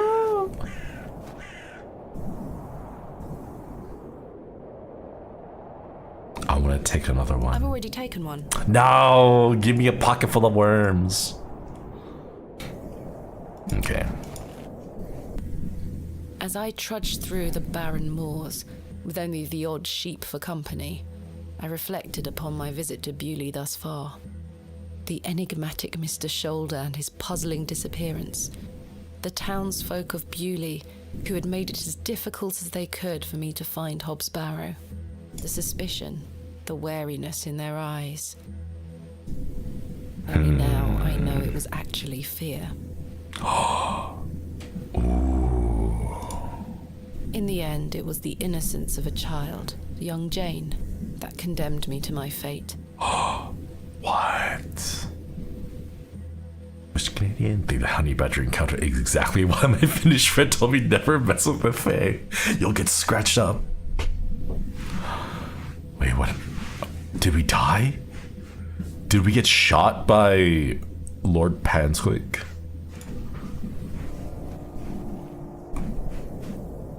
Huh. I've no desire to wander the furrows. Ploughed fields stretch far and wide, an unusual sight for this area.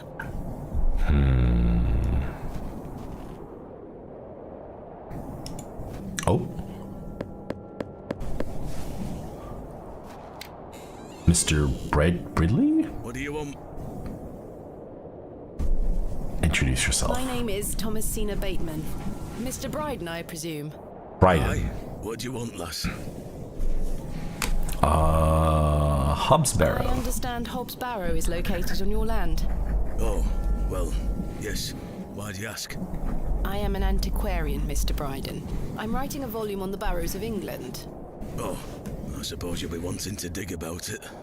If at all possible, Mr. Bryden. I was invited to Bewlay by Mr. Leonard Shoulder, who told me such an excavation would be possible. Leonard Shoulder? Ha! I haven't seen him in years. The last I heard he were on death's door. There's to be no more digging there, lass. Not since it went so badly last time. Last time? Was there a previous excavation of Hobbs Barrow? Aye. My brother dug it up. Must have been, 25 years ago. You see, whatever he found inside, well, it drove him mad. Oh? Aye. I moved back here to look after him. Poor bastard hanged himself not long after. I'm sorry, Mr. Bryden. That's terrible. Aye. Time passes, but it were an awful thing. What? Tell me about yourself, Mr. Bryden. I live here with my wife. I might be long in tooth, but I can still run this farm without too much help.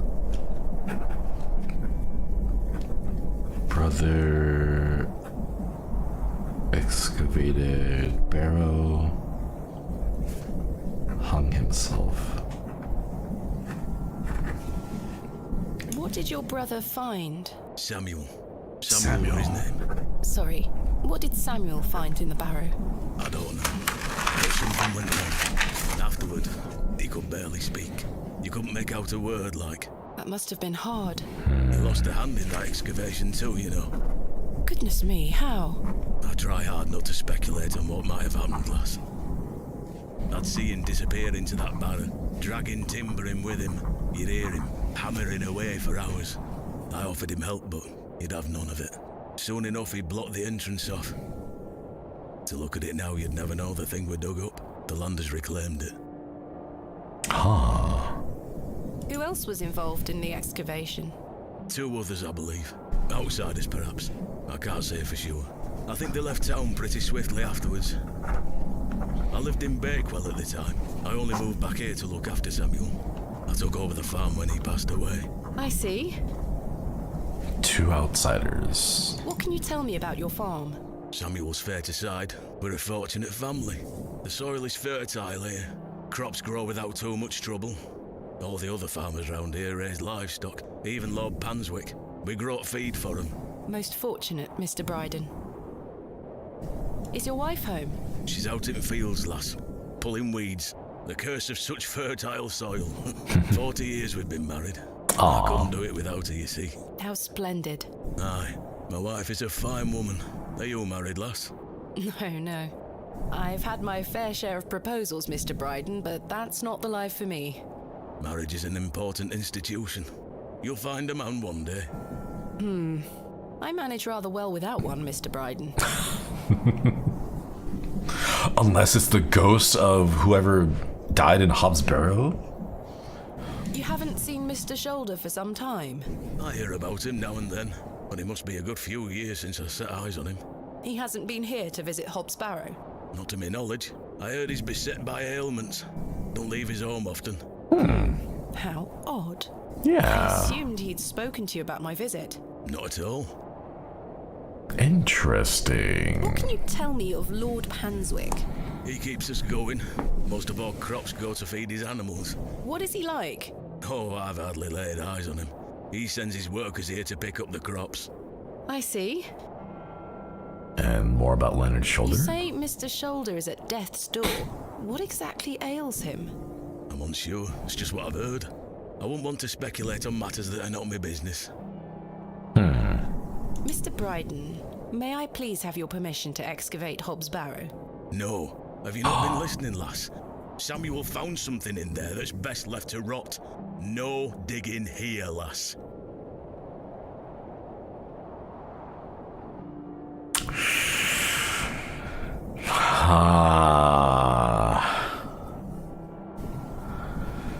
I think I know what the answer to wouldn't you like to find out more about what Samuel found in there, because his brother hung himself, so he's probably going to be like, yeah, I don't want to deal with that. But we can't take no for an answer. I think is the right choice here. I'm afraid I won't take no for an answer, Mr. Bryden. Well, you're going to have to. At least see, yeah, Perhaps at least. I can at least see Hobbs Barrow. I suppose you've come a long way to be here, lass. All the way from London, Mr. Bryden. Have you any proof of all you've told me? The only thing we have is the letter, right? You wish to see proof of what, Mr. Bryden? I can't let any Tom, Dick or Harry wander around me fields. What proof have you of your claims? Thanks for your time. It would just have to be the letter that we got. Here is proof that Mr. Shoulder invited me to Bewlay in order to excavate Hobbs Barrow. Leonard making bold promises, I see. Don't make me regret this. But yes, you can... Thank you. Thank you. Any road. Once you've set your eyes on it, you won't be wanting to outdo with it. The place gives one a queer feeling. So where can I find it? Through that gate to your left. Just head straight across the top to the field there.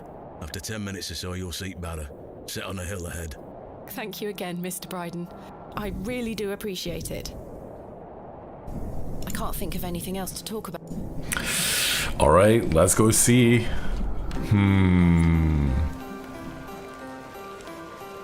Oh, not even an umbrella. Oh no.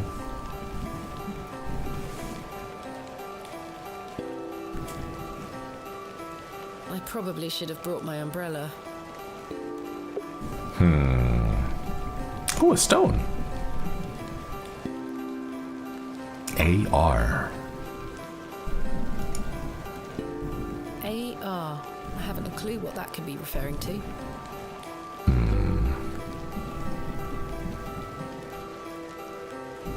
Is there anything that we... No, it's just that. Finally, here it is. Oh? Hobbs Barrow. Very unassuming. Indeed, a barrow of a most unusual rectangular form. I've not seen something like this since West Kennet Long Barrow. Yes, this shall make a fine entry for my book. What secrets do you conceal, I wonder? Huh?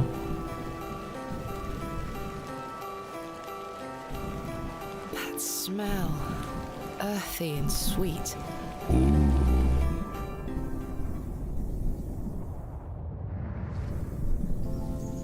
Three, 2, 1. You can open your eyes now, Thomasina. Aww. Come. What is it? Are you ready for your first excavation? Yes, Daddy. Capital. Make sure you remember everything I've taught you. I have a feeling you might find something special. How exciting. He set it up for her, right? From the steps, my little bird. Good luck. Thank you, Daddy.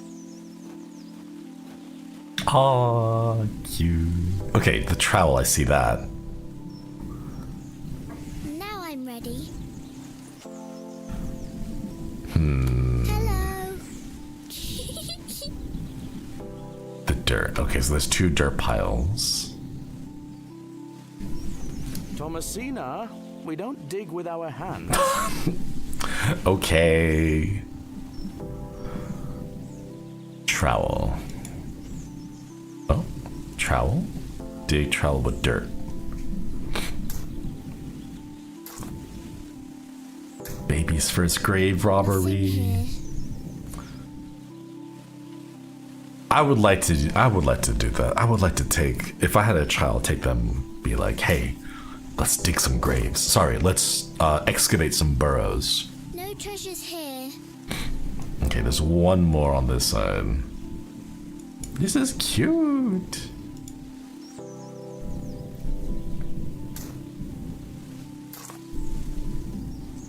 Oh. Treasure. Oh, it's a vase. Daddy, I found the treasure. Look. Well done, little bird. Your first successful excavation. Aww. The urn you're holding is very old and precious. Take good care of it, all right? I will, Daddy. I promise. Is it Grandpa?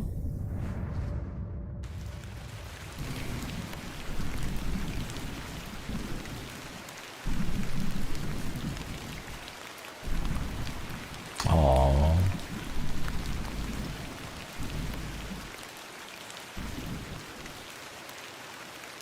Should we try? We said we would only look at it. In good time. Ah. Okay. I do have a feeling there is something exceptional to be discovered here.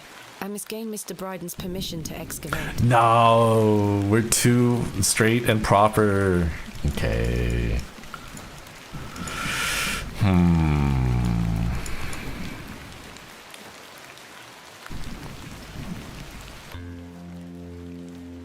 Ooh. The whole day must have gone by already. Darkness falls quickly here. I should make my way back to the inn. We have a cheat code. We can just teleport. Actually, no, we should walk. We should probably just walk in case there's anything that pops up on the way over. I shouldn't disturb him at this late hour. This is not mine to take. The empty bucket smells of rancid milk. Ew.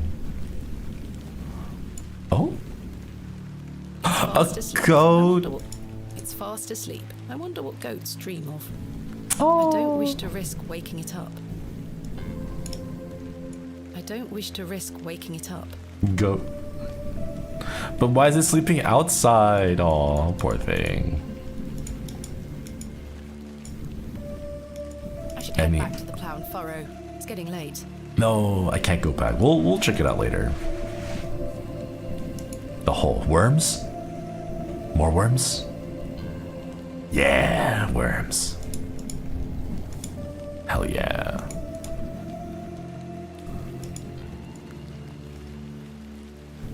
Oh. Miss Delancey is gone. Oh, whoa. The sign is in a shabby state. Always really spooky when the fog rolls in. Oh hey, it's everyone! Good evening, Mr. Crozier. Evening. Thanks again for the fossil, lass. 'Tis truly a beauty. You're most welcome. Oh, sorry. Feeling extra crunchy today. How long have you been collecting fossils? Ever since I were a boy. The moors look a barren place, but there are plenty of fossils to be found in the rock formations. All manner of creatures to uncover. Such a playground for a young lad. What's your favorite piece in your collection? The ammonite you gave me today. The most recent is always the best. Indeed. What about you, lass? Do you collect out? I do. You see, I'm writing a book on the Barrows of England. It shall be called Vestiges of the Antiquities in Rural England. I document all my findings. But what do you collect? Pottery, tools and such. Bones too, no doubt. No, I leave those in place. You've got a morbid heart, lass. Fussing about in old graves like that. We're not dissimilar in that we both take an interest in the remains of the long gone. I suppose you have a point there. How's your book coming along then? Very well, thank you. Though I'm rather keen to begin my chapter on Hobbs Barrow. Thanks for your time. Aye. Speak to you later. That's not to everyone. Good evening, Miss Bateman. Good evening, Stanley. I found Hobbs Barrow. Oh, remember what I said, Miss Bateman? There are stories connected to that place. Yes, stories you won't elaborate on, I might add. Don't worry about me, Stanley. I'm quite capable of warding off imagined fiends. I have no doubt, but please leave that place be. I've come this far, there's no turning back now. That's precisely what worries me. A mug of your finest ale, please. Alright, we're now up to 4 pence, I think. No, it's 8 pence, right? Because we got one drink for ourselves, one for... That's 2 pence on your account. Thank you. I don't know what the total is at this point. Goodbye. See you soon. Okay, man. Good evening, gentlemen. What are you gonna do about him? If he thinks he can take her away from here, he's got another thing coming. I am gonna knock his bloody block off. In fact, I can think of a better punishment. Oi, what do you want, lady? Piss off. You heard the man. Jeez. Okay. How are we gonna pay? Don't worry about that right now. No need to worry about it. Good evening, sir.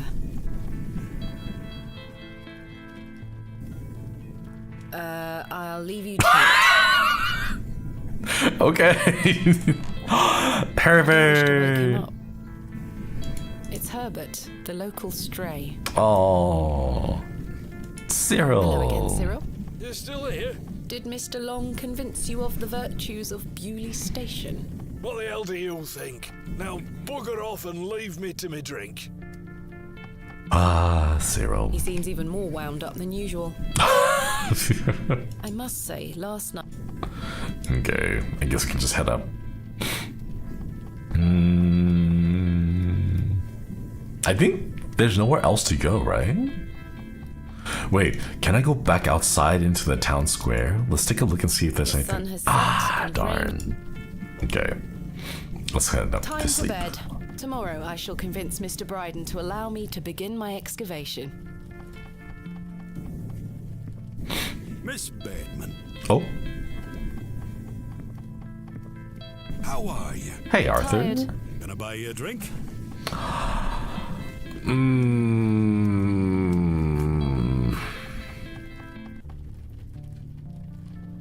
This would be his first drink, so it's not like he's gonna knock out, right? One wouldn't hurt. Perhaps he One won't can hurt.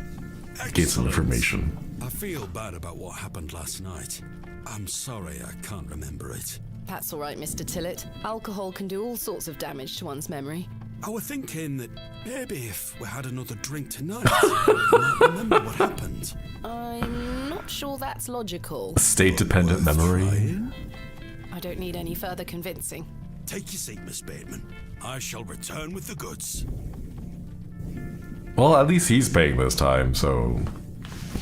And if he passes out again, then it's whatever, right? To Leonard's shoulder. Wherever he may be. I've been meaning to ask you something. Yes? Why did Leonard's shoulder ask you to dig up Hobbs' Barrow? Good question. Despite his disappearing act the previous evening, not to mention his questionable sobriety, I decided Mr. Tillett was to be my ally. I spoke again of Mr. Shoulder's letter, his proposed excavation, and my status as an antiquarian and barrow digger.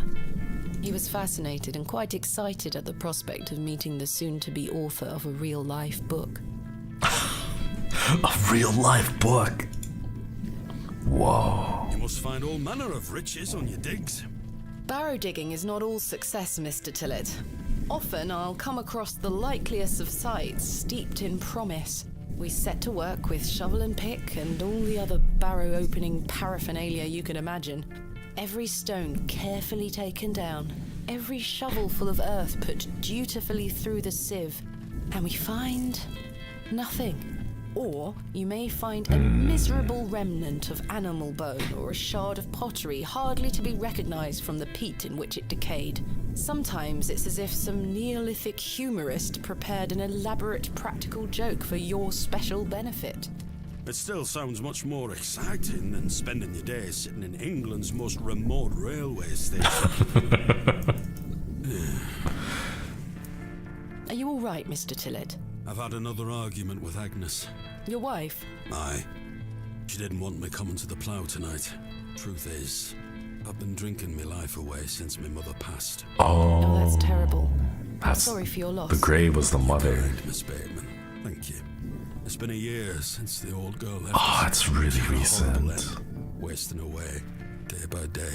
Consumption got her. She would know but bones by the end. I can't get the image out of my mind. She were everything to me. I'm so sorry. I apologize for going on, Miss Bateman. It's not appropriate. Don't worry, Mr. Tillett. I appreciate your openness. I used to love going for walks out in the moor, my mother and I, ever since I were a little one. She'd get a tear in her eye as she looked out upon it. She loved this land. I asked Mr. Crozier to build a bench, which we've erected as a favourite lookout spot on the moors. Margaret's Lookout, we called it. That's why. That's a beautiful tribute. Aye. If you take a seat there, do keep her in your thoughts, won't you? Of course, Mr. Tillett. I can relate in some manner. My father had an accident when I was very young. He's still alive, but he can neither move nor speak. He spends his entire life bedbound and incapable of communicating or looking after himself in any way. How dreadful. He was a barrow digger himself, an antiquarian of some renown. He taught me so much, even though I was so young. I think writing this book is my way of carrying on his work. It helps me reclaim those earlier memories of him, and I visit him often to tell him all about my excavations. Can he hear you? I've no idea. The doctors aren't sure. I'd do anything to make him better, Mr. Tillett. I'd do anything to bring him back to the man he was. I am in a state of suspended mourning for a man caught between life and death. Dreadful. Just dreadful. We all have our weaknesses. Mine just happens to be my father. And what of your mother? A cold woman. We haven't talked in quite some time. I think she blamed me for my father's accident somehow. What? But a child. Indeed. She thus saw it fit that a governess should raise me, as she spent her life grieving for my father. Well then, I propose a toast. A toast to what? A shared sense of loss. I'll toast to that, Arthur. Now then, enough of this wallowing. Let us be merry. Another round. I really shouldn't. But I did. And another after that. And another. The frustrations of my visit to Bewlay slipped away with each swill of Stanley's finest ale. We had great fun that night, Mr. Tillett and I. We unlocked the alcoholic ending. I treasure the memory. Go on then. Let's hear those pipes. Mustn't. No, she is sloshed. You're incorrigible. No. You'll make a sad man happy. Oh, all right then. Oh, man. There's no one else here. He's cleaning the tables. Celts and arrowheads I'll try to claw within my clutch. And if a shield I should espy, I'll vow there ne'er was such. With popish tricks and relics rare, the priests their flocks do gull. It's her father's song. Take care. Huzzah! I've found a skull.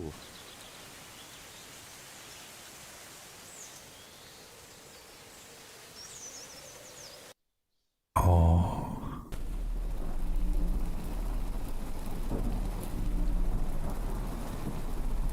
Man. Another nightmare? Whoa.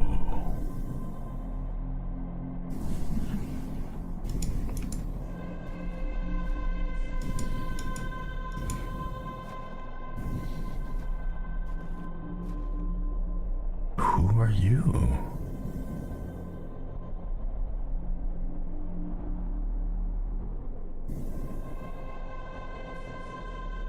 Hello, Thomasina. What is this? Who are you? I'm the one that saved your father. What do you mean? You were here 25 years ago. My father? You were deep down with the others. He was one of the outsiders? And something went wrong. I dragged him out. Impossible. I helped him then, and I can help him again. I don't understand. Believe my words. You'll find proof in morning. Now go.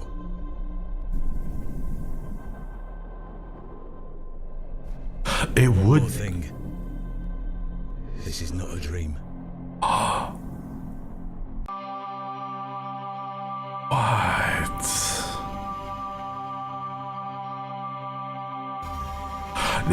It would explain the exact same illnesses. The inability to speak. What? Goodness, that was a terrible sleep. What?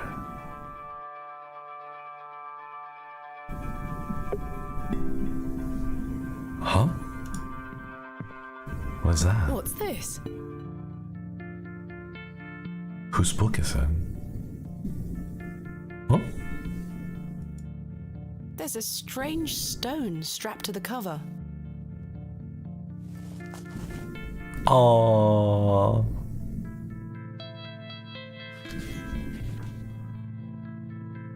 Day 1. I arrived after a decent day's ride from Bakewell. This is a curious place, locals and distant. I'm to meet my local contact tomorrow, so it'll be early night for me. I shall try to keep a diary of my stay here and not give up by day 3 of the excavation as usual. Despite the thrill of possible new discoveries, I cannot stop thinking about my dear wife and wonder if I should have left her in her current state. I must have faith that she will conquer this bout of illness. Is this her father's diary? Day 4? True to form, my journal has been abandoned. Let that not speak for the excitement I feel for this excavation. After much preparation, we dig tomorrow. Such an exceptional site with a unique history. As for the dangers, we shall meet them head first. We are prepared. I also sought out the local wise woman yesterday, and she provided me with the tincture for my beloved's nausea gravidarum. I am sure she shall be pleased with it upon my return. Lo, a place of miracles. A planted seed sprouted before our eyes and illuminated our path. Nature's laws hold no meaning here, but I clutch my tablet with the knowledge that it shall end this. Rho, Theta, Epsilon, Psi? We found the code was simply in the singularity of the characters. All eyes must face towards the seventh Archontic?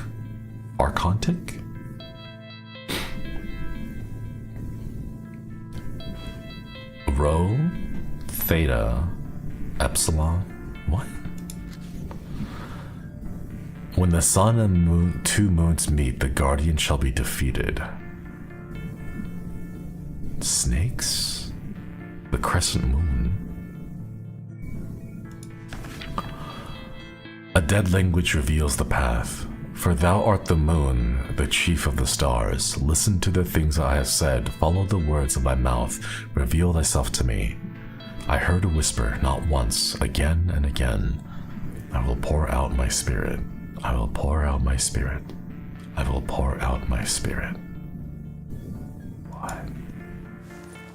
It appears to be a journal, full of hogwash. I don't recognize the handwriting.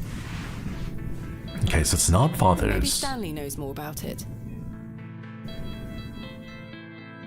I wonder if it's the second, because if it's Mr. Shoulder, Leonard Shoulder, our dad, there are two outsiders, so it could be the third individual who isn't accounted for. Probably their journal then? Good morning. How's your head, Miss Bateman? That was quite the tune you treated us to last night. To be honest, Stanley, I felt better. I take it you slid this journal under my door? I beg your pardon? The journal, Stanley. I certainly did no such thing. Nor could have anyone else. You're the only guest staying here. What's the meaning of all this? Do you propose that it manifested itself out of thin air? Well, he seems like an honest gentleman. He even apologized for keeping things hidden from us, so I don't think he's lying. He might be telling the truth. I'm sorry. I just don't understand how else it could have got there. Okay, well, let's ask about the journal anyway. Are you sure there was no one else here overnight? Without doubt. How very, very peculiar.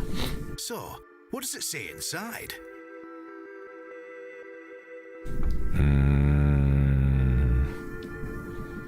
We might as well show him. Take a look.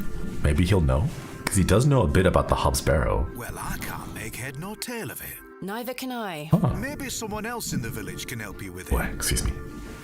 Okay. What do you make of this stone? That's a funny looking thing. It's got a cockerel on it.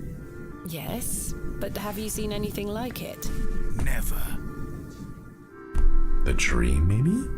Do you ever have strange dreams, Stanley? Me? I sleep as sound as a baby. I had one such dream last night. It was so vivid. What were it about? Let's... I think even if we tell him about the dream, I think he's just gonna be like, oh, you're probably just imagining it because you're so dead set on it. Like you're just kind of worrying yourself over the thing. I was at Hobbs Barrow. Oh? But everything was different. Great peaks soared in the distance. And there was a creature. A creature, you say? Yes, a short, robed fellow, eyes as black as pitch. It told me that my father had been there in Hobbs Barrow many years ago, but something went wrong, and the creature helped him escape. It said that I would find proof in the morning. Oh, the journal. You've had a premonition, lass. Please, Stanley, I've no time for that nonsense. But I'll admit it's a strange coincidence.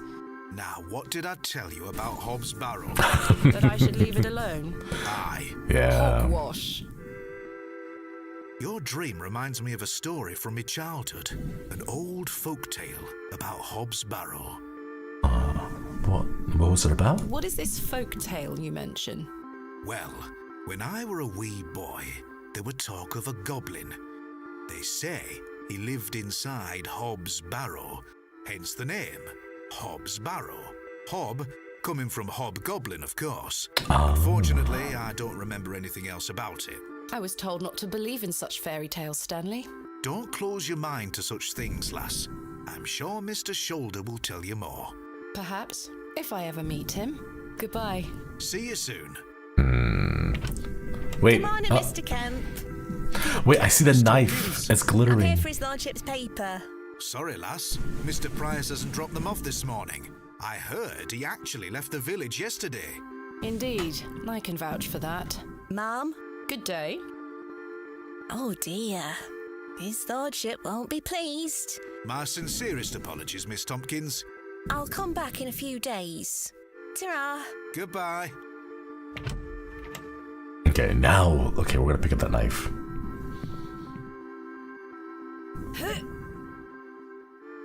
What the? I can't budge it. Careful, Miss Bateman. You'll cut yourself. I spent all morning trying to get that bloody thing out. I shall be having words with that scoundrel next time he shows his face. What in the sword in the stone nonsense is this? Curses. We have our very own Excalibur. It's all yours if you can pull it out, King Arthur. Maybe we can chisel it out? I don't think so. I don't wish to damage Mr. Kemp's table any further than it already has been. Real British, ain't it? Well, thank you for the information. Right.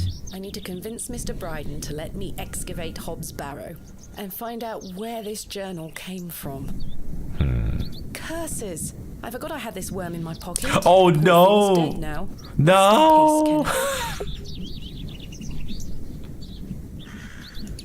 The worm! I completely forgot about the worm. What were we supposed to do with it? Oh, hello? Oh, that's right. Today's the market day. Good day. I'm still setting up my stall. Come back later. Okay. Oh, I'm sorry. I just wanted to chat, that's all. Oh my god, sorry.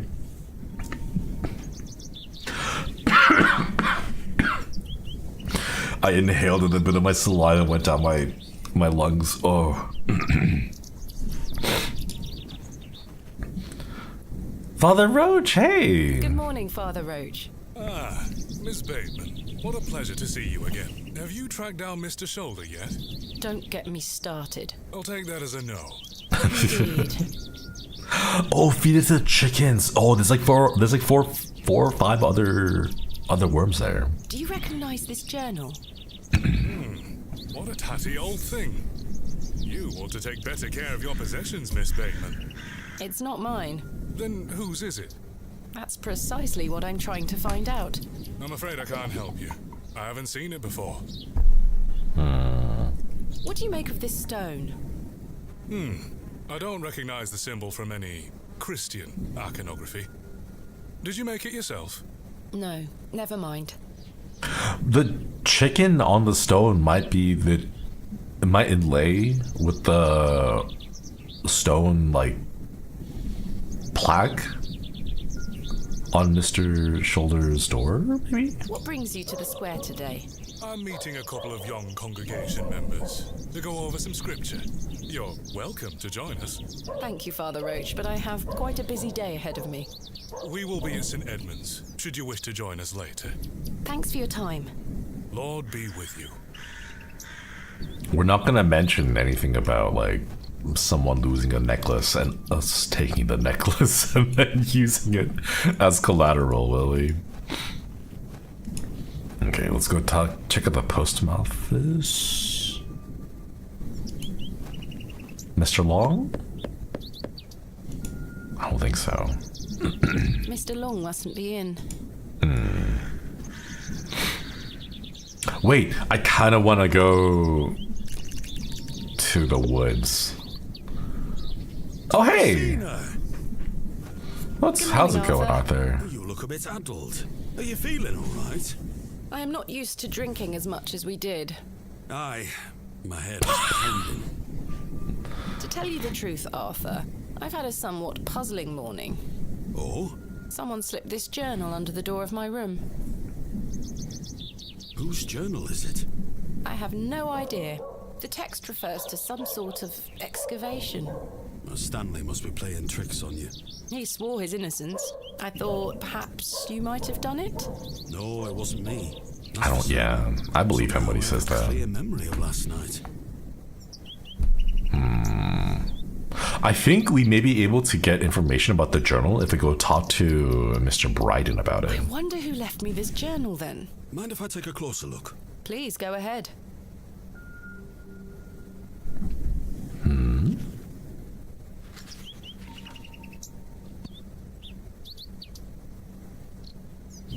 The writings of a madman.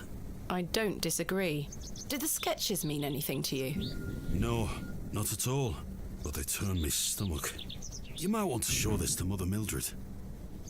Mother Mildred? Who is Mother Mildred? Some think her a witch. A witch? She might be able to help you with the symbols. Where can I find her? She lives alone in a little cottage within Herne Wood here. You shouldn't have too much trouble finding her. Thanks, Arthur. You're welcome. Oh, the lumberjacks who are cutting the wood might be done. What do you make of this stone? It's a good shape for skimming across water. What is it? I'm not sure. It was strapped to the cover of the journal. How mysterious. The last I night. had a splendid time last night. Aye, I even remember most of it this time. Thanks for listening to me going on. I really appreciate it. The feeling is mutual. Thank you too, Arthur. Shouldn't you be manning the station? The line is down. Oh. Track damage between Bewlay and Bakewell. No trains for a day or more. Does that mean I'm stranded Oh here? no, we're For stuck. the time being, Thomasina. Capital. Ah. Goodbye. Ta-ra. Wait, is the Mother Mildred conversation just more about her or just the same direction? Why do people think Mother it's Mildred more. is a witch? Just because a woman lives alone in the woods doesn't mean she flies about on a broomstick. There's more to it than that. They say she lays with demons. Who are they? Oh, you know. Local. Hogwash. Oh, come on. Go to her for potions and spells. Spells?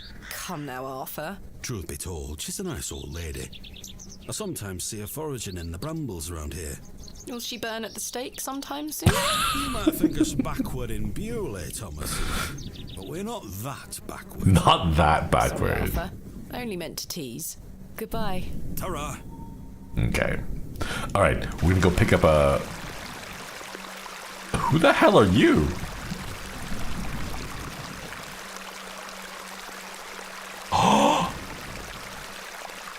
Hello, dear. Good day.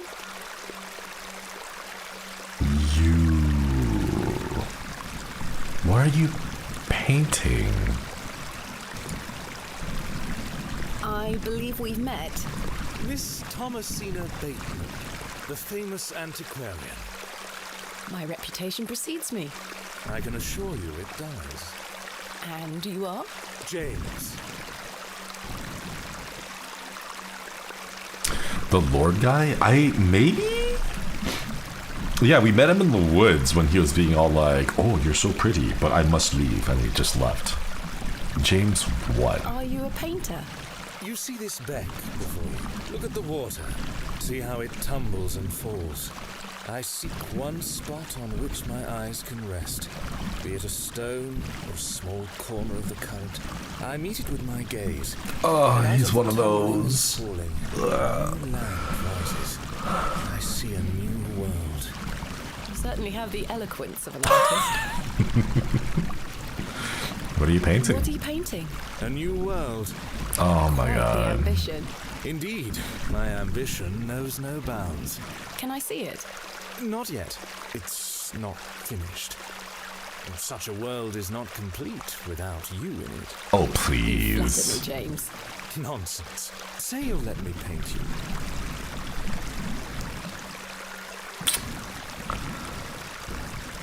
Why not? We can have a conversation and ask him more questions while he paints us. Why not? Magnificent. You shall be the shining star of my new world. I don't really have the time now, though. Perhaps later? Don't fret, my dear. When the time comes, I shall call on thee. Gotta get on his good side, yeah. Do you recognize this journal? A place to keep one's thoughts and reflect. Is it yours? No, my dear. What about the stone? What do you make of this stone? It looks antique. You might want to keep a hold of it. Hobbs Barrow. Do you know of Hobbs Barrow? I'd like to know more about you, Thomasina. Oh my What time do god. you like to rise in the morning? How do you like your tea? What makes you happy?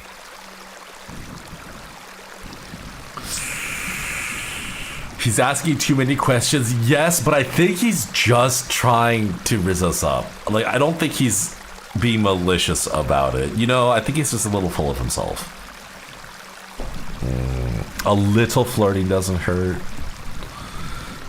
Yeah, it's not like he's trying to use it to, like, figure out who we are and kill us, you know. Kind of slimy. Wow.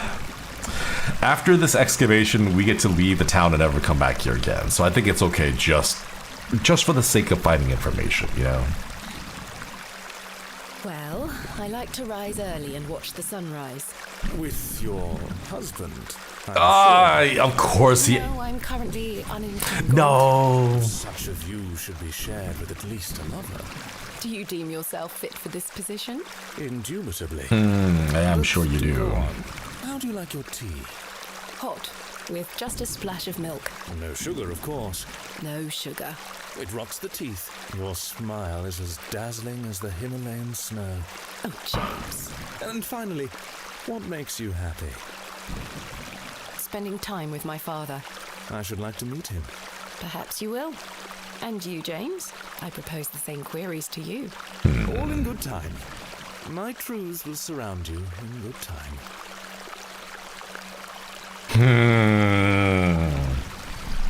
It's a little unfair, James. Do you know Leonard Shoulder? A man of Bewlay. Yes. I care not for the men of Bewlay. Only for the visitors. Ugh. What do you know of Lord Panswick? A fine gentleman.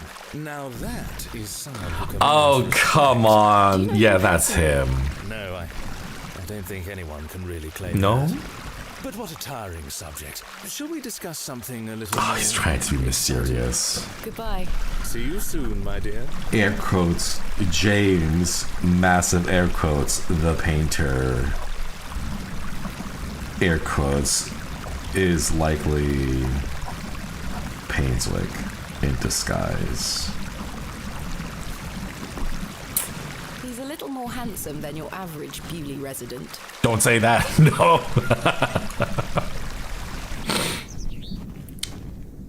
Painswick. Okay, hang on. Wait, Chad, I have a question. How long is this game? I'm curious now, but I'm also a little worried that it's gonna take forever to get to it, and we're not gonna... Oh, hey, Wally? Hello, Wally. Go away! You gave the door back to my sister. It wasn't very nice of you to bury her favourite toy, Wally. I gave it to the fair folk, and you stole it back from them. You don't really believe in fairies, do you? You're old enough to know better. They're real, and thanks to you, I'm cursed. There's no such thing as curses either, Wally. Go away! Well, if you're gonna be rude, I want to go pick up a worm. I shall name you Kenneth II. Yeah. All right. Now.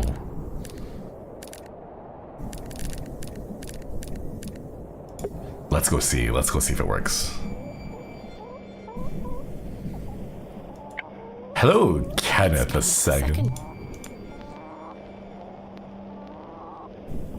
The That rooster. would be rather cruel to the poor worm. No. That would be rather... I can't see how that will... Can I smear the door? See how that will... Okay, so you can't feed... Darn it. Okay, let's go check out the woods. You're about to cross the halfway point? Oh, man.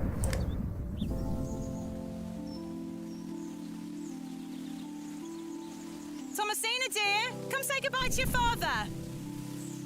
Come on now, don't make him wait. I don't want to. Aren't you going to miss me? I hate you, Daddy. Those are strong words for such a little lady. I want to come with you. Oh, that's Been through why. this, little Oh. bird. You can't come with me this time. But we'll go to Seaborough next month. I promise. Oh, what a dig that shall be. I hate And this is you. when he I leaves. love you. See you soon, little bird. And that's when he goes on the excavation.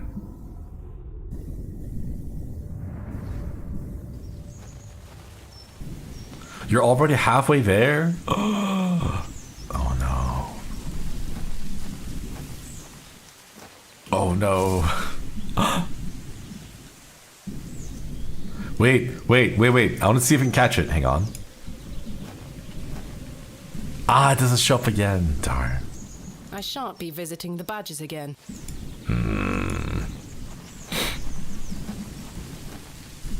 Oh. They're gone. Oh, Mildred.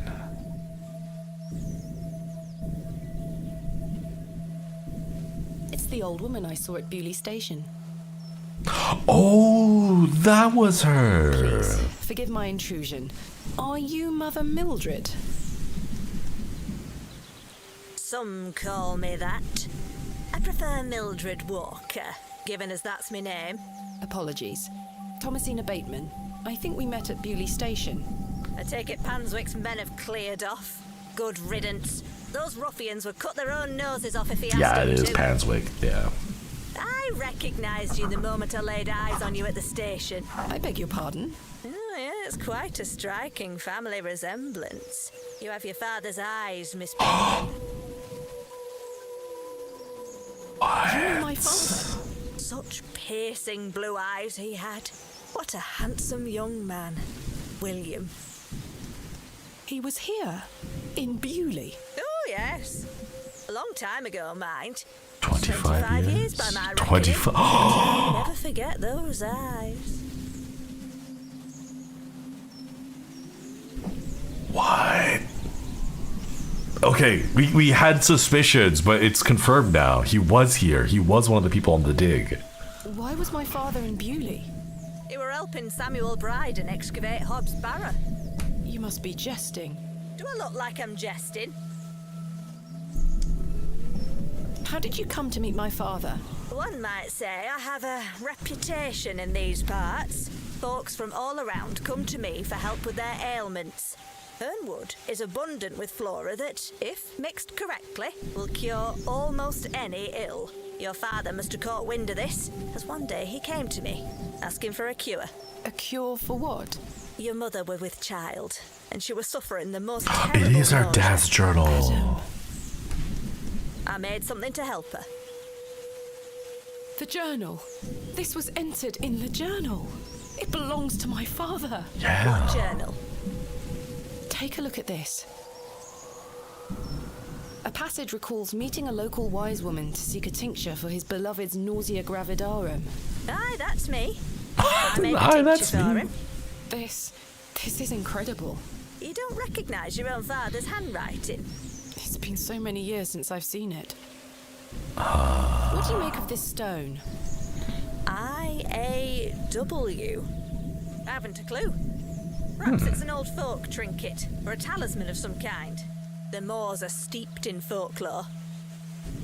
What can you tell me about the excavation? Well, not much. I only met your father twice. The last time he asked me if I knew anything about binding magic. Binding magic. He said he needed it for the excavation. Hogwash. My father is a man of logic and reason. Why would he be asking about Yeah. such nonsense? Perhaps you don't know him as well as you think you do. Anyway, I know nothing of magic and told him so. He seemed disappointed. I never saw him again, but I understand the excavation went ahead. Samuel Bryden hanged himself not long after. Reason enough for you to stay well clear of that place.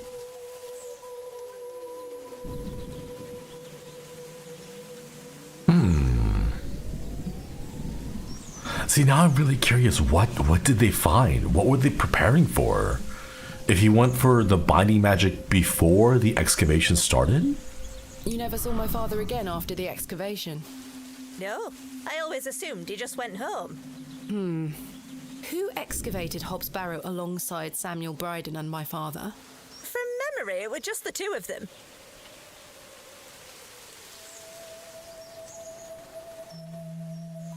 Huh. She would have no reason to lie. Do you think it could be Mr. Bryden, who was the second one there, working with his brother? It kind of would make sense. Like, why would you just send your brother there, right? Huh. What do you think my father meant by binding magic? I've no idea. He didn't explain more, and I didn't wish to pry. This just doesn't sound like my father at all.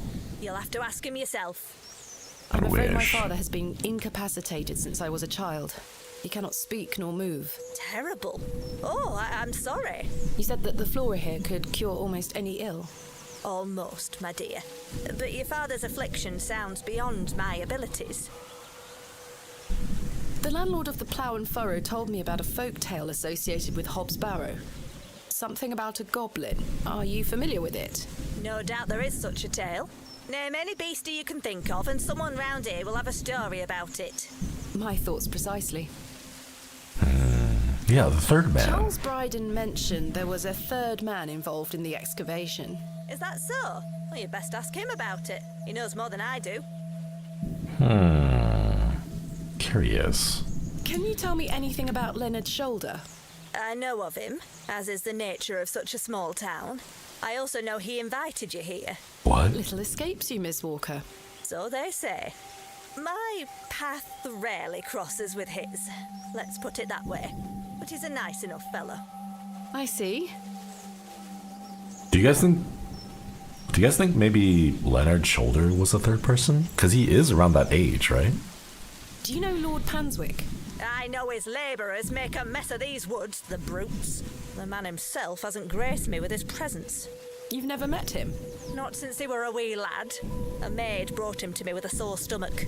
It were all the rich food they were feeding him. Now more. Thank you for your help, Miss Walker. Oh no, my stomach hurts because my steak is too juicy and my lobster is too buttery. Miss Walker is concentrating hard on her berry picking. The cottage is nestled cosily in the woods. This is kind of a nice place. Miss Bateman? Oh? Yes? Remember what I told you when we first met? You're better off waiting for the next train back to the city. Why? Something terrible happened to Samuel Bryden in that barrow. Whatever they found down there, I'd wager it got to your father too. Tell me you won't disturb Hobbs Barrow. I can't make that promise, Mildred. Can't say I didn't warn you. There is something unnatural about that place. We must seek to understand the world by rational means, Miss Walker. One cannot abandon reason. I think as long as we wear, maybe it's like a respiratory illness, you know? As long as we wear a mask, like fungal pollen or something, fungal spores. I'm playing with Josephine. She can wait. This is very important.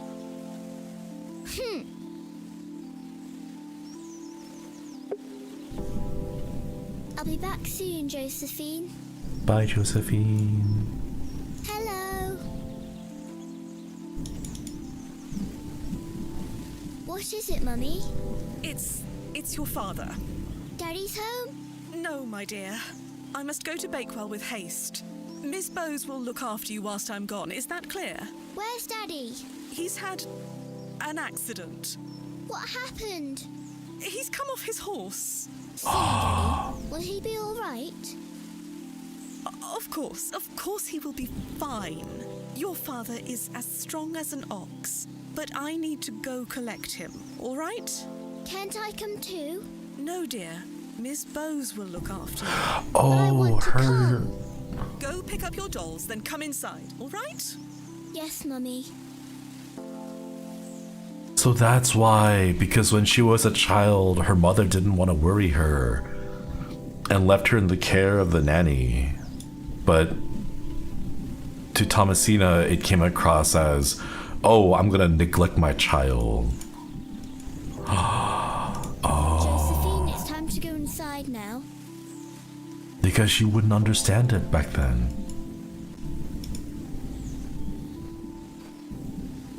Where did Mummy go? She was off in a rush, wasn't she? Oh my god. I mean, I can't blame her, but like that then like caused the forever lifelong misunderstanding of what the mother did. I helped him then, and I can help him again.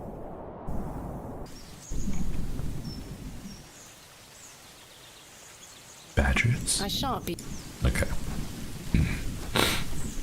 We don't know how cold the mom was after all this happened. True. Hey, Arthur. What you looking at? You won't believe it. The journal belongs to my father. He was here in Bewlay. Arthur? Hello? Arthur? Arthur? Oh, sorry. I'm trying to remember something. What is it? I'm not sure. Something in the woods. It will come back to me. You say your father were in Bewlay? Yes. Mildred said that he helped Samuel Bryden excavate Hobbs Barrow 25 years ago. Well, I'll be. Let's talk about it tonight at the plough.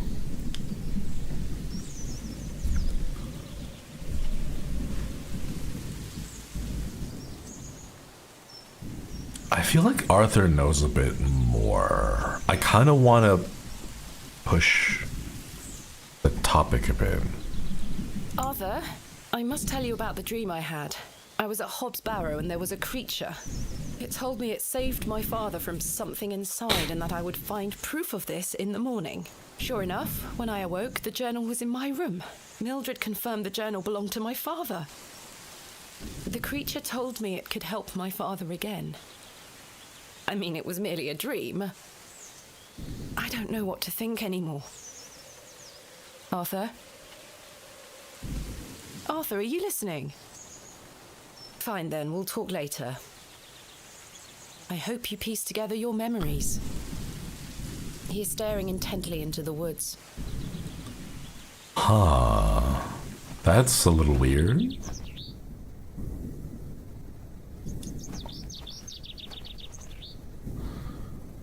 I wonder if we should check out the other...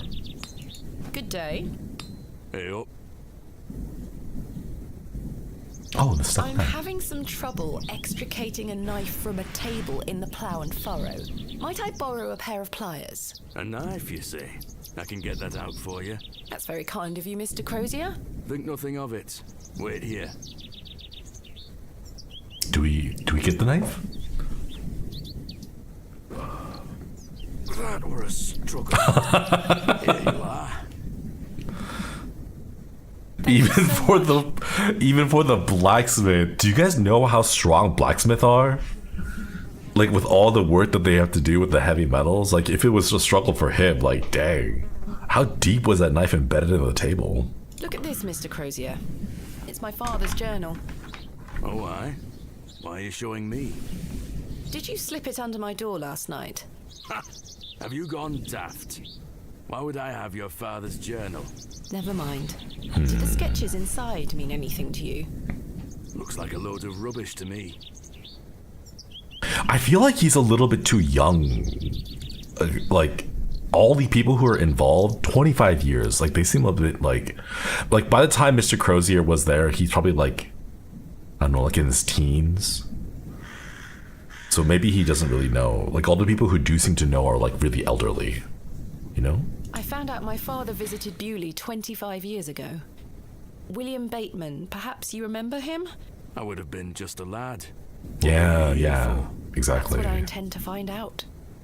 Because his hair's not graying, so like it would make sense, you know? What do you make of this stone?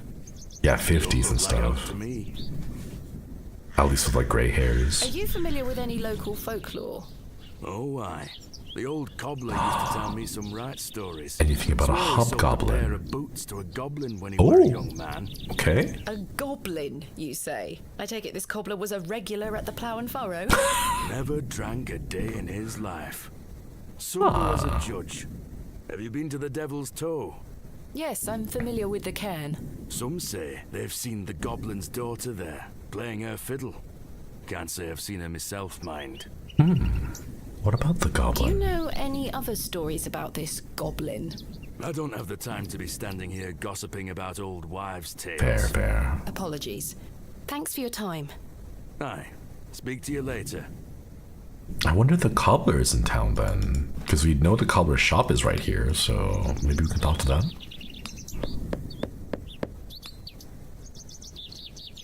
Guess not. Still setting up your stand. I'm still setting up my stall. Oh, I'm sorry. Okay, jeez.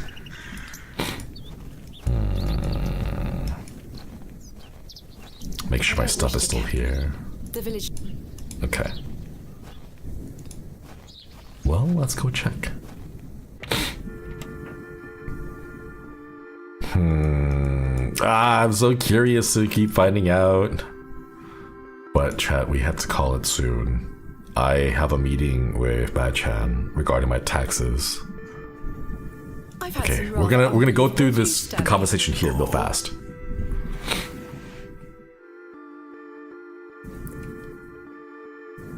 Yeah, it's tax season for us here. Quite the coincidence, is it not? Remarkable. Just remarkable. Do you recall my father from back then? I'm afraid not. Those were my droving days, you see. I didn't spend much time in Bewlay, but an interesting turn of events nonetheless. What about Mother Mildred? What do you know of Mother Mildred? I'll tell you what I know about Mother Mildred. She wants locking up. How so? She owes me a small fortune on her time from years ago. Oh no. Next time you see her, won't you? I'd rather not get involved, if you don't mind. Be careful who you trust, Miss Bateman. Who's Miss Tompkins? A housemaid in the employ of Panswick Manor. She comes by to pick up his lordship's weekly paper. I'm surprised newspapers are available in Bewlay. Aye, his lordship gets what he wants.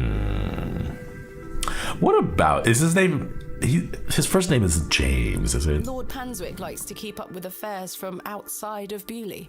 Aye, he has many interests around the country. What sort of interests? His lordship's affairs are his own business. Excuse me. Goodbye. See you soon. Oh, the knife. We took it out. Mr. Crozier is our King Arthur, it would seem. Nice. Shan't lower myself to such barbarity. Oh no, I didn't mean to cut the worm. Okay. All right. I want to go ahead and save here. Save. Oh, wait, did that save? I don't know if that saved or not. I think it did. And there we go. Okay. Is one painting by chance, right? One of the hobbies as he's painting. Ugh. All right, I'm gonna go and outro. Sorry, Chad, we gotta call it here though, but I do have to meet up with Chihuahua Mane and get my taxes in order. That's real interesting. I'm curious to know what the rest of the story is gonna be like. All right, we will pick it up sometime. I don't know when the next time we'll be able to pick it up is, but we'll pick it up again, hopefully soon-ish. Thank you all for stopping by, everyone. Sorry we had to call it here, but I must go and get my taxes done. And once I get my taxes done, should be good for another year or so. Well, oh shoot, I gotta do my US taxes too. Darn it. Well, I'll figure that out later. Anyways, thank you all again for stopping by. I will catch you all tomorrow. I will not have a stream. I know it's up on my schedule. I kind of just mistyped it. I won't have a POV. It will be over on Octavio's channel as we do a little White Day event stream. So keep your eyes out for that. And then the day afterwards, we have another collab with the boys. I think it's like Super Golf something. And then yet another collab. This week is just, it's nothing but collabs, but I'm glad that the boys are finally making some time for collabs. So yeah, I've got a whole bunch of other collabs going on, and I hope you guys all have fun. Yeah. All right, I'm taking a look at the people who are live right now, and it looks like Miyabi Senpai is currently live. So we're gonna send you over to his stream. He's playing more Pokopia. So hope you guys have fun there. I want to play, but I don't know when I'll be able to get a Switch too. So I'll have to figure that out, because I'm trying to look for a international version of the Switch, because if you play out the Japanese version of the Switch, everything, including the language in the game, is all Japanese. So I'm trying to find an international one, but it's really hard right now. Hopefully I can get one, but we shall see. We shall see. But yes, thank you again for giving me a couple of your hours today. I will catch you all next time. Koyasumi, everyone. Koyasumi.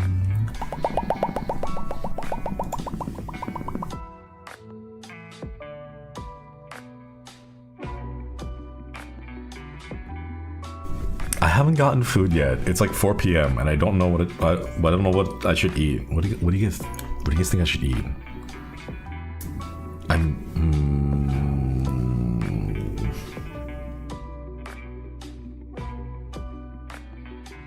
What should I eat? Noodles? Maybe noodles? Maybe noodles. Maybe I'll think about noodles. Anyways, bye-bye, chat. Bye-bye.